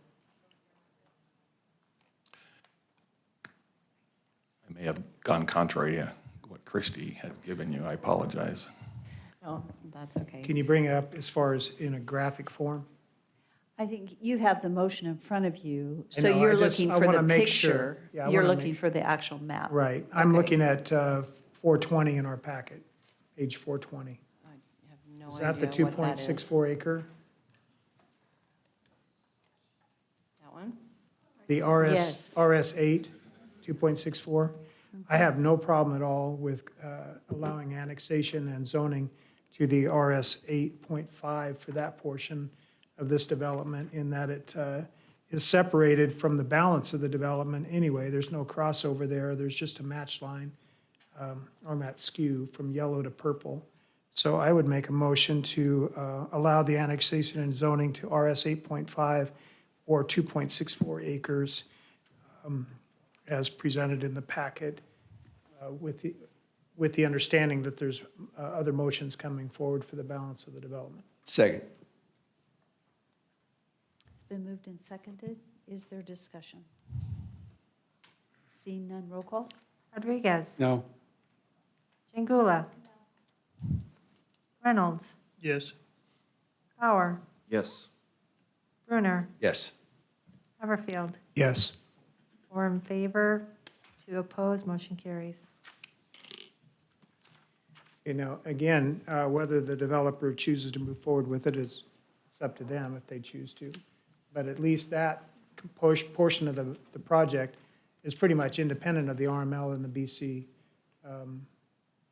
So I felt good about that. The balance of it, I have issues with. So the annexation for the 13.84 acres, which isn't even reflected on this map. It's part of the 24.76. And what was, okay, Madam Mayor, So- can I ask one question before? Yes. Councilmember Haverfield, was that motion and what was approved to approve the annexation and zoning for that parcel? For the yellow portion. Correct, both of those things, annexation and zoning, correct? Right, and that's why I wanted to be sure that I wasn't bleeding over into the purple area. It's just the yellow area that's shown there. Because in our packet, it shows that access to that portion is off of Lancaster Drive, I think. So There is access.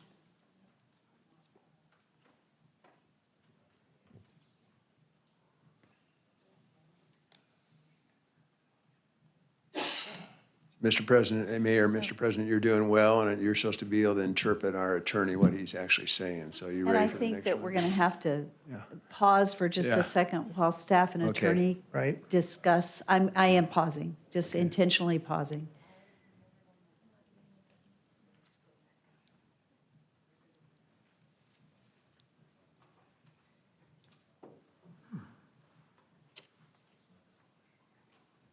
You ready? Could you, so we are pausing. Council, just so you know, I am not just sitting here. I'm pausing intentionally for legal. I want legal to guide us in the direction we go from here. So, Madam Mayor and Councilmember Haverfield, what we're talking about is that yellow is not a separate parcel. But the request was for annexation and a zoning for that. Correct. So I think the parcel or the request is essentially to create zoning on that specific portion of the property. And it's contiguous to the city limits. We've established that. I don't think, we couldn't think of anything that said you couldn't do that in code. I have a question. In this particular motion, there were two motions here, moving the annexation and zoning for the 2.64 acres and annexation and zoning for the 13.84 acres. That wasn't. We didn't Do- make that. We did not, correct. But I'm sorry, when I say that, I'm looking at a document that says it's a potential motion. My question is, was that a parcel? The 13.84 plus the 2.64, was that a parcel? Yes, so the 13.84 plus the 2.64 creates that triangular parcel. So that is one parcel? That is one parcel. So we could actually annex the rest of that parcel, but I think the question is, Todd, if we're not going to annex it and zone it RML, then what, because this public hearing, we're not supposed to be changing. And as you said, we can't change like right now and say, okay, we're gonna annex in at RS7, for example, because that's not what this public hearing's for. I think that's a significant enough change that you shouldn't do that now. If you're just, modifying a few lots or this or that, that's one thing. But, so I wouldn't advise annexing and not zoning it. And their request is to zone it to RML, annex and zone it. So I'd suggest you make the motion for annexation separately. So as I sit and think about this and where we are, what I've listened to from council is, maybe not from all council, some council support single-family in this area rather than multifamily in the density that we have. It is an enclave. As you have suggested, we need to fill our enclaves because that's how we should be growing, is infilling. But the density being way too high right across from a street, a school.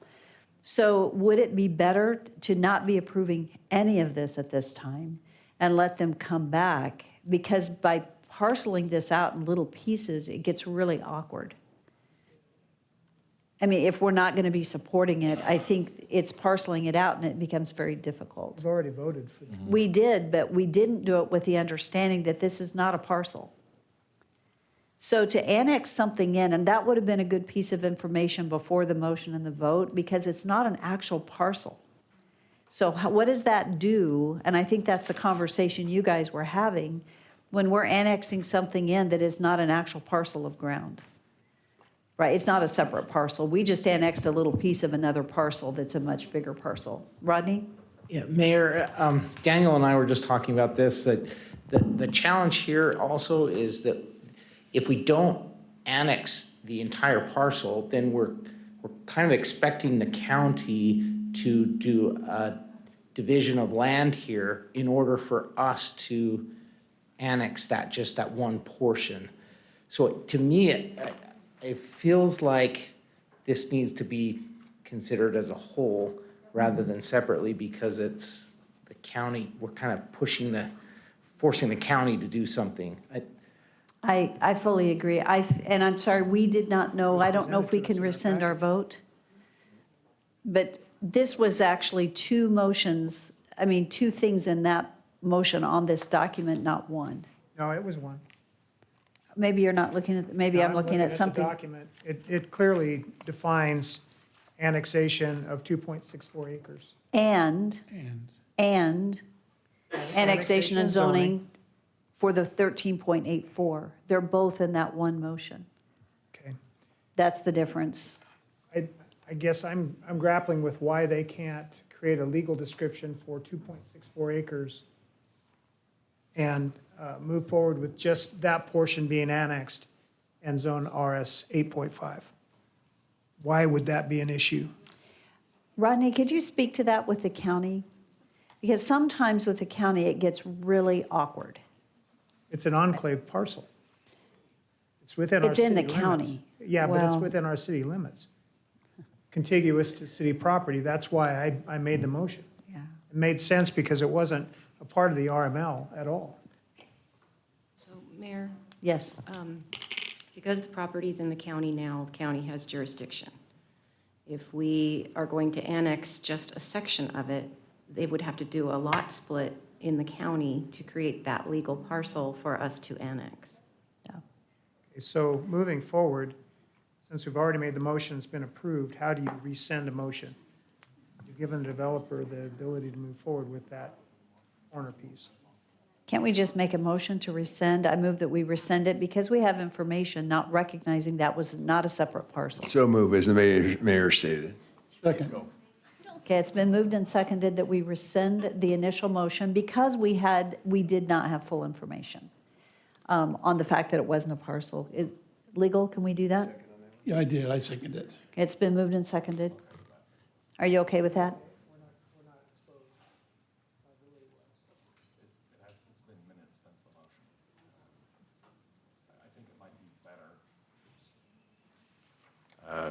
I think it might be better if the maker of the motion was the one that made the motion to rescind Okay. and second. Yeah. Yes, he's giving it up. Giving it up. Yes. Okay.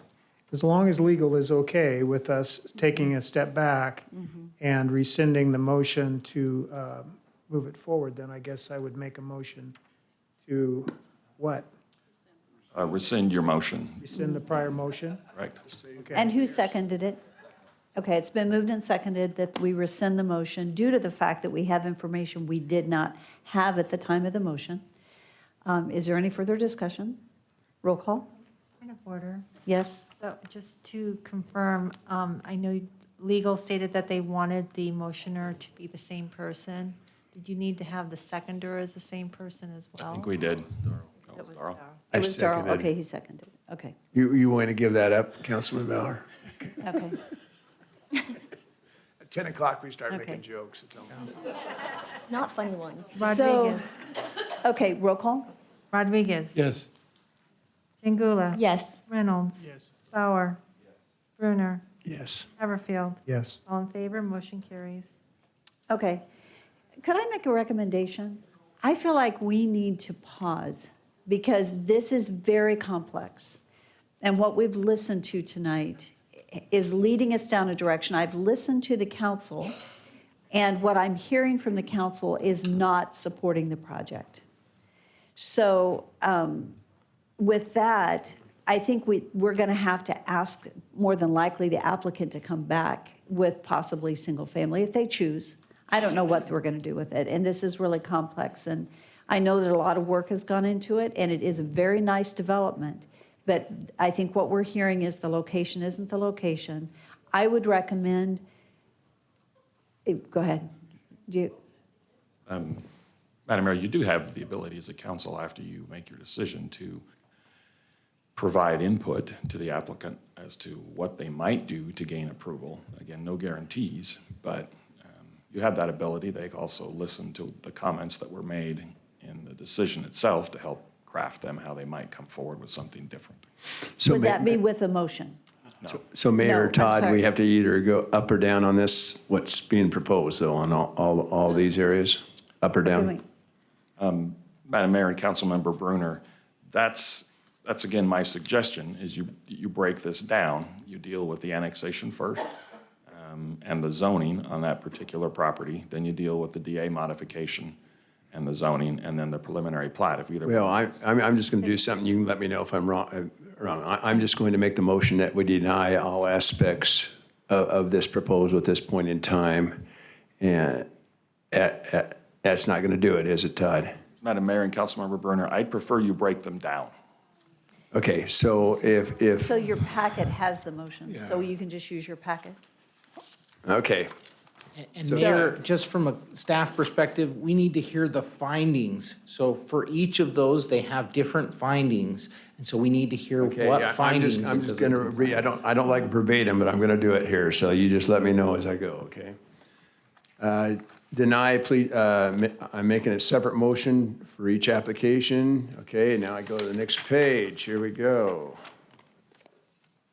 That's for approval. I move to deny the development agreement modification rescinding the existing agreement for 0S Middleton Road on 13.13 acres for Challenger Development, Inc., representing Endurance Holdings LCC, because it's not compatible from my standpoint. Need further? Well, the, That's fine. It has a because here with a ...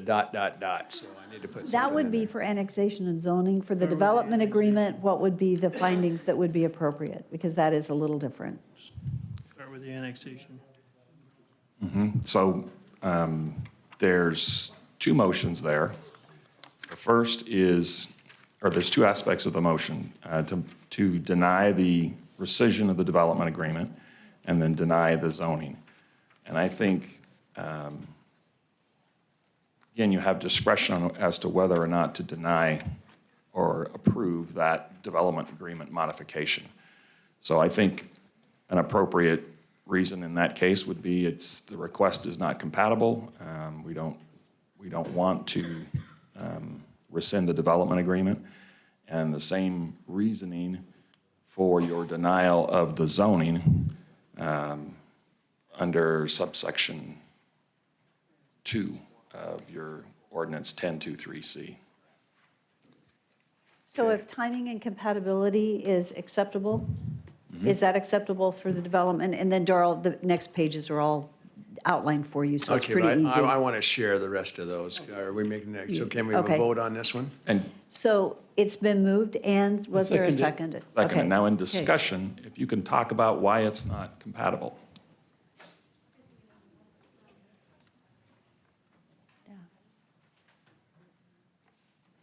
As you guys can see, this is very complex. This is not really easy, so we got to get it right. Thanks, and I can read your writing well, thank you. Oh, you can? Yes. Okay. Okay, and Okay. I have in handwriting here, very nice handwriting, it's not compatible, it's not the right place and time for this project. Second. Short and sweet. So that is the first motion, to deny the development agreement. Is that correct? Because of those, where this motion is to deny the development agreement modification, rescinding the existing agreement for 0 Middleton Road on the 13.3 acres.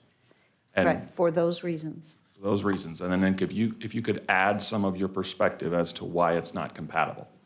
We heard a lot about that, but if you could articulate that again.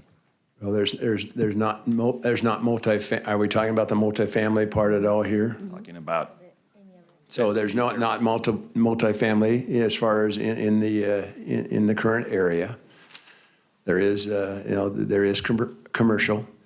And as far as the traffic and so on, as far as an increase in traffic and coming out on Middleton, as the President Haverfield mentioned, I think is a real concern as far as the entry and departure of this area. So is that enough? other thoughts from any of the other council members? Seeing that, Maybe just add the desire to have amenities, have some sort of commercial there. they don't own the commercial property, the Yeah, I was BC gonna say, property. yeah. So yeah. Okay, next, Okay, next, no, okay, it's been moved and seconded. We Okay. have had discussion. Is there any further we already discussion? vote, oh, we didn't vote? We did not vote. Just had a second. Mayor, I With have it, yes. this just seems muddy to me. And I feel like we need to have it really clear and concise. And And do you have anything you could help out with that on that, Todd? And then you also mentioned doing annexation first, and we're out of order on that. Is that okay? That's okay. So we'll be very clear as we move forward. I think we have the clarity we need for this particular motion. And I understand it does feel muddy, Dale, but I think we're going to keep going and we'll be very clear as we move forward. Yes, I do agree, the development, the DA motion should have been last, not first. And the way it is in our packet, it's first. It should have been begun with annexation denial, zoning denial, then moving to the DA modification. So do we need Because to the rescind others- this and start No. over again? Okay. No, Why not? no. I kind of like this But hand it's a very holding, good so- point. Councilman Haverfield. Okay, back to a while ago, maybe half an hour to an hour ago, I made the statement that the development agreement modification to council, it's pretty generic. The request is from BC to an RML. So I would have voted no to that at that point in time. Kept it simple and straight. The fact that we needed to give it a little bit more traction, the traction that I was giving it was that it's not very compatible to the lots to the east. Access to Middleton Road is an attractive nuisance to kids trying to cross over. Safety. The fact that there is no hawk signals or any other signalization is a problem to me that needs to be corrected in the approach to it. So the motion, just as simple as it is, to allow the amendment, I wouldn't have supported the BC to RML. Thank you. With that, roll call. Changula. This is the motion to deny the deny. development agreement modification. It stays where it That'd is. be a yes if you wanted to know. Yes. Reynolds. Yes. Haverfield. Yes. Bauer. Rodriguez. Yes. Brunner. Yes. All in favor, motion carries. If you'd like to turn the page on what's in front of you, someone I can got make the this. next motion. I got it. Victor's got this. Victor? Okay. Short and sweet and Thank simple, you. folks. And Madam Chair and Victor, can you separate the annexation motion and the zoning motion? Okay. This document is It doesn't This one- separate. This is the separated. one you had. Yeah. I'm going to do the annexation first. I move to deny the annexation of 2.64 acres annexation for 13.84 acres at 0 South Middleton Road. What's that? For not right place and time compatibility. You're right, nice. Tony compliments you. Yes, she does. Give me a Okay, it's second. been I moved. second. It's been moved and seconded. Is there any further? Okay, so the discussion around that is really its time and place. It has to do with compatibility with these adjoining, correct, and the timing. Articulate again why you feel it's not compatible, what it's, Not compatible because of safety issue, traffic issue, location, what else did I say? Well, single-family residential. Yes, single-family residential, right? primarily single-family residential surrounding it. That's really the reason. Okay. Okay, it's been moved and seconded. Councilman Haverfield. We're talking about 24.76 acres. We're talking about 16 point whatever. triangle. It's the 13, Just the triangular shape up on top, 13.84 and which 2. includes the 2.64 Yes. acres. Yes, Okay. yes. Is there any further discussion or clarification? Seeing none, roll call. Brunner. Yes. Reynolds. Yes. Haverfield. Yes is to deny? Yes. Yes. Bauer. Yes. Changula. Yes. Rodriguez. Yes. All in favor, motion carries. In that we've denied the annexation, do we have to deny zoning now? Because they go together. I mean, I if would you, still there's no, have a annex, you still want a motion? Would still make a motion to deny the zoning. I move to deny the zoning RML for, Hold.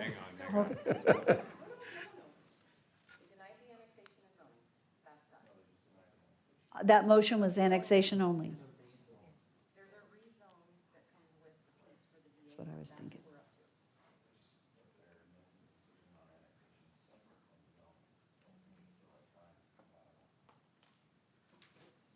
But we can't rezone if we don't annex.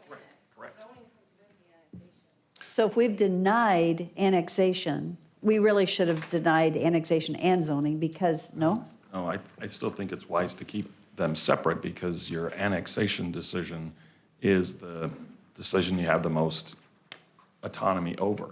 Okay. You could essentially deny the zoning because it's not annexed. There's nothing to So why don't zone. we go ahead and finish your Okay. motion that we didn't move to deny the zoning to RS 8.5 and 13.84 acres? And that you, we Mayor. did not annex the property. There you I'll go. second that, thank you. That's my Motion by Victor, Yes. Second. second. Is there further Madam Mayor, point of order? Okay, so the last motion that we just did was an annexation, to deny the annexation of the Right. zoning. No, annexation for those two parcels, for that parcel. Just annexation. Just annexation. Just annexation. This motion is to deny the zoning Zoning. associated due to the fact that it's not annexed. So it's a separate motion. Right. And it was moved and seconded. And is there any further discussion? I didn't get the second. Natalie? Thank you. Okay. So we have moved to deny the zoning due to the fact that it's not annexed at this time. Yes. Is there any further discussion? Mayor, Yes. again, it's in the county. So it's not zoned we're denying zoning to RS 8.5, but it's not 8.5. That's where I'm a little confused is. We're just why are we- denying, because legal suggested that we do two separate motions. And we're just going to do what legal said, because I trust legal. At the end of the day, you end up in the same place. Yeah. We do. And so we're just being really clear, And that is Senator Lakey over there that you're, okay, so let's go. making sure. With that, let's go roll call. Brunner, Yes. Reynolds, Yes. Everfield, Okay, yes is to deny the zoning that doesn't exist. Okay. Yes. Bauer, Yes. Singula, Yes. Rodriguez. Yes. All in favor, motion carried. God. And then I would look for a motion to deny the subdivision preliminary plat for Clear Creek subdivision for Challenger Development. No, there's a rezone. We have another rezone? There's property that's in the city that has the right zoning to it. This is an April Fool's joke. This is the rezone. I move to deny the zoning map amendment from VC to RML. Okay, who would like to make that motion? Mayor, Dale has made the motion to deny the zoning map amendment at Middleton Road on the 13.3 acres. Second. And Darrell Brunner has, because it is not incompatible. He's got the motion. Yeah. Not the right place and time for this project, compatibility. Who's gonna tuck DA mod is denied, can't rezone. Oh, since the DA mod is denied. Like, Okay. note. Is there any discussion? Seeing none, roll call? Rodriguez. Yes. Singula, Yes. Everfield, I'm confused, but yes. Bauer, Yes. Brunner, Yes. Reynolds. Nothing new, Randy, yes. All in favor, motion carries. We're done. Do we still need to deny the plat? No. Okay. No. So I would stand for a motion to deny the subdivision Because that's in preliminary the- that's in the plat city, right? for Clear Creek subdivision. I'll make that motion. Second, It's been moved and seconded to deny the subdivision preliminary plat for Clear Creek subdivision because the property does not comply. I mean, it's incompatibility. Is that? Yes. Yes, okay. Is there any further discussion? Is that enough information? Seeing none, roll call. Oh, there's 3 points, because the residential land use and layout does not comply with the existing development agreement, which requires construction of a public storage facility. The northernlymost properties are not annexed, therefore the plat cannot be entertained on that portion, and the residential land uses do not comply with the existing BC zoning. Yes, ma'am. Well done. Thank you. And seconded? And were you the second? Who was the second on that? Carl. No, it was Dale. Thank you, Dale. I'm sorry, I lost track. Okay, is there any further discussion or clarity needed? Seeing none, roll call. Brunner, Yes. Singula, Yes. Everfield, Yes to deny the subdivision preliminary plat. Bauer. Yes. Reynolds. yes. Rodriguez. Yes. All in favor, motion carries. So with that, I want to pause for Go just a home. minute. Becky, are you still here? Thank you. She's gonna go laughing all the way to I'm Ada sorry. County. So, Well, this is difficult. I know, you know what, this is difficult, and it's late, and so we're gonna have a discussion about how late it is right now in just a minute, but Becky, I think you've listened tonight, and I appreciate the smile on your face right now. Thank you. It all pays the same. Well, thank you. So you know what, this isn't about money, this isn't about being paid off, this is about trying to make good decisions. And you've got good people that did follow our plans, and so we need to work on that. But there is a compatibility issue, and you've listened to that this evening, and so, and I think Councilman Bruner said that if it were single family with the right zoning, that would be more compatible to that area because infill is important. We do need housing, but it needs to be not too dense. So the timing. So thank you very much. Thank you for all that you came. Thank you for your time. It's been a long night, and we have a lot more to do. So council, before we break, I want to have a quick discussion. Thank you. Thank you. You'll want to come to every council meeting now, right? There's 2 more Okay. tonight. So city council members, we have a lot more business to do this evening. A discussion that we had, and I feel for the people that are here, is that it is hard to make good decisions, tough decisions when it's really, really late. And we have a lot more business to do tonight. And I'm not sure what to do about that because we have 2 more public hearings, we have an executive session, we have a lot of business. So I talked to Todd earlier today about ending a council meeting, and it's on our agenda for Thursday, but even tonight, do we feel like we can do good justice sitting here till midnight making these decisions? Madam Mayor Possibly, and council yes. members, yeah, you can finish off the public hearings and you can bump anything else to the next meeting if you want. We do, but we've got a full agenda. Unless, what kind of testimony do we have for these next 2 public hearings? We had, Madam Mayor, we had no one for the next one. I believe we had 4 people. For the last one? Okay. So, if they're here. Well, why don't we do the last one first, since we had 4 people signed up? Yes, Daniel? Mayor, there are public works items, bid awards, and That have to be done tonight. or change orders that would cause delays in projects if we do Okay. not do them tonight, unless we were going to move them to the special council meeting on Thursday. But Okay. I'd request that they not be moved a whole meeting. Okay. With that, I would like to take about a good 5-minute recess. We're going to just take a quick break, and then we will come back and we'll resume with public hearing 7.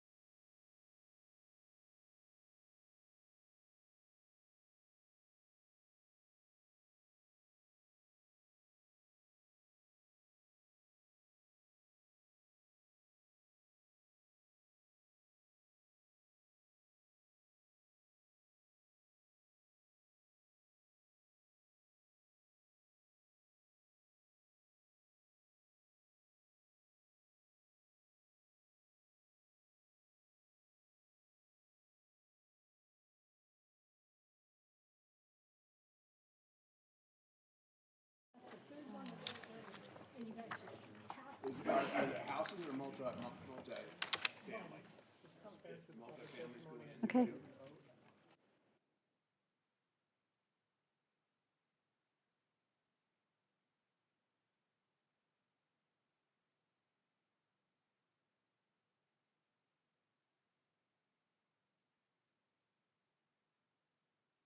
Okay, well, you know what, we may have to go through all of it.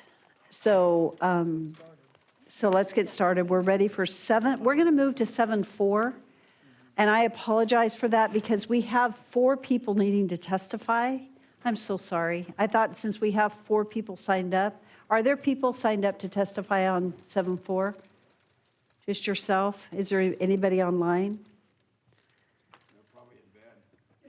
So we probably lost them. To speak, yes. Hubert Osborne left.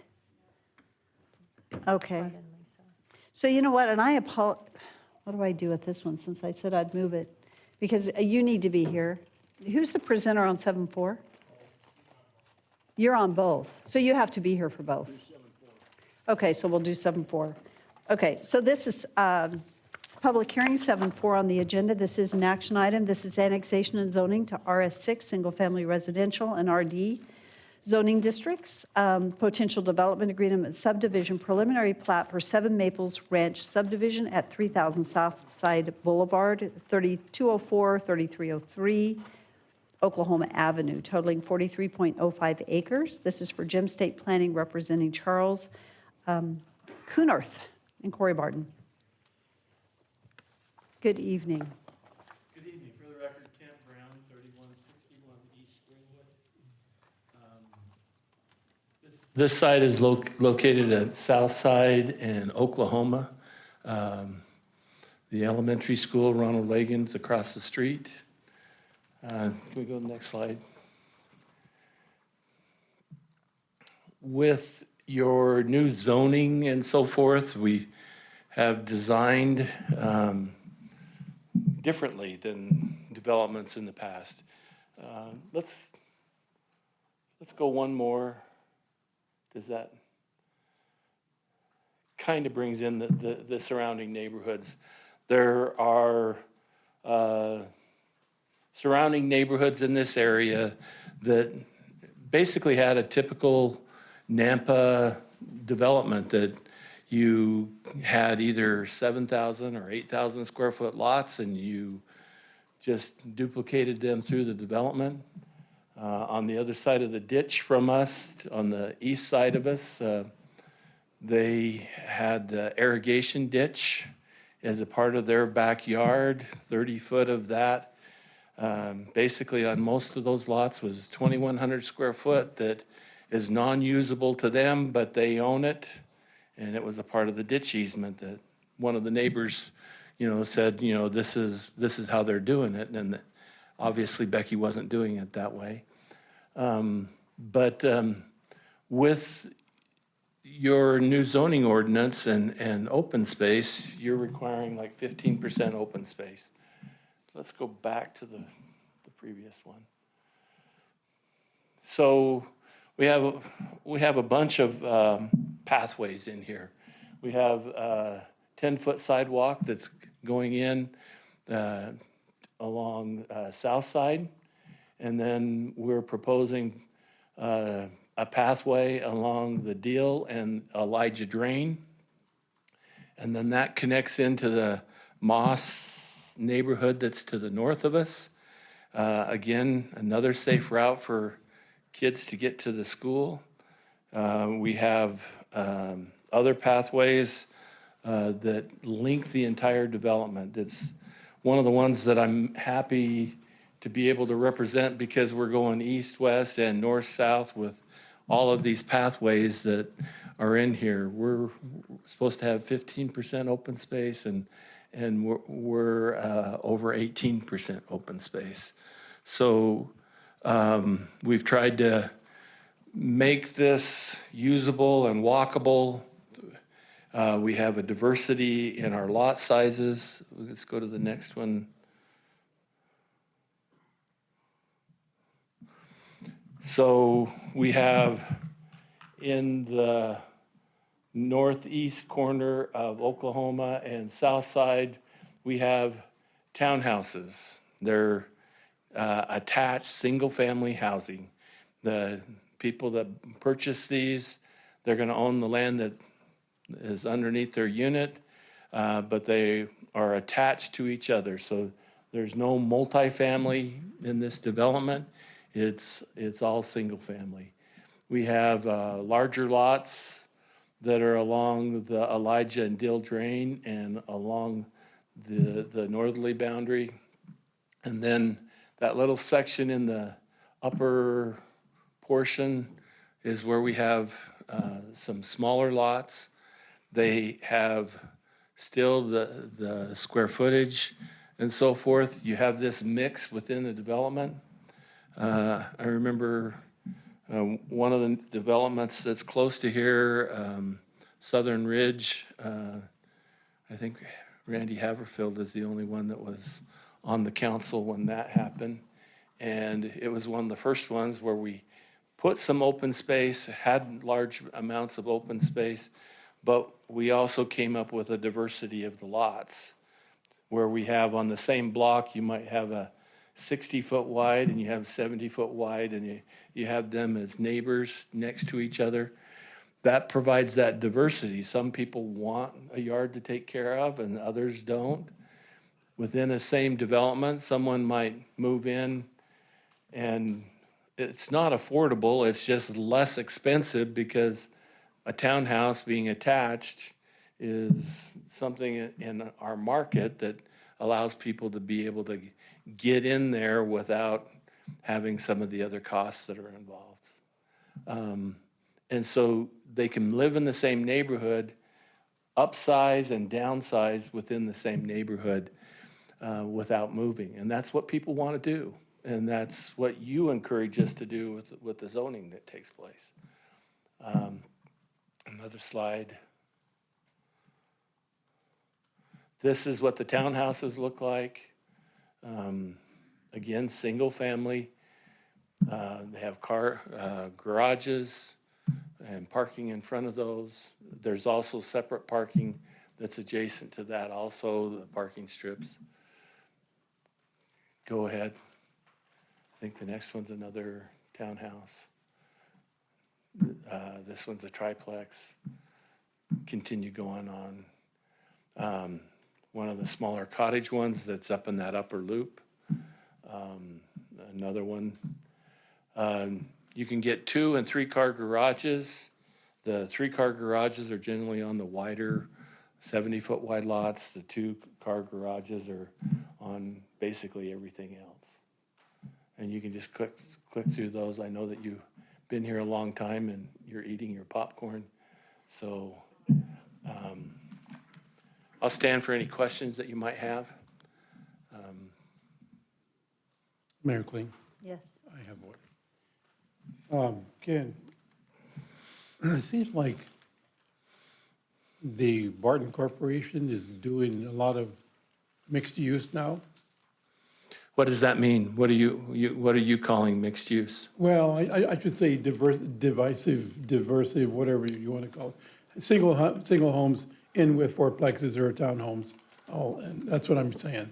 So I'd like to know the reason why. We're encouraged to do it by your own ordinances. Your own ordinances ask us to do those things. And reading your staff report talks about this becomes a more healthy environment. It's the same discussion, because I did have that with Randy Haverfield back when we did Southern Ridge and asking those questions. We've tried to put those lots that are maybe a little smaller on the inside where you're up to your other neighbors. Development has kind of a history to it when you think about it. You've heard tonight that there was people on larger than an acre and half acres. Well, generally those went in the county. They went in well and septic before the sewer was there. That changes as the other things take place. Your ordinance have changed, and with your ordinance changing, you see different kinds of development. and your ordinances then encourage certain things. Your ordinances are encouraging us to do this. We're trying to be respective of that and come in with those kind of products. Okay. Could I comment on that, though? I don't think the intent of the ordinance was to encourage, we weren't trying to encourage more townhouses, townhomes, et cetera. What we were trying to do was encourage some diversity in lot size, but not just to increase density. That wasn't the intent. The intent was open green space and a mixture within. And so I just want to make sure that we're not going a direction that maybe wasn't, in what you're saying, that wasn't our intent. Well, what we're also trying to do is meet a market need. And the market need ends up being is that how small can you make that lot, because it is the land that has been so high that it causes it to cost more to then turn around and put a house on it. But if we take that same land and attach them, by attaching them and still having them be single family, we can then have the value where they're still getting 1,300 to 1,800 square feet in a townhouse type of development that have attached sides to them, and meeting the need for them in the marketplace to be able to purchase. I mean, you have to do certain things towards that. You either change the quality or you change, how that connects.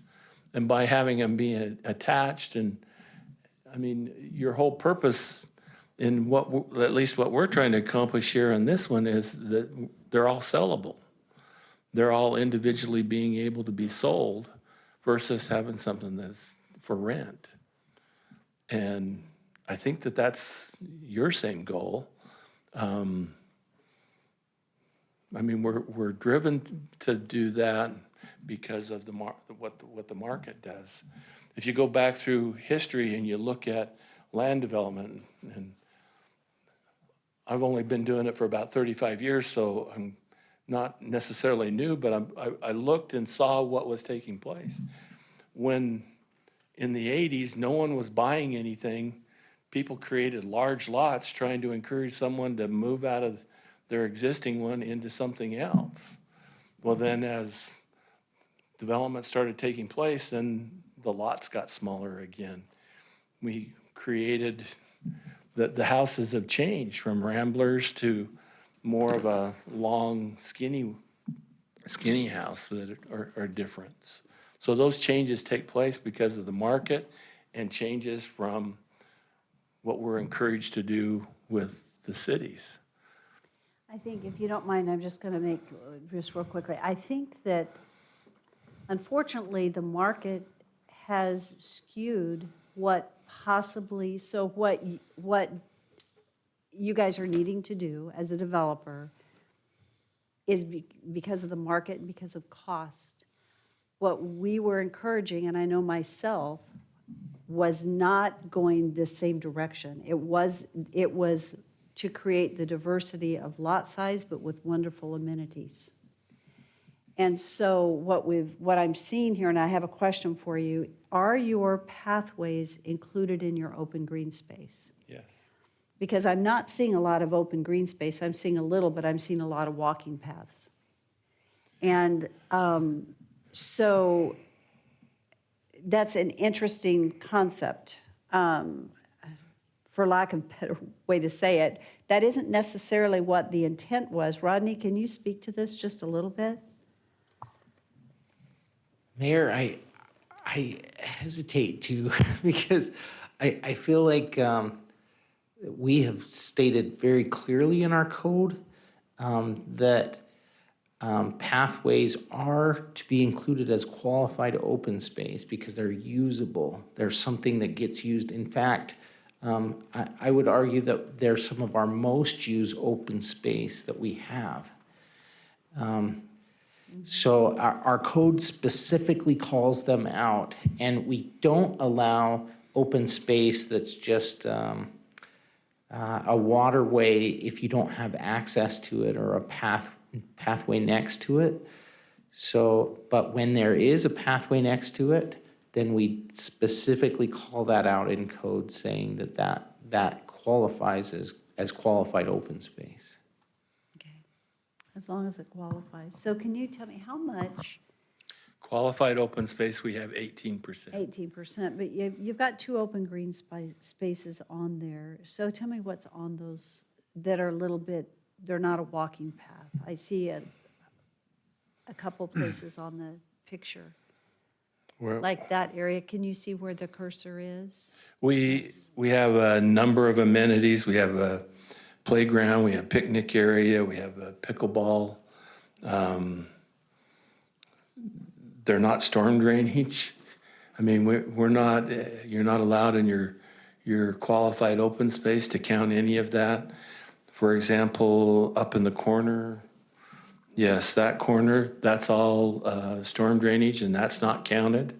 But yet it's a big space. But we're counting all of that that's along the deal and the Elijah drain, but we're not counting the drain. So we didn't count, I mean, there's 40 feet over there for that entire area, but it's not usable. We're not counting that. So in the subdivision, there's a higher percentage of open space, but it's not your qualified. We have the qualified being at that 18%. So how close is this to I know it's in the packet, a park? Because what I'm not seeing, is there an area big enough for the kids to go out and throw a football? Or to do anything? Is there anything? There's no sports ones here, but the I just mean an the open Osborne, is it Osborne? Is really Osborne close. Park is Okay. close, and That's we're right. linked with our pathway. There's the elementary school right across the street. You're right But- by Osborne. I think that So, answers that. You've got it. We don't provide those. And this comes from, I guess, I had the same exact thought that you did, Mayor. I mean, when I was working at the city of Boise and a development came in and they, instead of putting houses in a square portion of the subdivision, they just ran a road around it and they turned the whole thing into a park. Well, it was close enough that I drove by it on a daily basis. Nobody was there? No one ever went there. No one ever played in it. And I didn't understand why.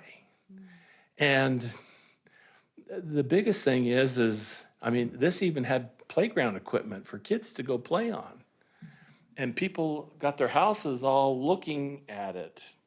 And it didn't make sense to me. And then I started seeing developments. I did Tuscany a number of years ago, and we put in pathways everywhere, and we created man-made ponds. And when we did that, people for exercise and everything else are out there walking all the time. I mean, one of the best things you can do is go in there and put a location. If you start here and you make this loop, you get a mile. Well, we have quite a bit of open space in this development for pathways that makes that really possible to be able to do something like that. Thank you for answering my questions. I appreciate it. Mayor, Thank you. one more, thank you. Ken, it looks to me like these houses that are being built now, they're so close together, 5 feet side or 10 feet, and that's just way too close. I wonder, is the intent for this proposal to put as much as you can in a small area, which would equal high density? So we're at 4% for our density. That's not packing it in, and we're complying with your zone. So if you wanted more space in between your buildings, you would change the zone to do something else. And we're complying with your zone again. So when you have that look, it's kind of interesting. So you do estate housing, what's kind of interesting is that you bump up in lot size and you get something that's more estate. Because doing it as long as I have on both sides of the veil, if you will, on the city side and on the private side, I've done the Tuscanies and with the big, huge monster houses. Did you know the setbacks are exactly the same, you know, in those projects? Those are the ones that maybe sometimes should have a bigger setback because the buildings are so much bigger. When you have this, you know, city hall size of a house, you probably don't need it right up next to the property line, and it needs a different setback. But the cities and the government is saying this is what the setback is. So you said 4%, but I don't know what you're talking about. How high does it go? We have four units per acre in this project. I see. And they're how? Is that right? I'm remembering, but I think that's right. Okay. And that's what the 4% comes from, equals the acre. Okay, gotcha. Okay, thank you.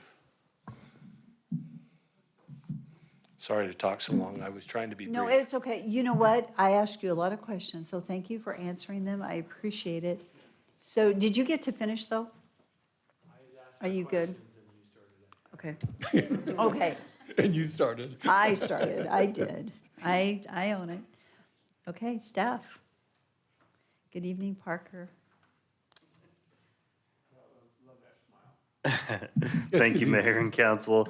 I will try and be brief, as long as we don't get into the questions. The request is for approval or denial of annexation to RS6 zoning, as well as RD zoning district, as well as a preliminary plat here. Parker Bodley, Planning and Zoning Department.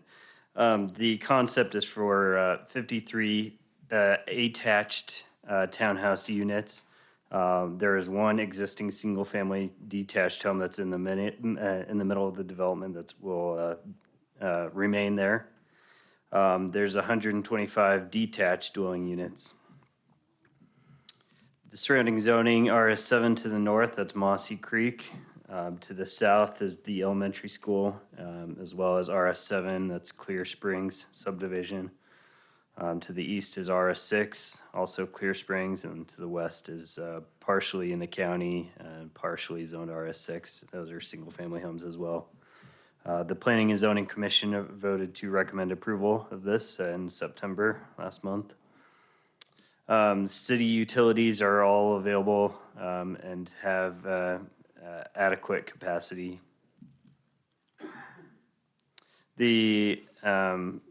I'll get into further the staff recommended findings. As far as the annexation, the property is contiguous. The RD zoning and RS6 zoning are consistent with the comp plan, which is medium density for this area. Staff finds that the request for single-family units matches the surrounding uses. The RD and RS6 zone are compatible with adjacent zones. And again, I'll get into the specific findings, staff recommended findings at the end here. The staff finds that the proposed RD and RS6 zoning would not create a spot zone as it's consistent with the comp plan. And the proposed annexation and development matches the existing uses. Again, the conclusions of law here. I threw in the applicable regulations for setbacks because I knew this question would come up. The minimum setback for the front is 20 feet to the garage and then 15 feet to the residential living area from the front property line. The sides and from the rear is 5 feet. And then again, that is in regards to all of our RS zoning as well as our RD zoning. The building height regulation is 2 1/2 stories or 30 feet in height, and that's measured from the grade to the ceiling of the top floor of the structure. Also, the top plate in building terms. Correspondence, the subdivision would be have to follow Title IV building regulations. The Parks Department is requesting a 20-foot easement, 20-foot wide easement from the top of bank of the Elijah Drain. This is not to be confused with the Deal Drain that is along the eastern portion, but the Elijah Drain is just at the northeast corner. They also requested 10-foot wide side path along Southside Boulevard. Again, regarding the pathway, the pathway on the eastern portion of the development is not required as part of the bike and ped master plan, but the applicant is providing that additional as part of their qualified open space. Code compliance is requesting they destroy the weeds throughout the property. Police is recommending commitment to fund additional officers, 0.79, and 0.26 additional staff. Fire department, the development is 1.9 miles from Fire Station 2. Response time is 6 minutes. The engineering division commented right-of-way dedication would be 40 feet along South Side. Frontage improvements will be made along Southside Boulevard as well as Oklahoma Avenue. That's the road adjacent to the elementary school. The traffic impact study identified impacts, triggered impacts at the following intersections: Southside and Hornbeam, that's the entrance to the subdivision along Southside, where they'll be constructing southbound left turn lane, and then southbound Southside and Locust Lane will require a traffic signal or a roundabout there. The area largely consists of single-family detached homes, as well as the elementary school to the south. This parcel is enclaved, and it would be classified as infill. Being in a medium-density area, the proposed development has a gross density of 4.16, as the applicant had mentioned. That's the gross density, and it's within the range of medium density, which is 2.5 to 8 dwelling units an acre. The comprehensive plan also says under the medium density designation, the land use setting contains, these are features that would be found in medium density. It contains single-family detached homes, patio homes, townhomes, medium-density apartments, duplexes, and condos. And that's in the comprehensive plan. It also states in the comprehensive plan that it's in the public interest to provide a variety of single-family opportunities. As I said before, it's infill, and the comprehensive plan encourages that, and is stated in Chapter 3, Objective 6. And then additional note that it will be required to do design review for the 3+ unit houses. So the townhouses that are more than 3 units in one structure. The plat, it's 125 RS6 zoned buildings and then 53 RD. So that's detached in the RS6, attached units in RD. I broke it down by zone. The total net density is 7.12 for the entire subdivision here. Again, a qualified open space required is 15. They've proposed 18. In regards to the RS6 zone portion, it's 7.26 dwelling units an acre. That's the required. The proposed is 6.21. They meet the lot sizes for the detached units as well as the lot width requirements. In regards to the attached units, the required density is 12.44. The proposed is 10.72. And they meet the minimum lot sizes for those as well as the widths. Here's an overlay picture that we can refer back to. Conditions of approval, those were in the staff report.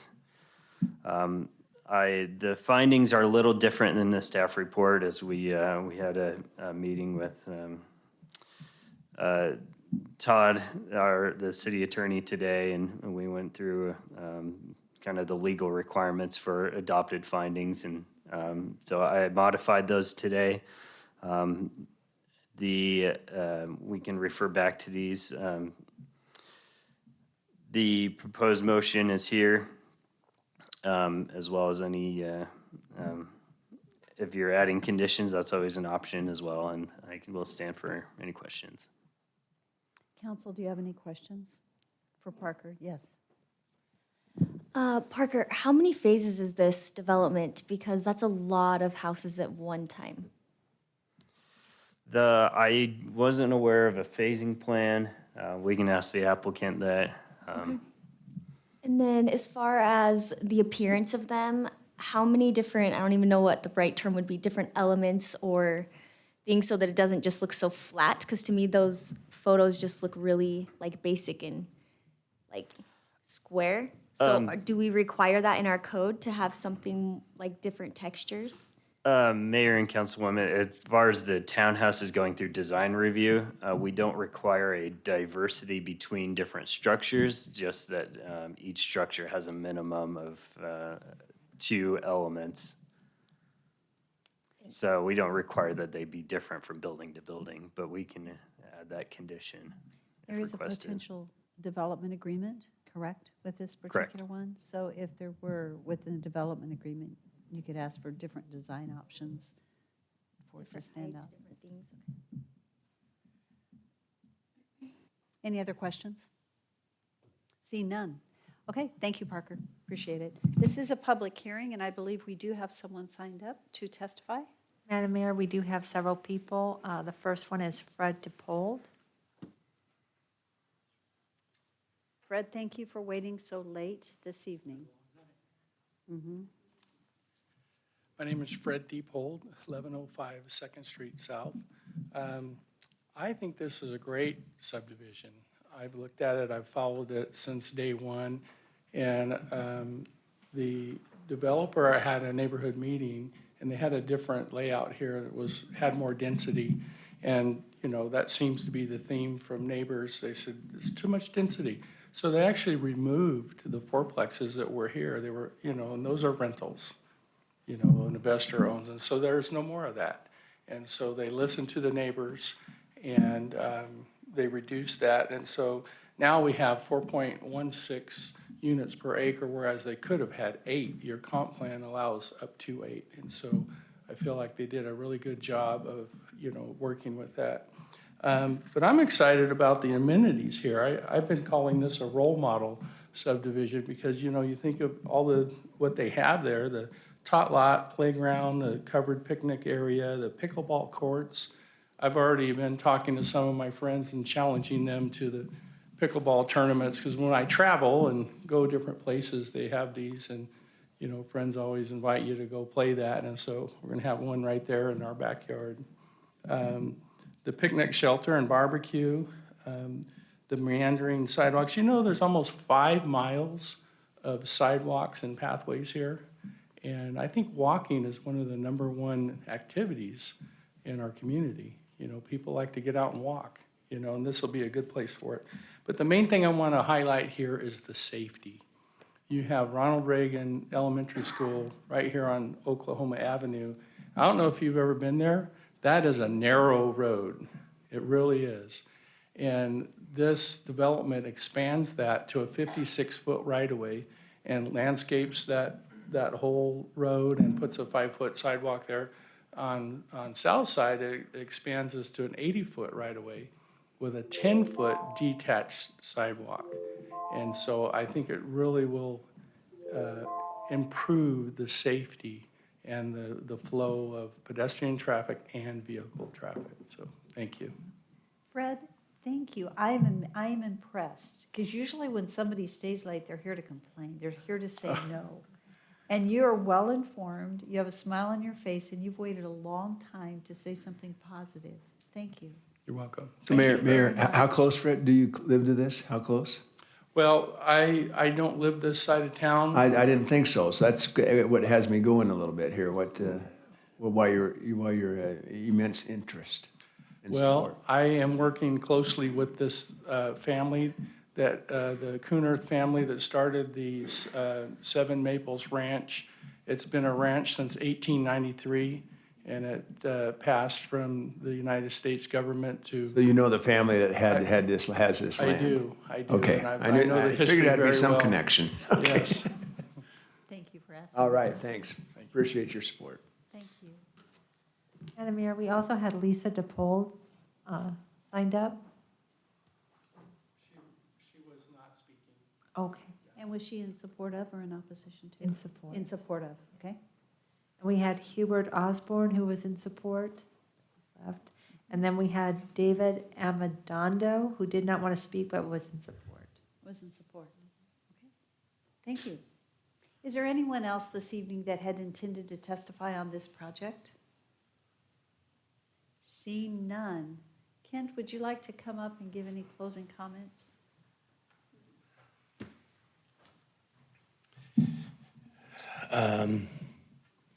This is the old layout that the neighbors initially saw that had the fourplexes on it. Isn't it? It looks like it. No? Anyway, what I'm happy to represent with this is all of that open space and usable open space. If being in a neighborhood association, you start discussing what it costs and what it costs to maintain all of that. And when you have people that are using it, it's kind of interesting. I live next to a neighborhood that has a swimming pool, and we sometimes have a climate that the swimming pool is pretty nice, but there's a lot of months of the year that people aren't using a swimming pool. But you can go out and walk, and I think that provides a real need. I think that because this is an infill and it's a particular location, that hits all of the boxes that you're looking for, and I appreciate you allowing me to answer your questions and hopefully to sway you this way towards this. Unless there's another question, I'm done. Thank you, Kent. Council, do you have any questions? Mayor, I'm just curious, so is there a phasing period for this, or like how long do you think it's going to take for this development to be finished? With changes in the market, when the market's good, phases are like 20 lots a year. Some of the developments that I had started in here, the Southern Ridge that I brought up a couple of times, we've recorded a phase every year, and I got one more to record this year and one more the next year. And yet I started it in, I think, 2005. So, I mean, it just kind of goes with what the market is. This is at least 4 to 5 phases at a minimum. So it doesn't all happen all at once, but. Okay, thanks. Thank you. Yes, Councilman Haberfield. So just one quick question for you. Again, talking to developers today even, they're not doing any spec homes anymore. It's all pre-solds. Yes, correct. So are these dedicated lots to specific builders, or will they be for sale lots to individual ownership? This is owned by Corey Barton. Oh, okay, that's right. I saw the name. Okay, that makes sense. I mean, and Corey's done a lot of the developments that are, the neighboring developments to this project. Sorry, it's late. I understand. Are there any other questions? Kent, thank you very much. If there are no other questions for the applicant, I would stand for a motion to close public So hearing. moved. All in favor? Aye. What is the will of the council? Mayor, Yes. I'll make a comment. Had this development been, or at least the concept that's created here had been a part of the prior 7.1, it would have made a lot more sense to me because there's sensitivity to a transitional zoning across the property. Lots abutting lots to the north and to the east are similar in size, and so that makes sense. And then as it works across the subdivision, then there's a mix of other lot sizes and uses. This is a lot better conceived concept to me, and I will be in support of it. Thank you. Okay, is there a motion? I think you need to follow that up with a Okay. motion, Mr. President. This item 7.4, and so it's an annexation and zoning request to RS6 and RD with a potential development agreement. So do we need to break this up into 3 different parts? Oh, no. Not this again. Why'd you even ask? I'm just asking legal because that's what we had to do last Well, time. actually, since it's right there, let's just read what's on the screen there in front. Thank you. Thank you. I will make a motion to approve the annexation and zoning to RS6 and RD zoning districts and subdivision preliminary plat for 7 Maples Ranch subdivision at 3000 Southside Boulevard, 03204, all that stuff, East Oklahoma Avenue, totaling 43.05 acres for Gem State Planning, representing Charles Kunerth and Corey Barton, as presented in our packet, Second. with all conditions of approval. All findings and conditions listed in the staff presentation is what it has to say. Yeah, the small print there underneath. Got it? Second that. Second that? Okay, it's been moved and seconded. Is there any discussion? Seeing none, roll call. Rodriguez? No. Brunner? Yes. Chingula? No. Bauer? Reynolds? Yes. Everfield? Yes. 4 in favor, 2 opposed, motion carries. Thank you. Okay, moving on to, and thank you, Fred, for coming. Thank you for staying so late tonight. Thank you. So we're moving on to 7.3. This is an action item, annexation and zoning to RS6, single-family residential, and a potential development agreement and subdivision preliminary plat for Walton Woods subdivision at 2803 East Victory Road, a 4.72 acre parcel. And this is for Gem State Planning, representing Corey Barton. Hi, Ken. For the record, Kent Brown, 3161 East Springwood, Meridian, Idaho. Let's go to the next slide. This property is also an infill across the street from elementary school. And we could tie into a development that's abutting us on the south. We don't tie in, but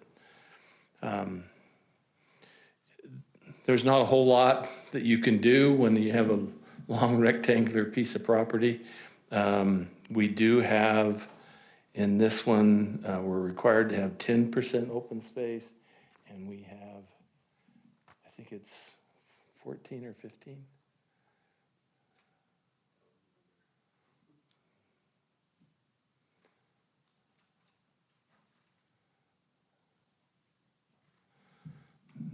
We exceed it.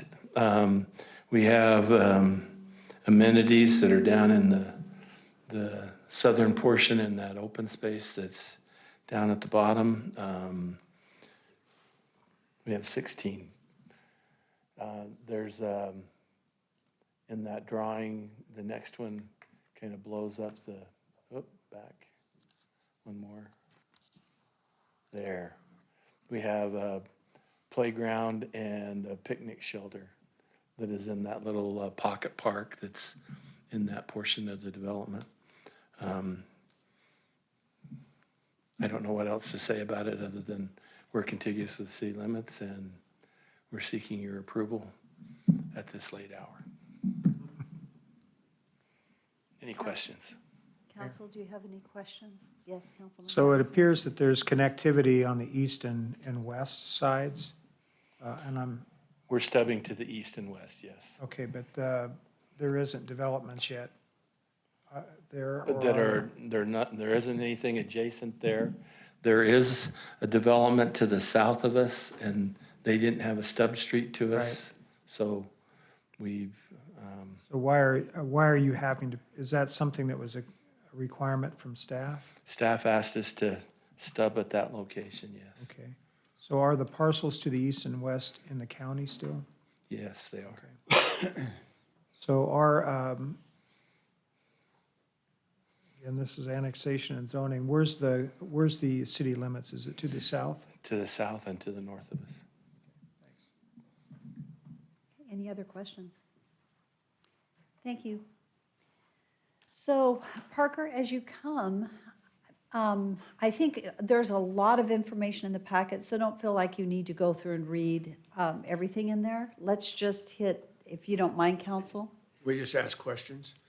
Yeah, so, yeah, don't need to go through the I'll trust that police you read numbers. your staff report. Yeah, the police numbers and all of that, that's all in the staff report. That's So, fine. yeah, thank you. The action is for annexation and zoning in a subdivision. This is just single-family detached homes. Planning and Zoning Commission recommended approval. The city limits to the south, that is RS6, that's Kingsgate, and to the north is RS7, as well as Endeavor Elementary. County parcels to the east and west. City utilities are available. I won't go through the conclusions, as we've covered that already. We've gone over stub streets. Generally, the city likes to see those to encourage less connections to Victory in the future. The correspondence, the one correction to the comments, Parks Department wanted a sidewalk, 10-foot side path along Victory on the side, the south side. The side path will actually be on the north side. The frontage improvements are being done along with the intersection improvements that are currently being constructed. So that's kind of a moot point.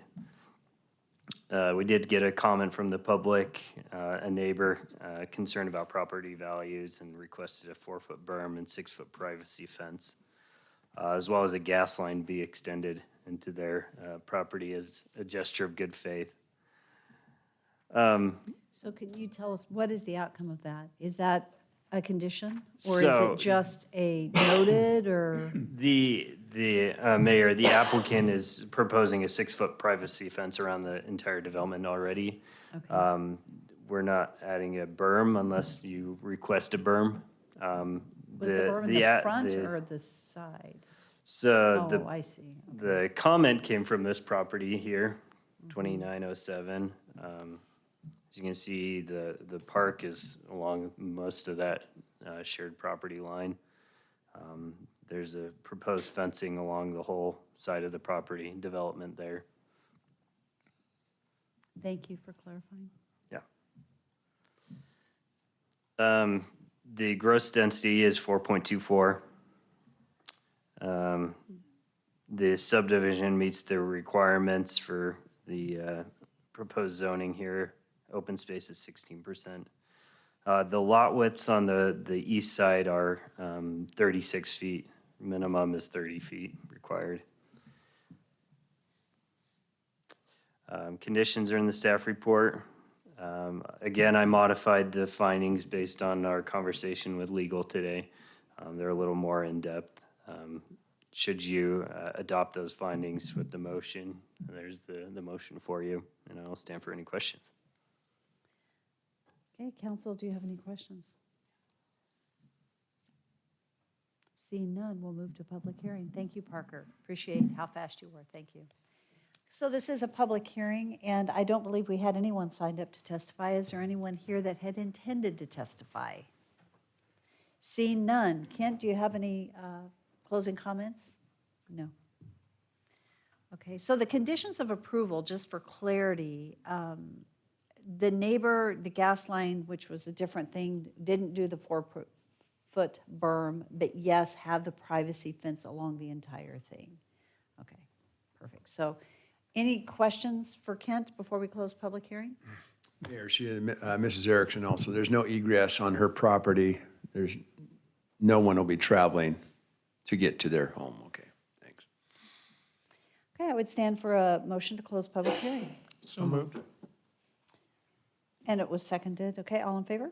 Aye. What is the will of the council? Mayor, I'll make the motion to approve the annexation and zoning request to RS6. Zoning district and subdivision preliminary plat for Walton Woods subdivision at 2803 East Victory Road for Jane Suggs, Gem State Planning representing Corey Barton, with all findings and conditions listed in the staff presentation. Second? It's been moved and seconded. Is there any discussion? Yes. I forgot to make a comment last vote. I just want on the record, the first one I voted no because compatibility. On these ones, I see very similar compatibility with the development. So on the last one, I've been in and around those neighborhoods. It's very similar to those neighborhoods, and it's similar with this. So just want to state that's important to me. I don't always vote yes or no based on, a lot of my voting is based on that decision. It's very important to me that you look at the neighborhoods around the surrounding area, and if it's similar to that, then it's appropriate. Thank you. Any other comments? I think we're ready for roll call. Rodriguez. Yes. Brunner. Yes. Chingula. No. Bauer. Reynolds. Yes. Everfield. Yes. 5 in favor, 1 opposed, motion carries. That concludes our public. Thank you, Kent, for staying so late. I'm sorry you had to wait so late this evening. Thank you. Did Jane pay you well to be here?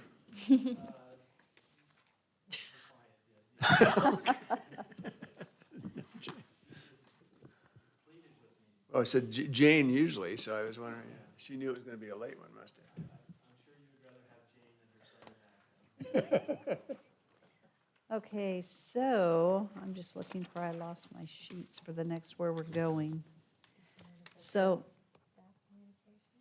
okay, yeah. I'll let you be fast. Let's do staff communications. Thanks, Tom. Hi, Tom, come on up. We're going to do staff communications. Very good, Tom. Yeah. Appreciate all your hard work. Yeah.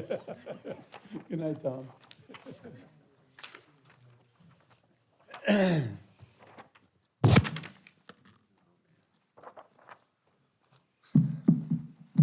Evening, Mayor Council. I'll be real fast. I know it's getting late. So in your packet, you've got some graphics that show some improvements on near the library square.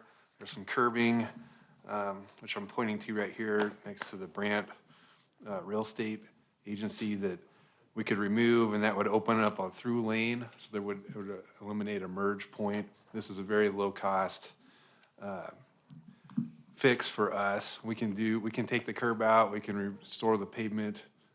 We've talked to ITD about doing the pavement striping, and then we can move the signs. So the only real cost for us would be to obliterate the existing pavement marking. So we just wanted to let you know that we've come up with this. I think it'll be a good, very low-cost change.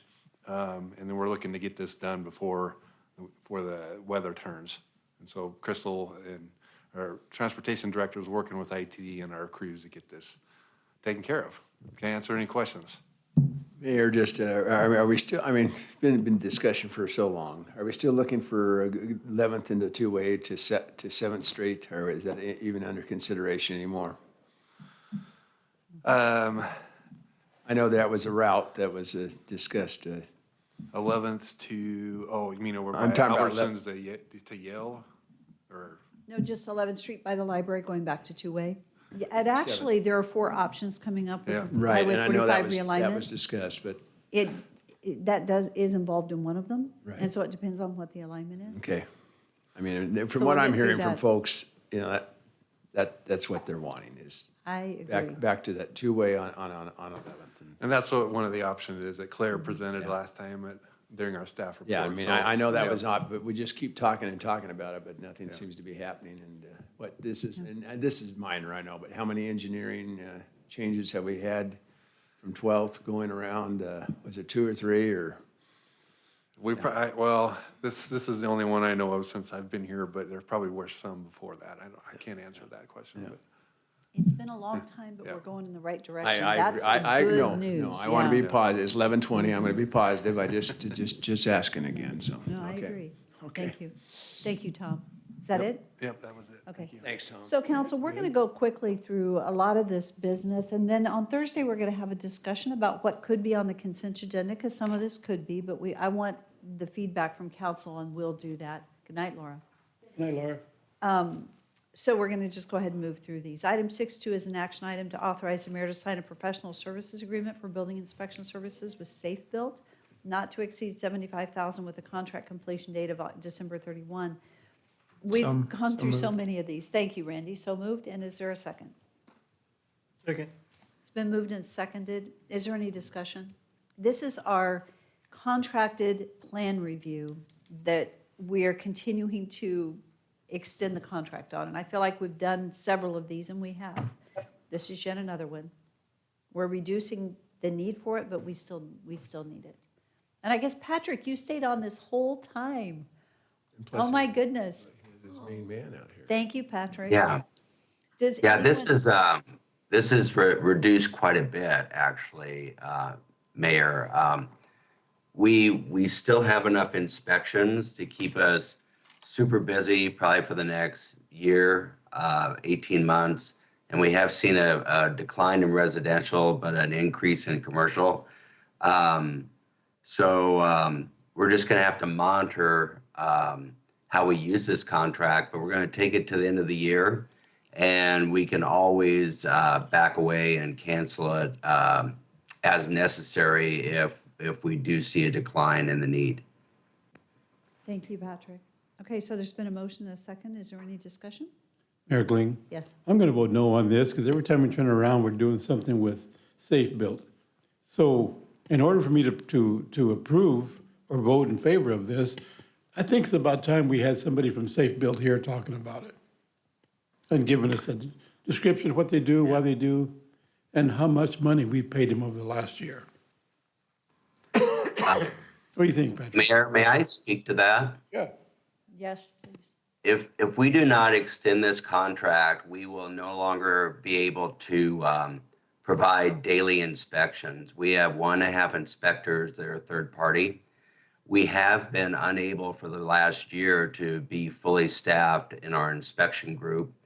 And I don't think it's prudent with the potential downturn of the economy to continue to try and hire full-time employees if we're just going to have to let them go in 6 to 12 months if we do see a significant decline in our permit volume. So if this does not pass, what we will have to do is we will likely not be able to serve our clients any longer with daily inspections and have to push them out many days. And if we do that, we will get so far behind, I don't know how we'll dig out.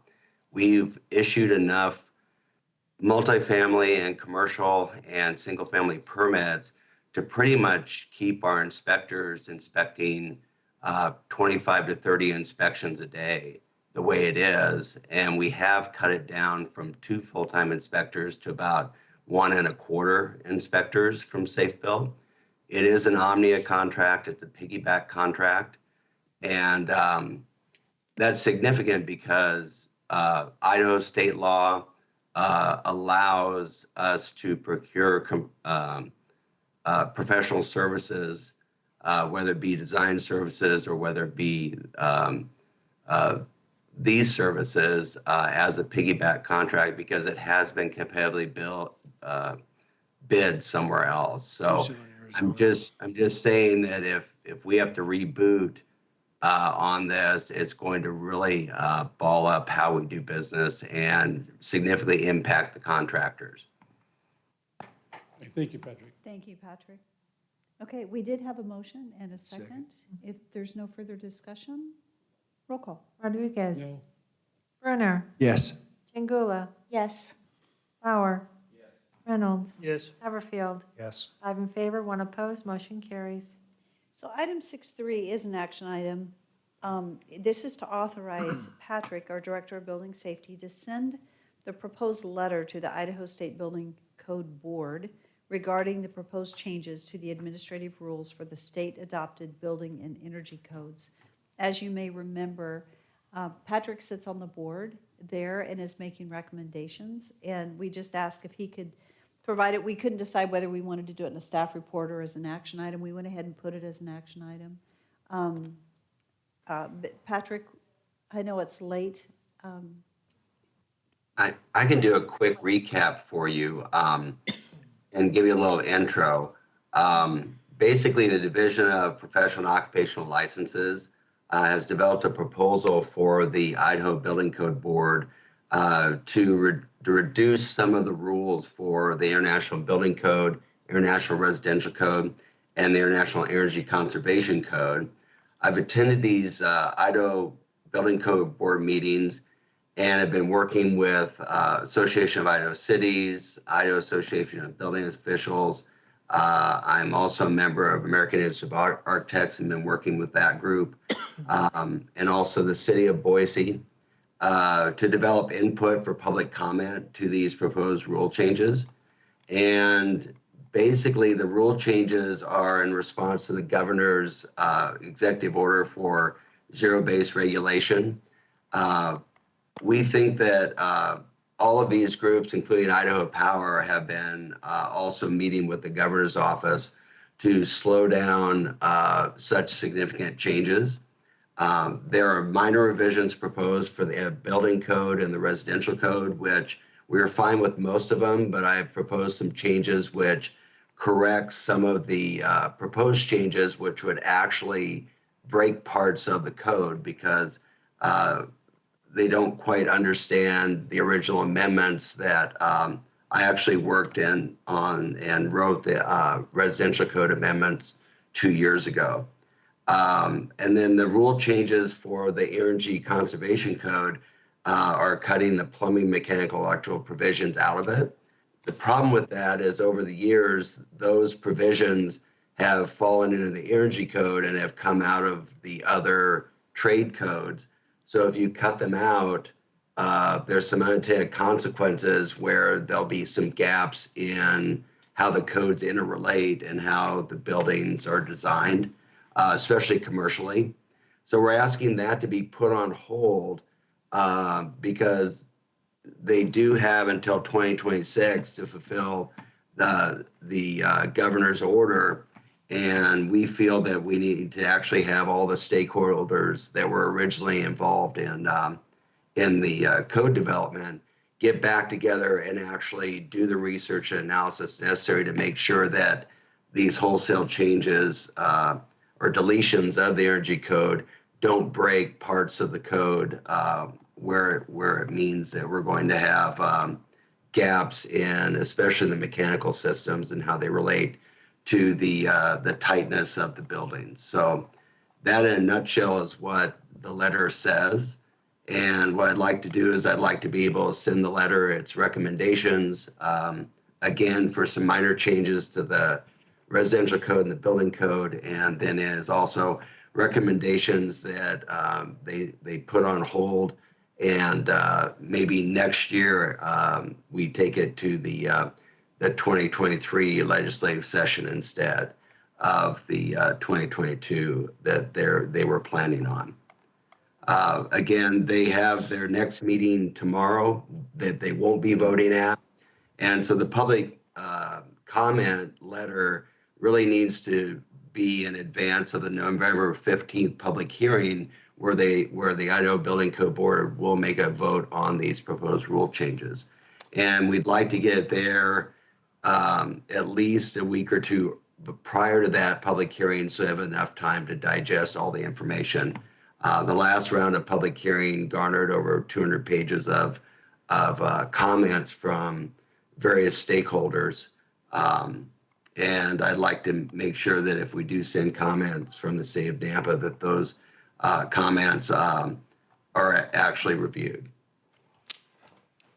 Mayor, make the motion that we accept the letter as written to be sent. Mayor, I have a comment about this. So we have a have a second. No. Not yet. Can we have a second or not? I'll second it. Okay, so there is a motion and a second. Discussion, yes. So I just have a comment. I read through this very carefully because it's something that's close to what I do in my business. I don't like the fact that the building officials, I feel like, need to stay out of this. It's a state level thing. I feel like each trade board should adopt and amend the energy code to meet that industry's needs. Not the building officials coming in after the trade's inspections and enforcing a code only the building board adopts and enforces. So what happens is in my trade, I have 2 different trade licenses, but we get an inspection and a pass, but the building officials can come in after the fact and change that based off this energy code.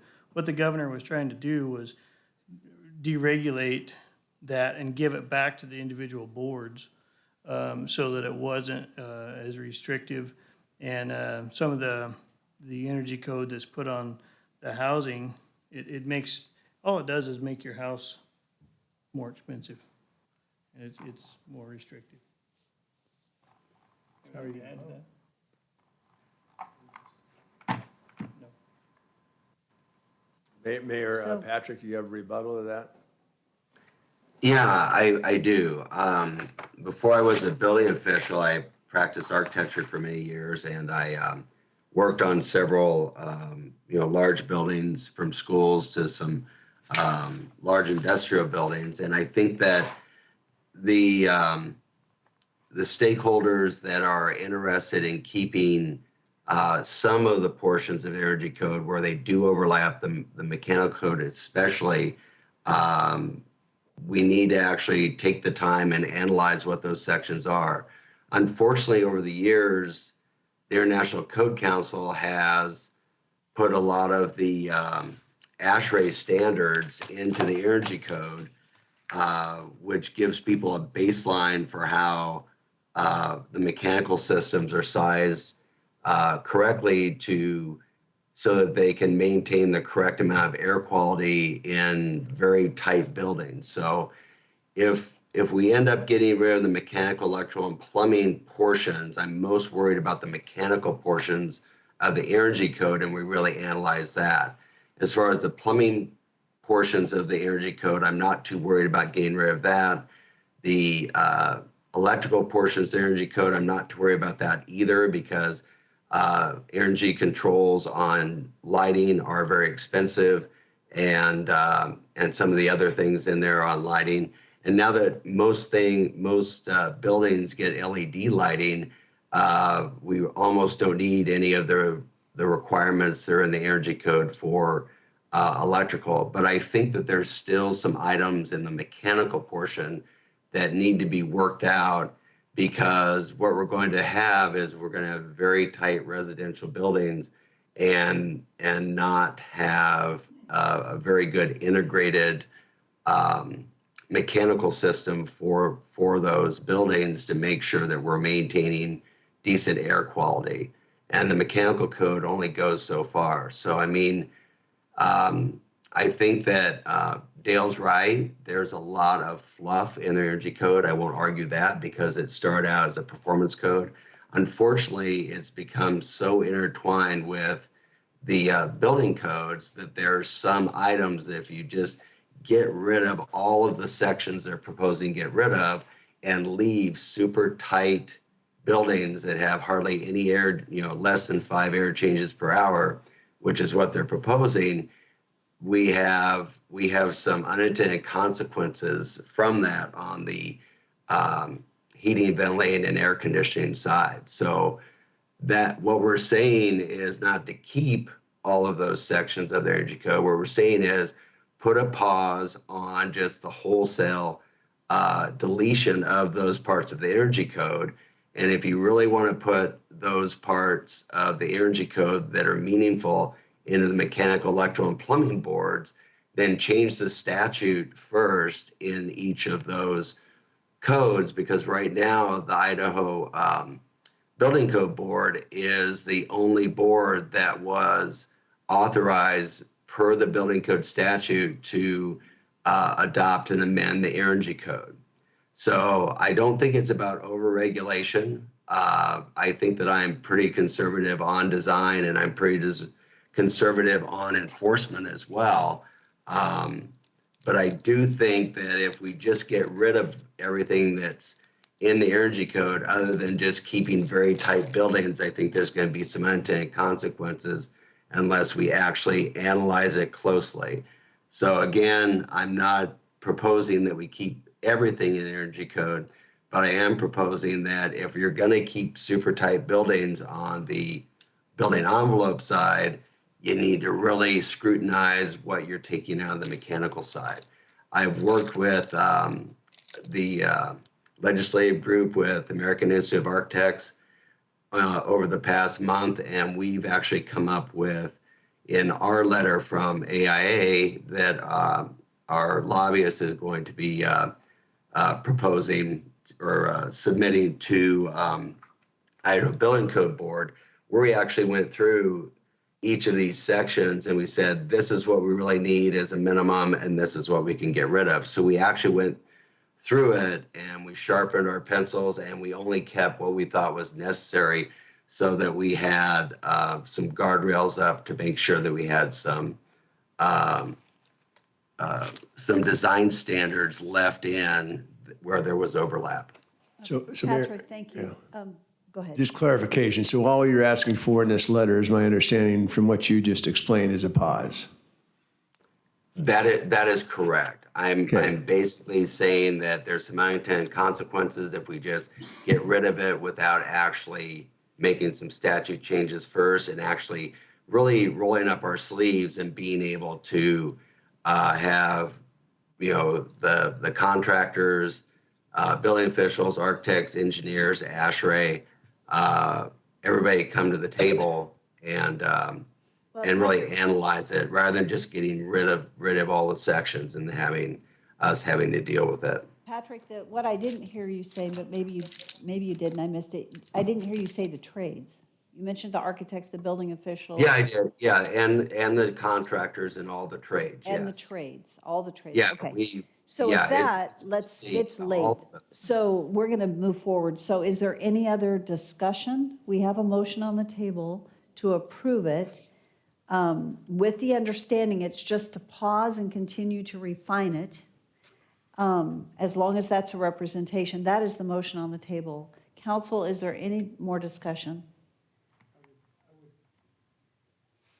Can you turn your mic on? Thank you. Sorry to put Todd on the spot, but I would ask for his opinion of whether we should co-author this, or if Patrick were to just do this on behalf of his position.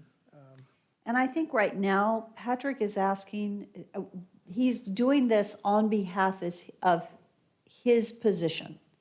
As a City of Napa building official. Yes. Yes. That is how he's presenting it, is that he would be doing it. Question, comment? No? Thank you, Todd. No comment, Mayor. This is a no city comment. deal. I don't want to mix my city and my senator hat on this one. Okay. So basically, we're not co-authoring it. In fact, if the request of the council would be to say this is not unanimous support, but you're, in your capacity, I mean, it's hard to, this is the way I've been told, it's hard when you work somewhere to take that hat off. You can say you're not, but you actually are an employee of the city of Nampa. And that's why I had him bring it here, because I did wonder if there maybe wasn't full support of him representing, wearing his city hat as he's communicating. He does sit on the board, but we just needed, how do you want him representing? Do you want him representing on behalf of the city? Are you okay with it? Or is it something different? So I'm seeing some shaking heads, so is there another way, Patrick, well, we have a motion on the table right now, actually, so we need to deal with that motion. And my understanding of the motion is that it's a motion to approve Patrick presenting the suggested changes on, As he authored it, yeah. as he authored it. Okay, so that is the motion on the table. Aaron, I'll just make this comment. I trust Patrick. He wears different hats, so he sees things from two sides. Being an architect or a former, I'm not sure if you're still licensed or not, but he's got a gauge of the codes and the model codes that we design to. So from my standpoint, I don't see it like Dale sees it, because I just designed to the code requirements, or have my engineers do the same. You know, the interpretation in the field is a different deal. And so dealing with it from a construction standpoint, the inspection standpoint, I don't see that as much as Dale sees it. So the complexities that are there, I'm just not sure that I totally understand the topic enough to give better guidance. But I think if it's just a pause in the decision-making process, and we're not getting, you know, from Todd's perspective, his opinion at this point, I'd lean in favor of the supporting the motion. Okay, so I'm going to move to a roll call. So roll call? Jingula? Yes. Reynolds? No. Haverfield? Yes. Bauer?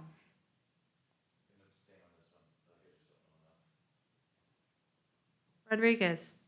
Yes. Brunner? Yes. Motion carries. So with that, Patrick, I would suggest that if you do present, that it is clearly stated that it's not with unanimous approval from our council, that there is some hesitancy. And I'll do that, Mayor, and I won't dwell on the specifics other than I do have some specific IBC and IRC, which is basically just changing some of the language that they're proposing so it works. And again, I'll stress that what we're asking for is a pause so that we can better analyze the changes rather than just making wholesale changes. But I won't go into the specifics. Again, the AIA group is going to go into more specifics, I think, and we'll just see how it goes. Thank you. So, Okay, thank you, Patrick. thank Appreciate you for your staying. time, everybody. Appreciate it. Thank you. The next item is 6.4. This is to authorize the mayor to sign a resolution creating an opioid settlement advisory group. I don't know if you guys saw the resolution. It's pretty straightforward, simple. It just is similar to our transportation advisory group. So moved. Second. Discussion? Roll call. Brunner? Yes. Jingula? Yes. Reynolds? Yes. Bauer? Rodriguez? Yes. Haverfield? Yes. All in favor? Motion carries. Item 6.5 is an action item to authorize the mayor to sign the landlord's consent to assignment agreement with the Bank of Idaho for Lot 0150 at the Nampa Municipal Airport. So move. It's been moved and seconded. Discussion? Roll call. Rodriguez? Yes. Brunner? Yes. Reynolds? Yes. Bauer?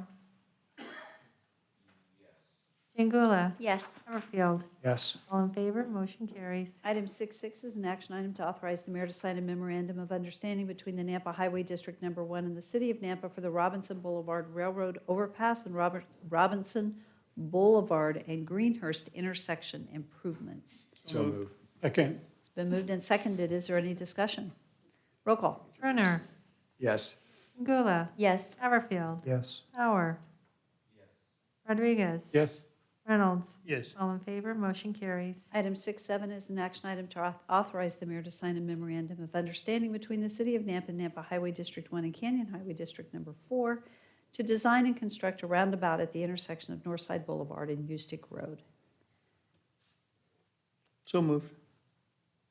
Second, and we are in charge of this though, right? We're administrating this, is my understanding. Yes. Thanks, Tom.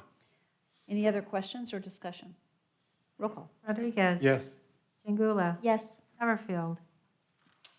Yes. Bauer?